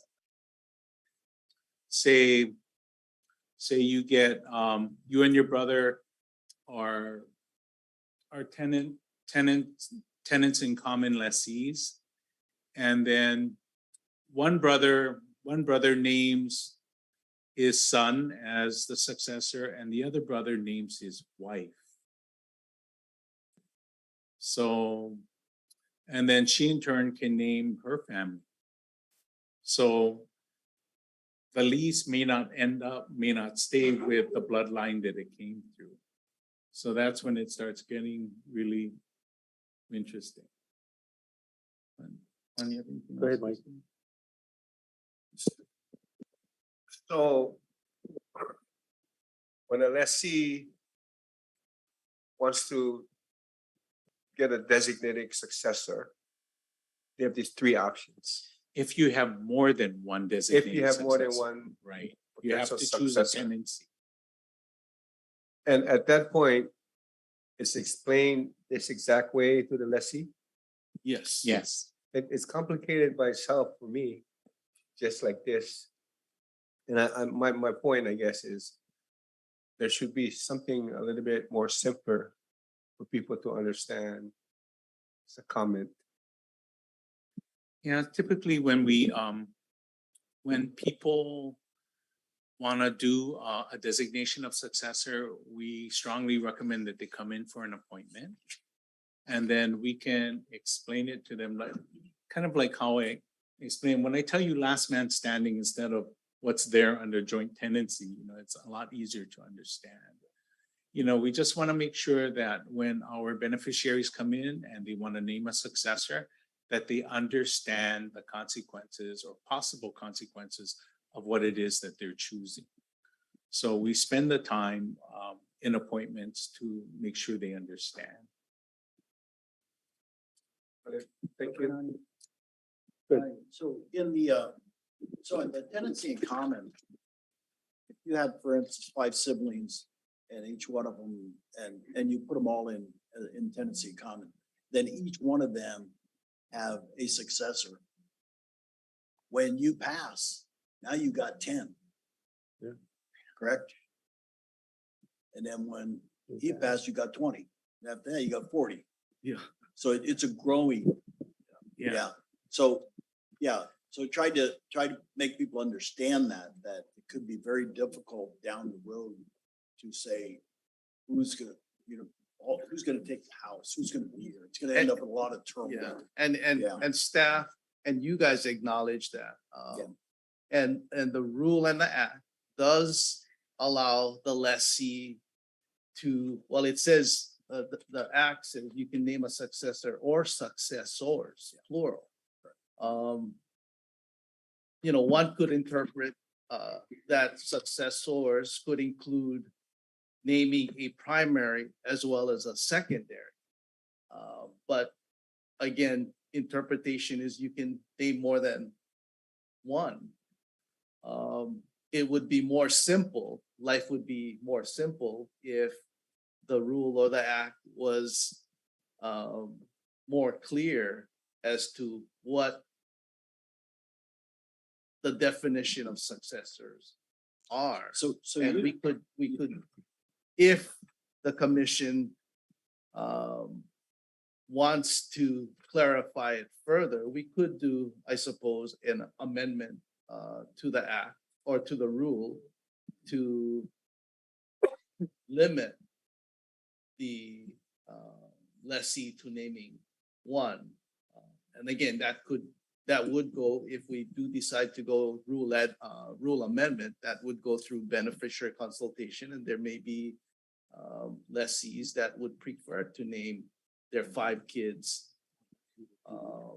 or additional relationships pursuant to the act and the rule. You just mentioned primary and secondary. I noticed that some of the successorships we've looked at had a primary and a secondary. Under what of those 3 categories does that fall in? Again, the primary is your selection that upon death, it will go to that primary designated successor. That successor has the right to refuse and say, No, I waive my understand. rights. I Dennis, understand that. Dennis, I but- think the answer is you gotta designate the tenancy for both your primary. Well, and that's what your I'm saying. secondary. Under your example of the different types of tenancy, even if you have a primary and a secondary, under what tenancy? No, if you have a single individual on either, there's no selection, there's no need to select a tenancy. It's a tenancy in severalty. So that's more of a procedural thing you've done. I mean, it's not, I don't see it in any of the administrative rules as to a primary and secondary on the successorship. I mean, you have a form. If you either put one, you put two, you put three, you put five, but you're saying now we've seen it that we have a primary and And secondary. again, it's I just- understand that, but I don't see it in any of the. It's just administrative planning rules. for the unforeseeable. Again, if you don't designate an alternate, and the primary designated successor for various reasons may not be available. One example could be the primary successor predeceased the lessee. If the lessee, for whatever reason, did not file an updated one. I understand what you're saying, and I understand it. What I'm saying is that there's nothing in the administrative rules or nothing that you explain to the lessee when they come in, you might want to do a primary. Is that done? I don't know. We explain that option to the lessees. Again, we want to try to cover whatever, again, situation that may be applicable to that individual. Okay, thank you. Thank you. Okay. William? Yes, Randy. So, thank you, Juan. As we approach 3 o'clock, I'm getting lost in the weeds, but I do want to talk about some situations we have encountered. Tenants in common that's come before this commission in the form of a contested case hearing. And it's a very, very difficult situation to resolve. Because as Kanai points out, you've got two different families, now successors in one household. And so, it does beg the question if we should revisit some of these issues. I don't know. And I think it would be fair to do beneficiary consultation on these matters. But aside from the tenants in common, I know many families who are really challenged with, we have one home, we have 3 kids, we love them all. We know what the possible outcome is if we name all of them, and then they name all of them, and then the outcome they were fearing comes to pass, right? So maybe there is value, maybe, I'm not saying that we should do it, but maybe there is value to limiting what the options are to remove that angst from a family that's trying to decide these matters. Because we see often as commissioners, multiple successors coming before us and it just not working out. And then it results in this, sometimes in that one painful outcome where one gets it and everybody else is out. So it might be worth considering. Thank you. Thank you, Randy. And again, we do recommend to the lessee, whether they name one or all 5 children, we do recommend that issue of the designation is discussed with the family at the dinner table so that there's no surprises. But we have seen situations where the lessee straight out tells us, yeah, I'm not gonna worry about that. So one, I That's gonna think, be their problem. yeah. So one, I think what you're hearing from several commissioners is there needs to be an improvement. So the suggestion would be to come forward at a future meeting with a recommendation for either an amendment to the Hawaiian Homes Commission Act or the rule, or probably what's best, the Hawaiian Homes Commission Act and the rule, and that go out to beneficiary consultation for the commission to adopt. It will likely require consent of Congress, so it's going to take a while. Okay. Anything else?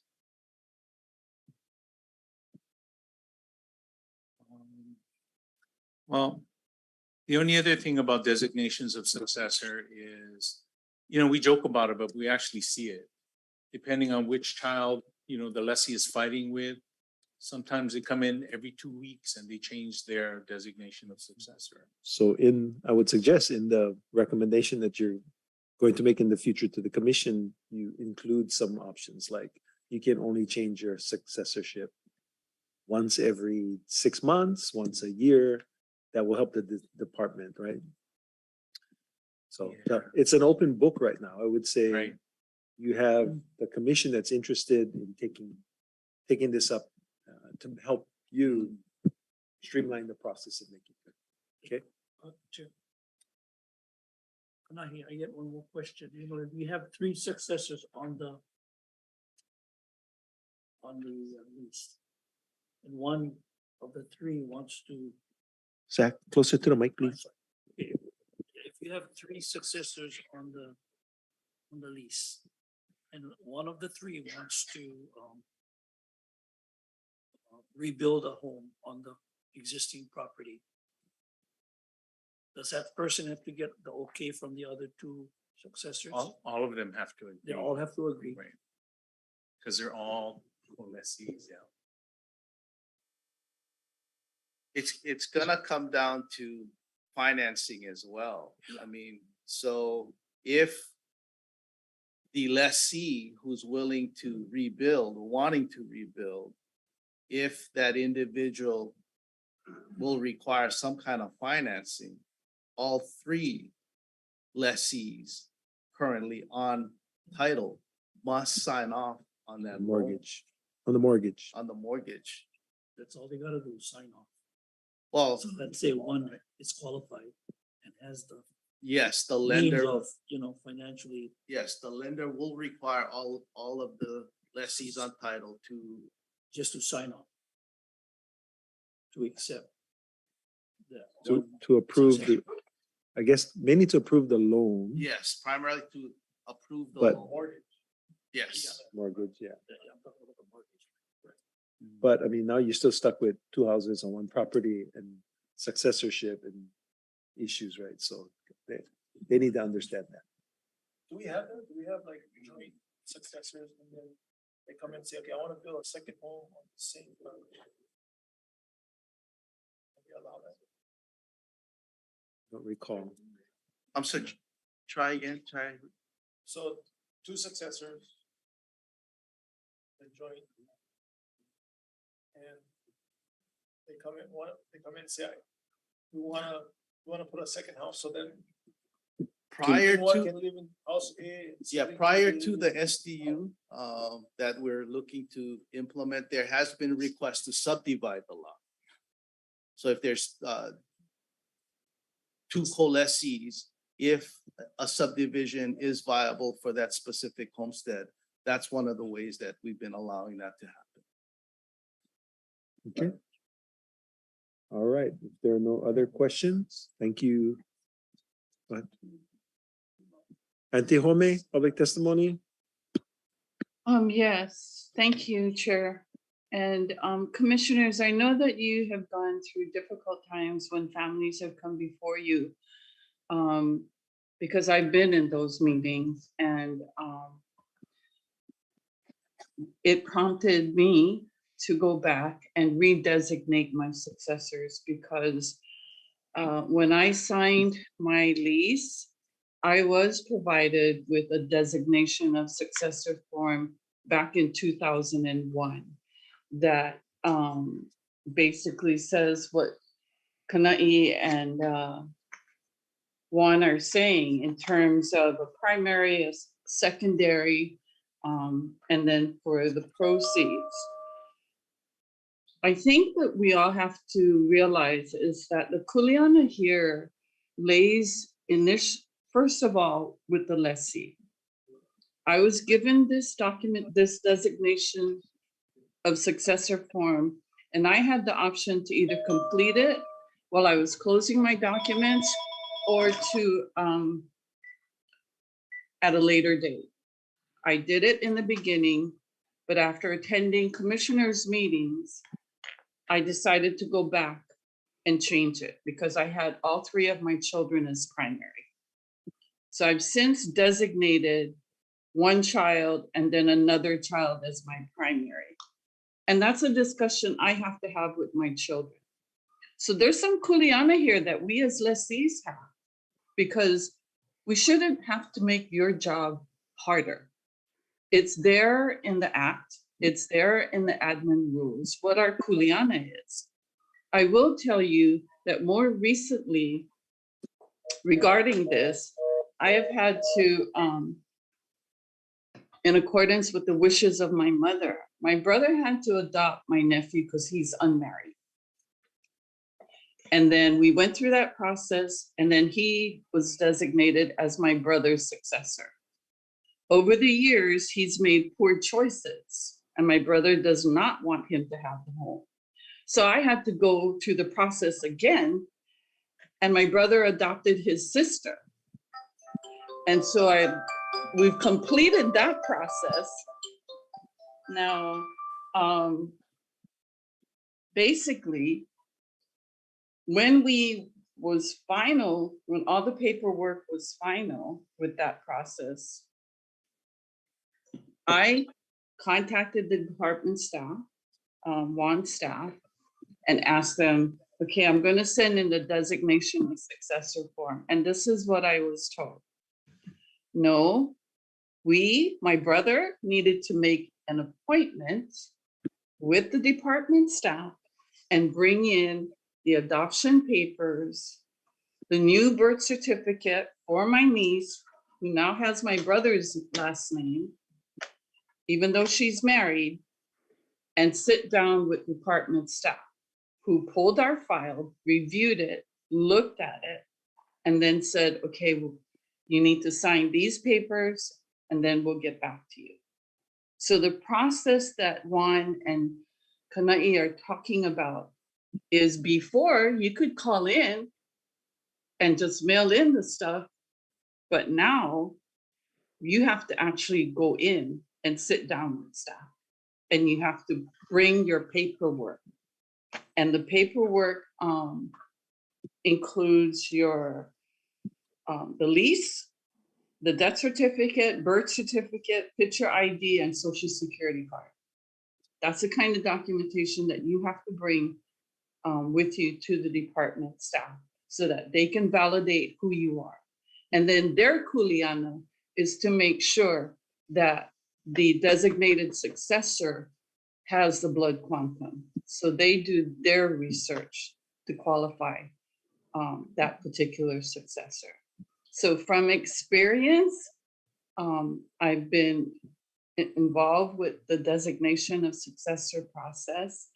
And so I really think that, yes, we've heard all kinds of stories, but the department, what I would suggest is, as a commission, you have community meetings, and maybe this presentation can be pared down a little bit or condensed, and then it's presented at your HHC meeting so that that information is provided to the beneficiaries who are attending your HHC commissioner community meetings. I think that would be helpful, is getting people to understand that the lessee has an obligation and kuleana to name their designated successor. And if they don't, then this is the process that's going to happen. These are the problems that happen when you name multiple successors. That is my suggestion. So right now, I'm not going to say don't fix what's not broken, but just give some thought to my comments. Mahalo. Okay, thank you, Auntie Ome. Thank you, Auntie Ome. Just to add to that, commissioners, we have, at the request of communities, we have staff go out to the communities and provide information of the designation of successorship. We did one recently for the Papakolea area. We've done a presentation for Kanehili. But again, it's sometimes difficult because of the limited staff we have But we understand the importance of designation, so we try our best to accommodate that request for us to go to the community, especially for the kupunas. The kupunas can be tugged in different directions by family members, and that's one of the things that we try to address, meeting with the kupuna to make certain that the designation of successorship, designating an individual, is actually what the kupuna wants, and they understand that that's who they're wanting to pass on the lease to. There are situations we've seen in the past where kupunas are sort of pushed into designating someone. And there are also times that kupuna don't want to make the call. Right. And so it stays the same. So Chair, I know this is very beneficial to the beneficiaries. And like Juan said, they do reach out to associations and groups. So are you folks willing to come on a Zoom meeting? Sure. If requested by a association on Molokai, for example? Yes. Sure, that's Okay. fine. I think Yes, this the is- question into the mic. I've seen I think this is the hand by the ear from Antihome. I think this is a very good topic for a lot of the leasees that may not have followed up on their successorships. Thank you. Patty?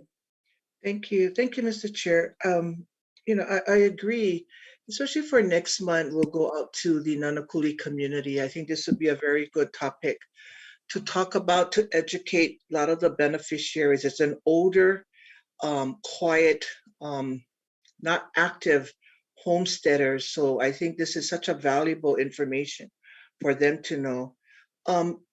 The other concern is when you have multiple lessees, and the problem that's coming up is that the multiple lessees, and then you have one of these lessees are not in compliance on Hawaiian homes, that can cause a lot of problems too.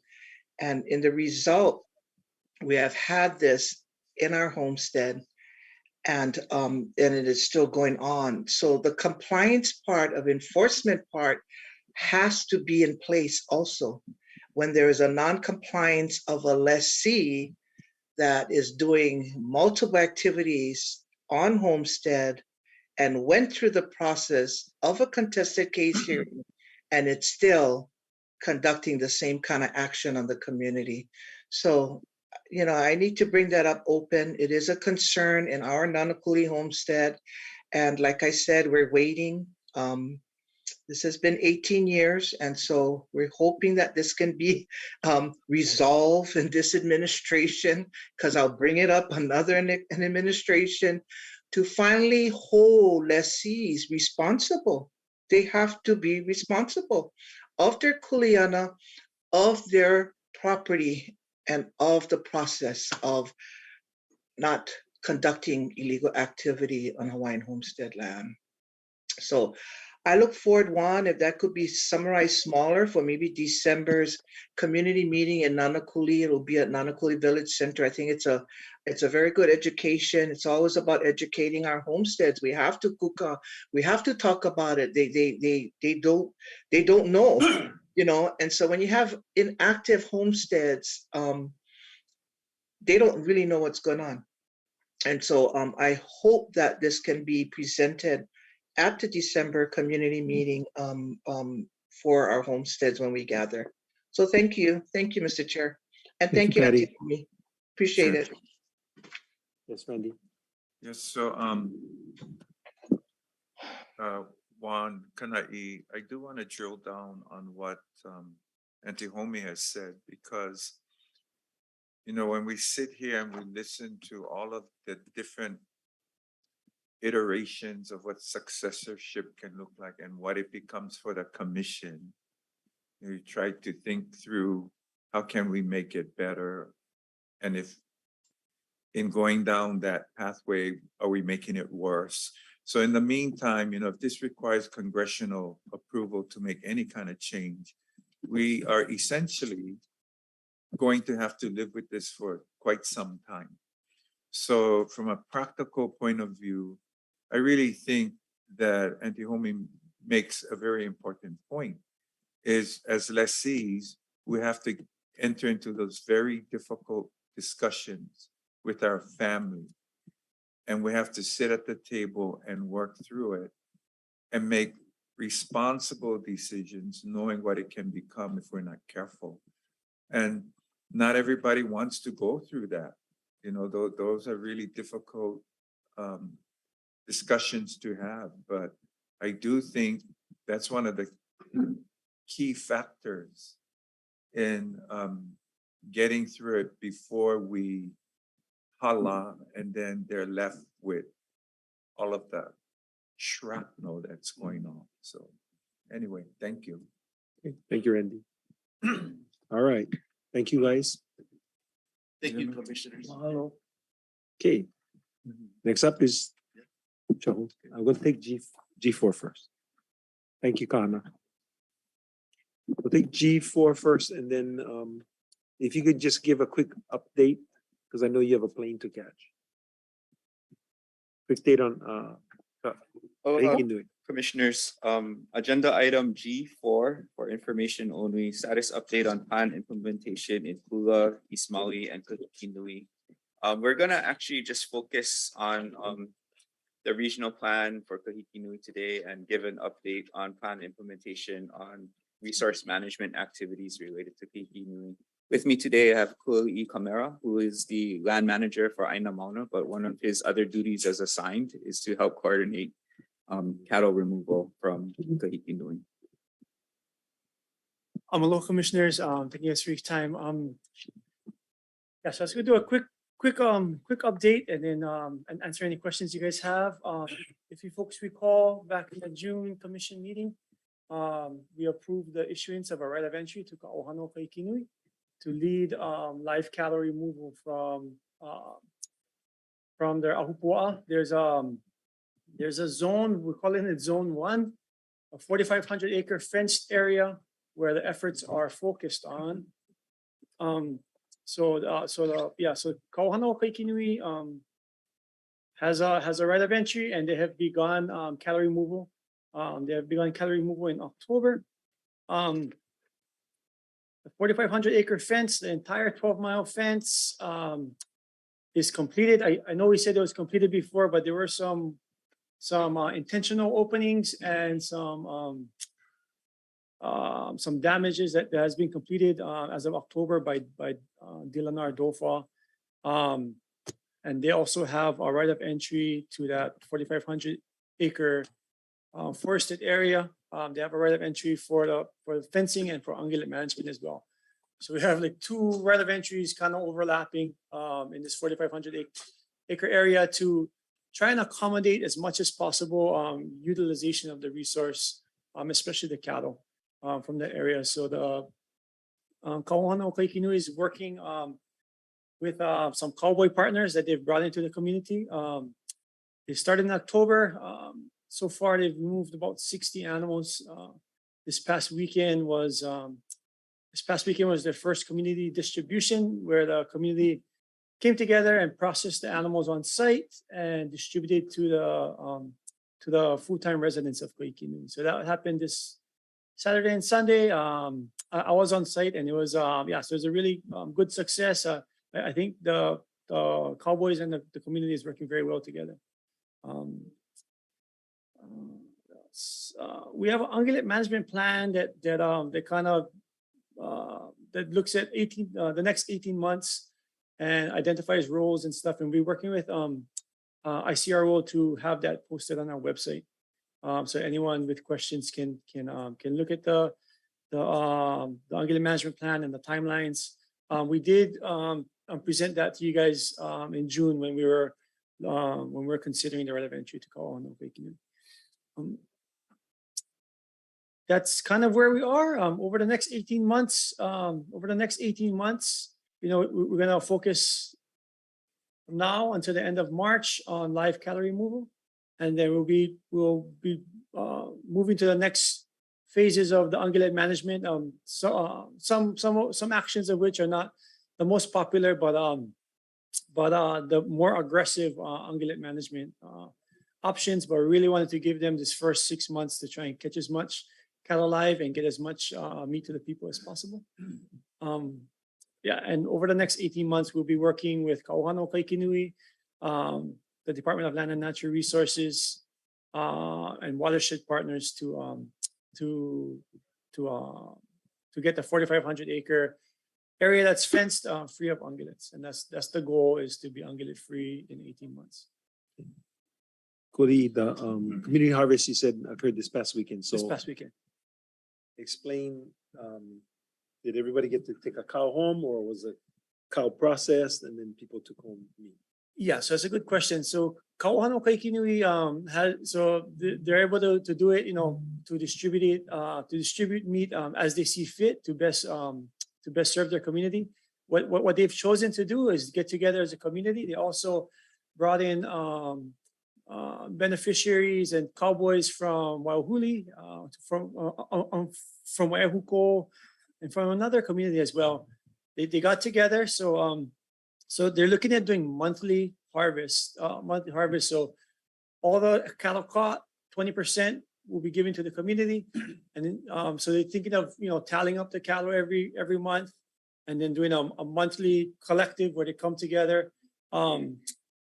In this one, they were able to clean to process 7 cows in like 3 hours. They had a lot of volunteers, and then from there, the next day they had a soft opening of their eco hub, at Halepili, and they distributed the cattle there. Distributed the meat there. I think this time they primarily to the full-time residents of Kaikinui, and it's going to be up to them how they distribute that resource as they see fit to serve their community in the future. Questions? Does that mean that a pastoral lessee can't pick up live cattle for this? It depends on what We're Cook. only doing meat. So it depends on how the community, because we left it with the community. So if Cook decides that in the future they want to change and some resident wants a live cow instead, then that's always an option. But for right now, because we're just starting, they're processing the meat. Yeah, so we did make a hard, it's not a rule, but as a guideline, like no live animals will leave Kaikinui and go to other residents as given away. I would recommend against it, but I think it's still open for them to give cattle to people in Kaikinui, but wild cattle are really hard to control. So if they do, if they do want to keep cattle within the Kaikinui community, I think that's something we can consider. But I don't think we will have any live cattle leave our lands that's going to be live and raised on somebody else's pasture. I think it's a liability for the department if we take wild cattle out of Kaikinui. Mike? Koli, nice to see you again. Thank you. Did you say that this past weekend that 60 animals were gathered or captured? So since they got access in mid-September under the ROE, Okay. and they really started capturing in October, and we did 3 reports. It was like 39 animals, and they gave 7 from that first reporting period, and the other there's about 20 more that was captured after we kind of figured out they're going to do 7. So all of that first 39, 7 were given to the community, but then they captured some more in the next week after we kind of did the tally already. So now they're up to about 60 that's been removed. So what happens to the beef that doesn't go back to the community? So the partner that they're working with actually takes the cattle, and then he tries his best to market it on Oahu and get it to the Oahu slaughterhouses. But a lot of it seems unbalanced, but there's a significant cost in capturing, transporting, and there's a lot of uncertainties right now in the cattle industry as far as being able to get wild cattle to market and be able to profit off of it. Mm-hmm. So that's kind of what the community and their partners has come up with, that they pretty much get the 20% free, and then the 80% that the partner takes off covers his costs. Yeah, no, I don't necessarily believe that there's an unbalance because the main thing is that, the folks in Kahikinui, they all share and get the portion of the beef. Yeah. So if they're gonna do it on a monthly basis, then they'll hopefully have beef every month, right? Yeah, it's gonna be up to them. So- They may do quarterly according to their amount of workforce that they have, but basically they have the option to do every month if they have enough hands to do the work. And it sounds like the folks that live in Kahikinui are supportive of this. It's very good. So Kauhano Kaikinui is, and the full-time residents are there. There's dynamics in Kaikinui that I don't fully understand. I don't think everybody's going to agree with it, but we're working with Kauhano Kaikinui and the full-time residents. They have a right of entry, and we're working with them. And the Kauhano Kaikinui board is in full support. So if we continue on a regular basis, how long you think we're gonna need help to capture these ungulates? So we're looking at 18. We're hoping for 18 months. That's not too bad. That's the Yeah. that's the goal. No, I was gonna say, thanks for coming up and helping out. I mean, you do this on the KL too. So Yeah, it's a appreciate lot. your The, help. the resources are there. The resources are there. DLNR is there. The cowboys are there. It's just a matter of bringing them all together. Yeah, and Mike, this is just in the area that we're trying to close the fence in, and that's for the restoration project. There That's is way more. there is a lot more property with Keikinui that have cattle that we could shift if Coop desires to this process and continue it. But we're just getting it going. We gotta finish the fence because that's Sorry, what we agreed to do. Yeah, the fenced area is definitely the highest priority, and I think we have flexibility in the larger landscape of Kaikinui to do different kind of ungulate management in the future. But it's really good to get Kauhana Kaikinui in the mix and really understanding what needs to be done and growing their capacity to actually manage some of their lands. Thank you. Dennis, then Randy. So, thank you, Goody. So how many ungulates we have left in that fenced area? So we did an aerial survey in 2016, and then we did a couple partial ones here and there, but it's hard to say. There's a lot of goats, a lot of deer, a lot of pigs. We're thinking that, I don't know, I heard different things, but look, it's probably about 1,000 cattle across our lands. It's hard to say exactly how much are in the fenced area. There's going to be one opening, and it's going to go right into a trap area. So they're going to, over the next 6 months, they're going to be working on trying to get all of those cattle out of the fenced area. So you mentioned that there was some openings in the fence Purposefully. There was some purpose. There are some openings left on purpose for animals to come in and out and be able to drive them out. Those have all been closed up. There's going to be one opening that goes directly into the trapping area. The wild bulls. Part of the reason that we're doing some management on the outside is that the water sources are in the fenced area, and a 1,000-pound bull, if he's gonna die of thirst or he's gonna break the fence, he's gonna break the fence. So we gotta do some management on the outside and get the numbers down. Who handles the fencing? Maintenance fence? So DLNR has committed to cover the cost of the fence and maintenance of the fence down the line. They're really committed to this forest. This forest is the most intact forest from Kaupo all the way past Makawao. Like it's really the gem of Leeward Halakala. So all of the watershed partnerships and DLNR really are really committed to seeing this forest protected. Great. Thank you for your involvement too. Appreciate it. Okay, then. Yeah, so just want to kuli'in mahalo you for being here this weekend. Also to Andrew, our staff, the chair, and everybody, the LNR that's been involved. This has been a long time coming. It's been fraught with challenges. And even the previous efforts with Blossom and Jake News, these attempts to remove ungulates so we can see our forest return. And so I'm feeling really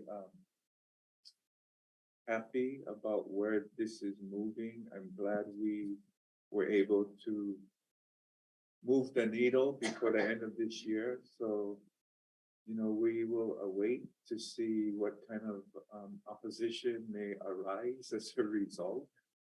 But the commitment is there. I think it's a lot.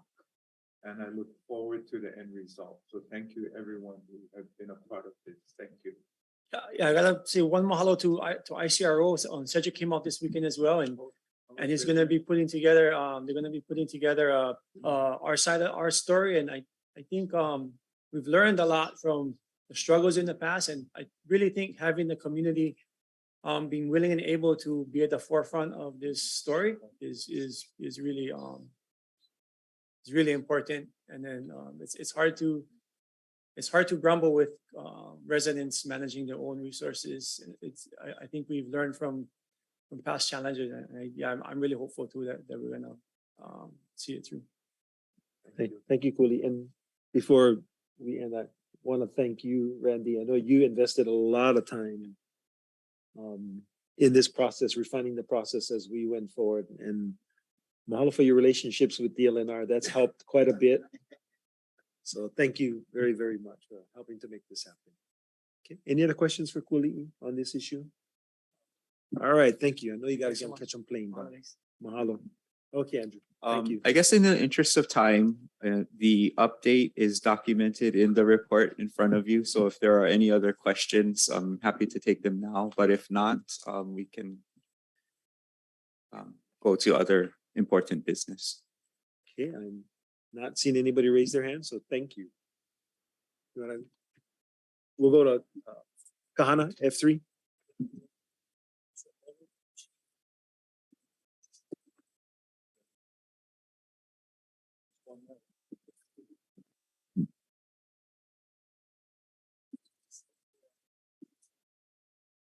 Hello again, Commissioners Khan, I'll be the acting administrator, land management division. This is I guess 3-division type of submittal. I got Shelley here with me to present the PowerPoint presentation anyway. And then we got Albert Hahn from the County of Maui, Department of Environmental Management, wastewater division, and our planning office manager, Andrew, and land development division, Warrior, Stuart Matsunaga. Without further ado, go ahead, Shelley. Aloha, Commissioners. So this PowerPoint that we're about to present is regarding the F3 item, and decision-making is scheduled for tomorrow. So this is one of those all hands on deck. It's been a collaboration with planning, LDD, and LMD. So basically, the County of Maui, they have upcoming and future projects in West Maui that requires coordination with DHHL. So the County of Maui project is the West Maui Recycle Water Expansion Project. It's current, and DHHL, we're current and planning. Sorry, can you speak closer to the mic? Sure. Sorry, I got my mask on. And DHHL, we're completed the Honokawai Master Plan. The environmental assessment was approved by the Hawaiian Homes Commission in January of last year. Oh, I'm sorry, this year. And we're working on the design of Phase 1 Master Plan, which is comprised of 50 ag lots. Next slide. So the County of Maui Department of Environmental Management is requesting access to portions of Hawaiian homelands located in Honokawai for expanding roadway access infrastructure that connects the county's Lahaina wastewater reclamation facility to its Honokawai reservoir. The land area consists of approximately 1.9 acres. And also, there also proposed installation of a trapezoidal cutoff ditch consisting of approximately 0.665 acres. So the trapezoidal cutoff ditch could become short-term depending on DHHL's development plan for drainage infrastructure. So this slide it depicts DHHL Honokawai lands and the county reservoir. So the county has approximately 5.065 acres, which consist of a R1 reservoir, and then there's also water lines and roadway easements. So this depicts DHHL's Honokawai Master Plan with the County of Maui's proposed easements that are in like a fuchsia color. So basically what they're gonna do is come down at the bottom of the lot to the left and then expand the roadway access and water line infrastructure connecting to their R1 reservoir at the center of the DHHL parcel. So this depicts the reservoir and above is the trapezoidal ditch berm. So that is again a proposed improvement in order to prevent runoff into the reservoir while DHHL develops our lots. So this slide here is just further details. The shaded area is the request for Hawaiian Homelands. So they currently have easement access within DHHL's property as water line and roadway easement access. And so what they're going to do is expand. So the upper left is where the connection at the edge of DHHL's property and where to connect to the Lahaina wastewater facility.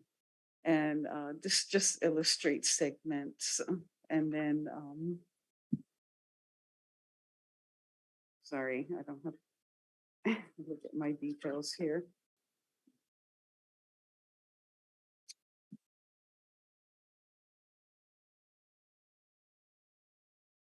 So it's A, B, C, and D. So it's kind of segmented. So propose roadway and water line easement. Next slide, please. Oh, okay. So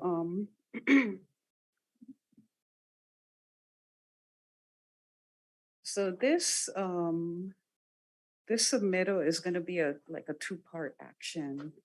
The first is approval on a recycle water agreement between DHHL and the county. So what we're asking is that the commission delegate authority to the chairman to negotiate the terms of the recycle water agreement.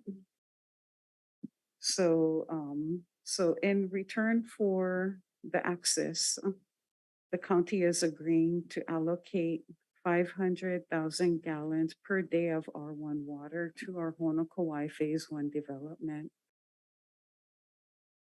The county is requiring DHHL to begin utilizing the R1 water allocation within 8 years. If 500,000 gallons per day is used by DHHL, then we can continue use in perpetuity. So there is a sunset date that we still need to kind of fine tune and negotiate further. DHHL is responsible for design and build out of our R1 water distribution system that's required for servicing the DHHL lots.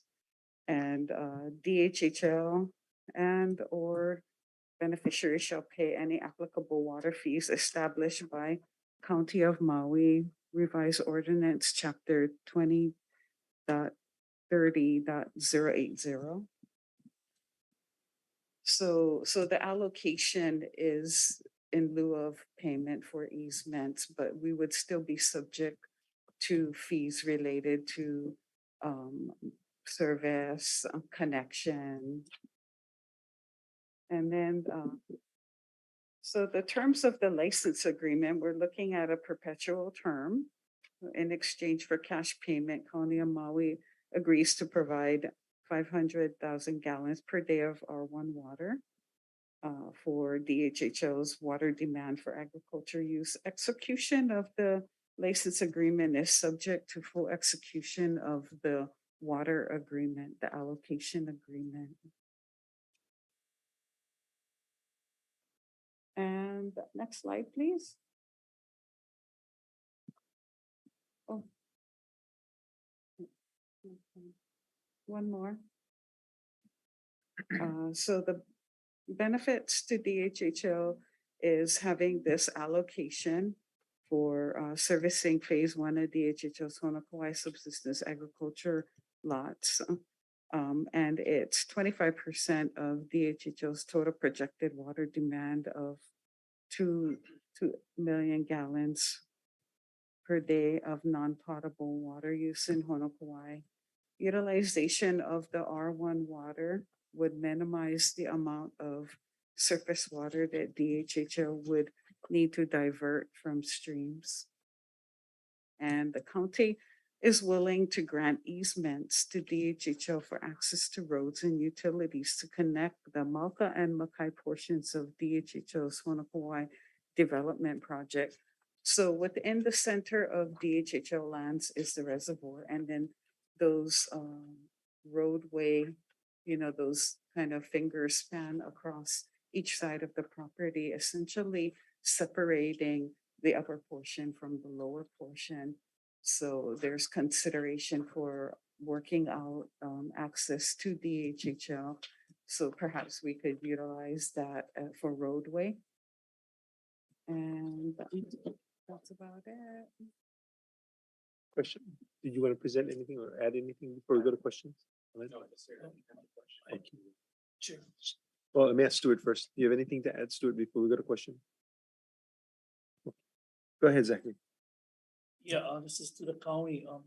This recycled water that we want to provide as part of the agreement. Do you folks do that for any other areas at the present time for recycled water? Other than Hawaiian homes? Excuse me. We provide that water to any other Hawaiian. The recycled water? No, Current- not to any other Hawaiian. No, I'm to any other projects like, golf courses and stuff like that. Can you move the mic closer to Maui. Ali? Oh, yeah. So do you have any R1 projects on Maui? Yeah. Do we, I think let me try to rephrase the question. Do we have any other recycled water consumers on Maui? Yes. Okay, yeah, Sorry. we recycle about 40% of the county's wastewater. In the Lahaina area, we have Kaanapali Golf Course, and they use in excess of 1 million gallons a day. And then there's Punuakai. There's very limited users in Lahaina, but Kihei is, I think we recycle about 60% of the water in Kihei. So there's the Maui Nui Golf Course, and then Monsanto, which is now Bear. We supply their farm is next door to our Kihei facility. So we have, I think we have about 50 clients in Maui. I just wanted to know about this program that you offer. Yeah. Okay. Thank you. Thanks, Zach. Mike? What's your name again? Sorry. It's Albert. Albert. Yeah. Yeah, so, I read in here in the draft that the county processes about over 4.4 million gallons per day In Lahaina. in the Lahaina. Yeah. And only usage of 2 million. So out of that, that's where 500,000 is being proposed for our use for homes. Yes. Yeah. So we utilize less than 2 million gallons a day. We produce about 4.5 million gallons a day. Of that excess 2.5 million gallons a day of production, that's where where your 500,000 gallons would come from. And R1 is non-potable. R1 is non-potable. That's correct. So what would that do for us, Stuart, for 500 gallons per day? I mean, 500,000 gallons per day, or Andrew? I mean, how many, lots or leases would that provide for? Well, Andrew's walking up to the table. Not so non-potable water would not be used for human consumptive uses. So it'll depend on, I'll let Andrew. We want to know what the 500,000 gallons per day R1 will be used for and what can it do for our beneficiaries? The 500,000 gallons per day will help us to provide non-potable irrigation water to our first phase at Honokwai. Our first phase will be all subsistence ag lots that consists of about 92 acres. And I forget the lot count, Stuart might know the lot count, but so the 500,000 gallons per day of recycled water would provide enough water for our first phase of subsistence agricultural lots at Honokowai. Okay, so yeah, you answered the question. The 500,000 would be providing enough. So we would use all 500,000. That is our phase one. That is our hope. So we gotta do that for 8 years, and if we do that for 8 years, we can ask the county for more, phase 2 or 3 or whatever. The understanding is that you have to achieve that magnitude within 8 years, not for 8 years. Oh, Yeah. So you have to develop in that 8-year period. By the 8th year period, we gotta be to get reaching to that 500,000. Okay, Yeah. that's good. Okay. Sure. Yes. Let's just add to that. Oh, sorry. So the first 50 lots comprise about 92 acres. There'll be roughly 2-acre lots. And so the calculation on that is approximately 400,000 gallons per day if all of the area is cultivated. So we have a little bit of balance in that. And so we do have a program to after phase 1 going to the next phase. The water can also be used for oftentimes like let's say street tree irrigation systems, and that's also planned for Leali'i also. So Stuart, the 90 lots, then is this subsistence ag? 50 lots across 92 acres. 50 lots of the 92 Yes, and acres. it is subsistence ag. Okay, so 50 total lots, 92 acres, subsistence ag. Correct. So subsistence ag, we allow dwellings, correct? Yes. It's not necessary, it's not required, but we allow it. Yes. So our beneficiaries who decide to do that would they have access to potable water? The department would also have to design a potable water system to provide potable water to their lot.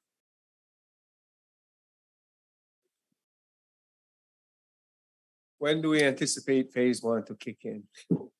Phase 1 is part of the $600 million spend plan. Oh, So, perfect.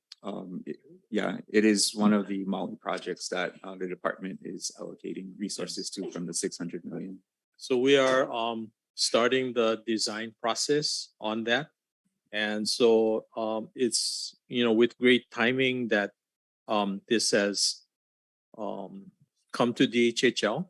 And so we can plan and design the installation of a R1 water system. We do have to install pumps and tanks in order to provide this water.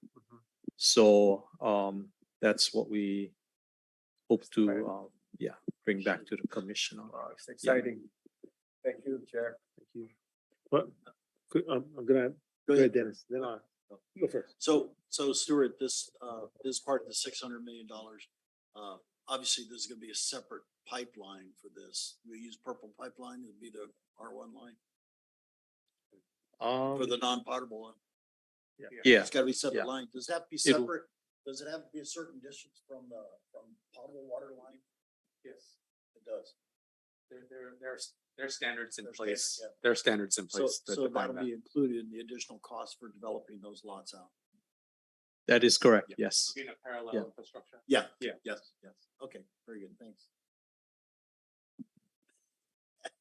Captain Bly, thank you. My question was, if you're gonna have a reservoir midway and we're going to use the water Makai of that reservoir, why would we need pumps? Wouldn't that be gravity flow? The subsistence ag lots are located to the north and Malka of Oh, they're Makai. Okay. yeah, All right. of that. Okay, you answered my question. Russell? Shelley, can you throw the map back on? Can you show me where the easement that we get back from the county for that? I guess it's a walking path or something, or for roads and walking pathway. Trying to figure out where these arrows are pointing to. Is it the entire length of that path or that roadway, or is it just the Yeah, that's Point- county property, and that is, so they have their reservoir, and then there's two fingers that kind of come off of the Right. reservoir, so they're, that's their property, county's property, and, the area. So we're gonna receive an easement to use their roadway for a walking path or something. Yeah, there's Okay. possible, negotiations for access through their land. Right, It's so not that we're crossing over their roadway or something. we may in the Yeah. future, because we may want to negotiate, if they're gonna build a road, we may want to use it and not build our own road. You're gonna have.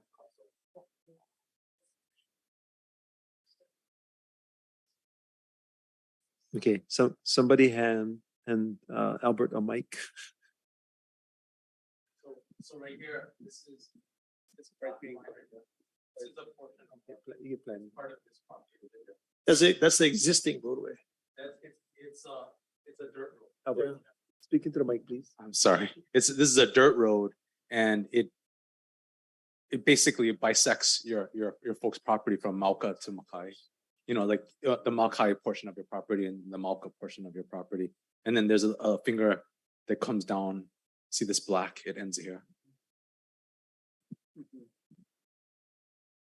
And then the blue is an existing easement, and then the red is the red, and it widens this blue easement here for us to, and then it separates over here.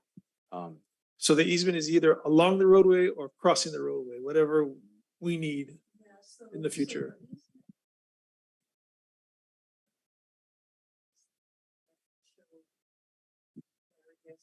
Yeah. So the roadway is going to start down here.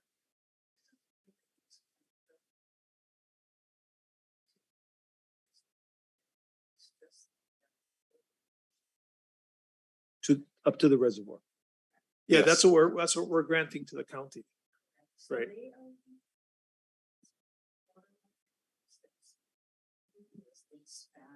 Yeah.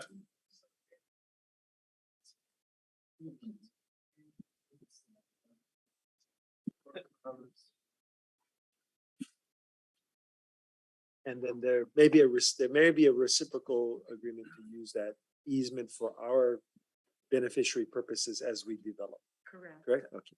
Yeah, thank you. Any other questions? Yeah. Can I ask a question, but you can add? Just wanted to point out that I think in the future, there will be a similar request coming into DHHL regarding that that easement going from the reservoir to the neighbor, which is who is Pulelehua Development.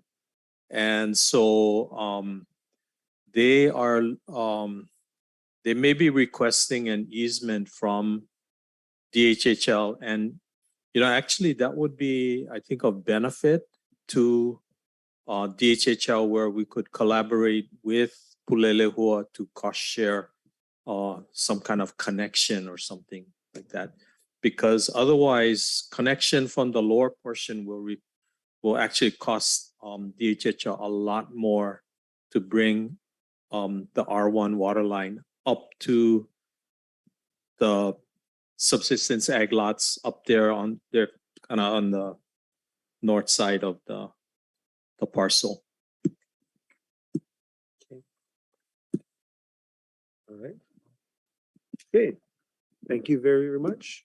Decision making tomorrow. Okay. Mahalo. Andrew.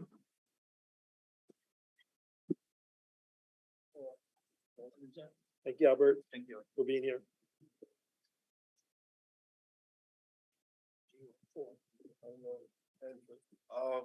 Commissioners, we asked to defer G2, the climate change workshop, as the speaker for the climate change workshop isn't available till tomorrow morning.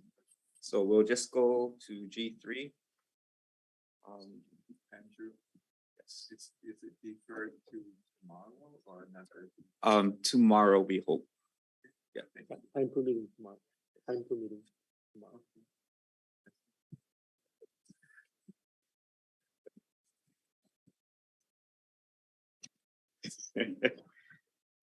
I think this is the last agenda item for today, and I'd like to congratulate the commission for not having to take an executive session today. So I hope I didn't jinx it. So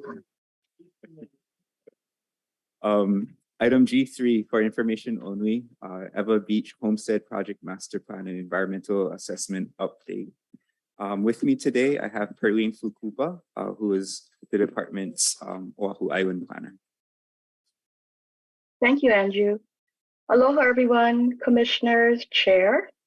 Hello. As Andrew mentioned, we'll be presenting an information item on the Eva Beach Homestead Project, Master Plan, and Environmental Assessment. Next slide, please. And this is basically what we'll be going over today. A brief background on how we came to where we are and starting the project, the purpose, the task, our anticipated project schedule, the master plan and environmental assessment, and also our plans for the beneficiary consultation and stakeholder engagement. And of course, we would love to hear your thoughts and your guidance as we proceed. Next slide, please. So this is a map of the location. It's about 5 miles from DHHL's Kapolei offices, and it's in the Pu'uloa neighborhood in Eva Beach. It's 80 acres, kind of a boomerang-shaped parcel, and it's bounded by North Road to Mauka and Fort Weaver Road to the Makai side. Adjacent to our parcel is a USGS Honolulu Magnetic Observatory, as well as some single-family homes and low-rise apartments. And to the right is the Eva Beach Golf Course. Next slide, please. So this is a kind of a brief overview of the last couple years. If you remember, in 2020, March of 2020, the GSA sent the department a notice of availability for the 80 acres since the Pacific Tsunami Warning Center had relocated. And so we conducted our due diligence. I would like to mention that the due diligence team consisted of land management staff, as well as land development, planning, and chair. And we presented both an information item and an action item to the commission. At the action item presentation, the commission authorized the chair to work with the GSA to work out the terms and conditions for the conveyance. The following year in 2021, we worked with our partners at the Department of Interior, Office of Native Hawaiian Relations, to conduct a beneficiary survey, and we issued our intent to accept the land transfer. So we received the land into the trust in 2021 via quitclaim deed. After that, we went through the procurement services, and we entered into contract with SSFM International. So we're just at the cusp where we're planning the kickoff, and we wanted to make sure we came before the commission to provide the information for you. Next slide, please. So in addition to SSFM, and Land Development Division. We are also having several of our NAHASDA team assisting us as well. So at this time, Jared, would you like to take it from the project purpose? Yes, thank you, Perlene. Aloha Chair, aloha Commissioners, Jared Chang with SSFM International. We are the prime consultant for this project. Purpose for this project is to, 1, provide residential homesteads on Oahu. 2, to create a plan for a thriving future homestead community in Ewa Beach that honors culture, environment, and place. And 3, to engage with the beneficiaries, so that's lessees and applicants, the commission and the Ewa Beach community in shaping this plan for the future homestead community. Okay. Next slide. Okay, so here's the major project tasks. They include completing a community master plan and conducting some infrastructure analysis. It includes completing an environmental assessment to satisfy HRS Hawaii Revised Statutes Chapter 343. We do have a pretty robust community engagement program plan for engaging beneficiaries, the commission, and the broader community. That would include elected officials, neighborhood boards, and the public. And finally, the last major task is to meet HUD environmental compliance requirements in accordance with NAHASDA funding policy. Here's just an overview of the project schedule shown in a left to right, start to finish orientation. So starting on the left side, we started this project in July 2022, and we are on an 18-month completion schedule to finish by December 2023. This graphic just shows, if you start from the left side, that we got started with the engagement program early and the infrastructure analysis. Okay. Next slide. Just a summary of the due diligence efforts completed by the department in 2020. This included a title report and surveyor's report. It included a phase 1 environmental site assessment and hazmat survey to determine the potential for any on-site contaminants based on past site uses. Magnetometer survey to determine the potential presence of any unexploded ordnance underground.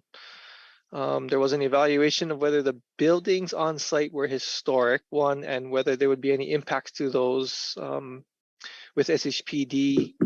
There also was a review of flood, tsunami, and sea level rise zones, and an early review of the surrounding infrastructure capacity at this location.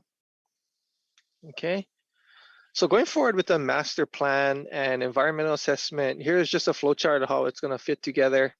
At this time, we have started and are well into the infrastructure analysis task. This will help us to identify what, if any, improvements would be needed, and so that information can inform the master plan process. In the middle there, the master plan goal is basically to come up with 3 feasible alternatives developed through engagement with beneficiaries and the community at large, and eventually to identify our preferred alternative. Then finally, we're going to take those master plan alternatives and the preferred option, and we'll evaluate that in the state HRS Chapter 343 process, as well as the HUD NEPA process to determine impacts and any mitigative actions if necessary. And finally, on the bottom, so beneficiary and community engagement will be integrated within each one of these steps throughout the process. Okay, this slide is showing a list of the technical studies that have started to essentially kick off the infrastructure analysis and environmental compliance task. This includes a preliminary engineering report to document the anticipated infrastructure needs and upgrades. Water capacity right now in the area seems to be adequate. However, there looks like there may be some potential that capacity improvements for wastewater and traffic will be needed. Additionally, we're starting to study the traffic impacts, archaeological and cultural impacts. So flora, fauna on the biological side, looking at potential soil and hazmat investigations based on where those buildings used to be located and the paint that used to be there. And climate change, flood and sea level rise impacts also are being looked at pretty closely at this time. Okay. For the community engagement program, here are the activities that have been completed to date, and this is between October and November of this year. So we prepared a project fact sheet and a dedicated project website, which are provided to this commission. We have held several meetings to introduce the project and brief elected officials, but we do want to acknowledge that this will be an ongoing task going into the new year. And we have met with the Kapolei Homestead leaders also in a small group meeting. And then that brings us to today, this briefing in front of this commission. Here's a list of the remaining engagement activities planned as part of this project effort. We do anticipate more small group meetings like those held with those elected officials and homestead leadership. We are planning 3 rounds of beneficiary consultation meetings, and there will be a mail and online survey of Oahu residential waitlist applicants. We're planning for at least 2 more presentations before the Hawaiian Homelands Commission, 2 public meetings in Ewa Beach community, and just before each one of those, we'll go to the neighborhood board, Ewa neighborhood board, to meet with them first to at least get the word out. And our team will be engaging with the government agencies for the environmental infrastructure analysis task. Our first beneficiary consultation meeting will be held virtually coming up on December 8th from 6 to 8 p.m. The purpose of this meeting is to introduce our team, the project, and to begin the visioning process for the future homestead community. Meeting number 2 we're anticipating will be a master plan alternatives workshop. Meeting 3 will eventually present the final master plan and EA. Those are tentatively anticipated to be held in May of 2023 and October 2023, respectively. Second to last slide, just the project contacts. Perlene, we're led by Perlene Fukuba. She's the DHHL project manager. Our project manager is Melissa May with SSFM International. And then, so you guys have their contacts there. You can reach out to them. And that's the last slide. So mahalo. Commissioners, real fast, I just wanted to add and express my mahalo to Lehua and her Nahasa team for helping to, one, fund this planning process and environmental assessment process with Nahasda funds, and for their technical expertise on federal compliance. So thanks. All right. Thank you, Andrew. Questions, commissioners? Okay, there are no questions, Andrew. Oh, I had. Oh, sorry. Thank you, Mr. Chair. Andrew, so you met with community leaders and elected officials. What was their mana'o? What was their response? Are they excited about having homestead in Ewa and that location? Is there any kind of expression on their part, or? I only met with one, so I'll defer the question to Perlene, who met with all 3 of them. Okay, sure. Thank you for the question, Commissioner. So we were very pleased. And thank you, Chair, for attending all of the meetings. We really appreciate your support. That Senator Favela, Council Members Talba and Tupola were very supportive. They all want the project. They had really good questions for us to follow up on, such as Department of Education capacity for the children that will need to go to school, impact on traffic, definitely making sure we follow up with beneficiaries on what their desires are. And I would say the last would probably be the impact from sea level rise, flood zones, tsunami. And I know Auntie Homie's still here. I would really like to thank her. All 4 of the homestead associations sent their leadership, as well as the KCDC. And we had a great conversation. It lasted 2 hours, and we could have gone longer. But they gave us a lot of feedback, and we really appreciate their support. But definitely the team will be writing up notes and making sure that their questions, are folded into our due diligence. Oh, that's great. Great to know. I think the more concern would be the school. You know, we all know Campbell High School and Pōkea are located there. They're just so overwhelmed already, the impact. There's only one high school and intermediate in that area. So I think the concern will be the school, that the school can carry that capacity when the homesteaders and when it become a homesteaders. And the other thing I think was a traffic. Yeah. But yeah, thank you for your nice. thought. That's nice. Eva Beach Homestead. I'm excited to see that in Eva Beach finally. Yeah. Thank you, Andrew. Thank you, your team. Thank you so much. All right, thank you, Patty. Yeah. Auntie Home? Aloha. So I really do want to extend my appreciation to SSFM and also Perlin for bringing our homestead leaders together. And yes, we did have a very robust conversation, and we shared all of our concerns. One of the things that I asked is that's only a part of the parcel, you know, and of course I'm looking at future development.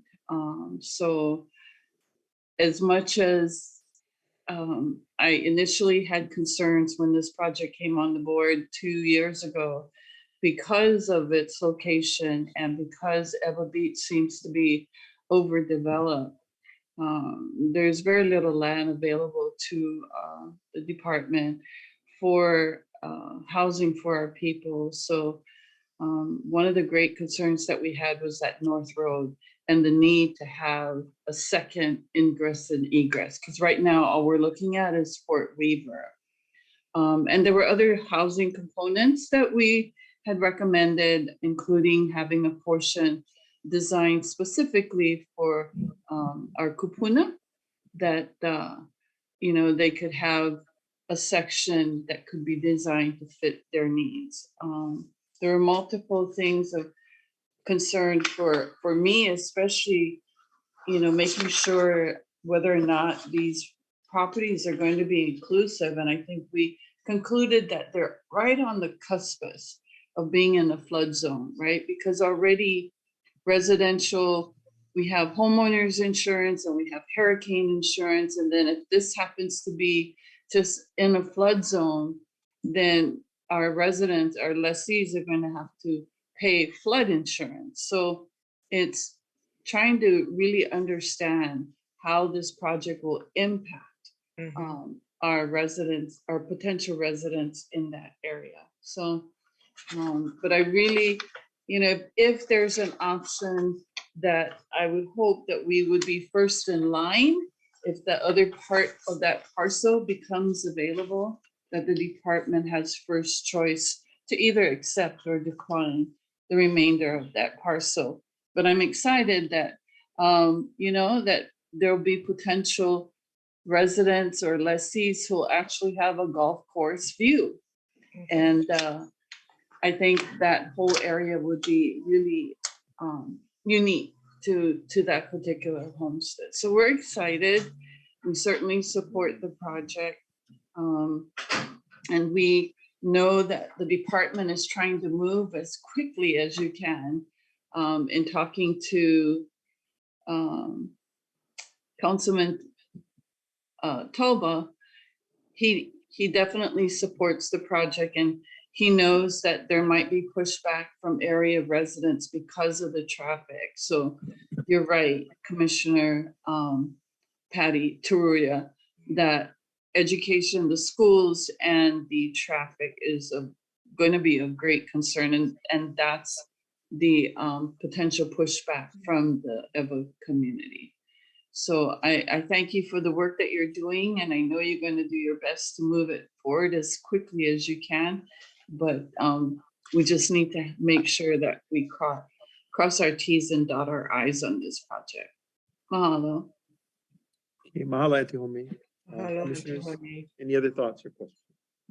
Okay, if not, before we adjourn, I'd like to recognize Tyler Bones, who's going to introduce some folks in the back of the room. Thanks, Chair. For those on the computer screen, we have two very special guests joining us this afternoon. They are from the Sami tribe, which is the indigenous tribes of Northern Europe. So we have one representative from the Finnish Sami tribe, and I apologize, I don't know how to pronounce your name. It looks like Iria. Thank you. And then we have our second guest, Ragenheid. What Niniao said, thank you very much, who is a representative from the Norwegian Sami Parliament. They're in Hawaii as a part of the Housing Solutions Conference that was hosted by Hawaii Appleseed.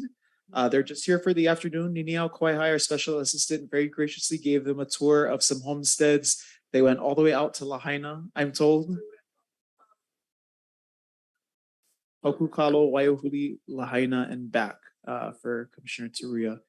So they're very interested. If commissioners or staff have a little extra time and want to talk story with them before people get ready to go for community meeting, are they going to be here for community meeting? No, so they're here maybe for another hour. If folks want to introduce themselves, and we can chat with them about our shared experiences across Indigenous peoples. Aloha, aloha, Aloha and welcome. aloha, welcome. Mission, don't forget, tonight Hokukalo and Wai'ehu are providing the dinner at tonight's community meeting, which is at Iao Middle School cafeteria. Also, we will be and that dinner is at 5:30 p.m. and we will reconvene tomorrow at 9:30 a.m. Yeah. So if there's no further business today, we will recess until tomorrow, 9:30 a.m. Okay.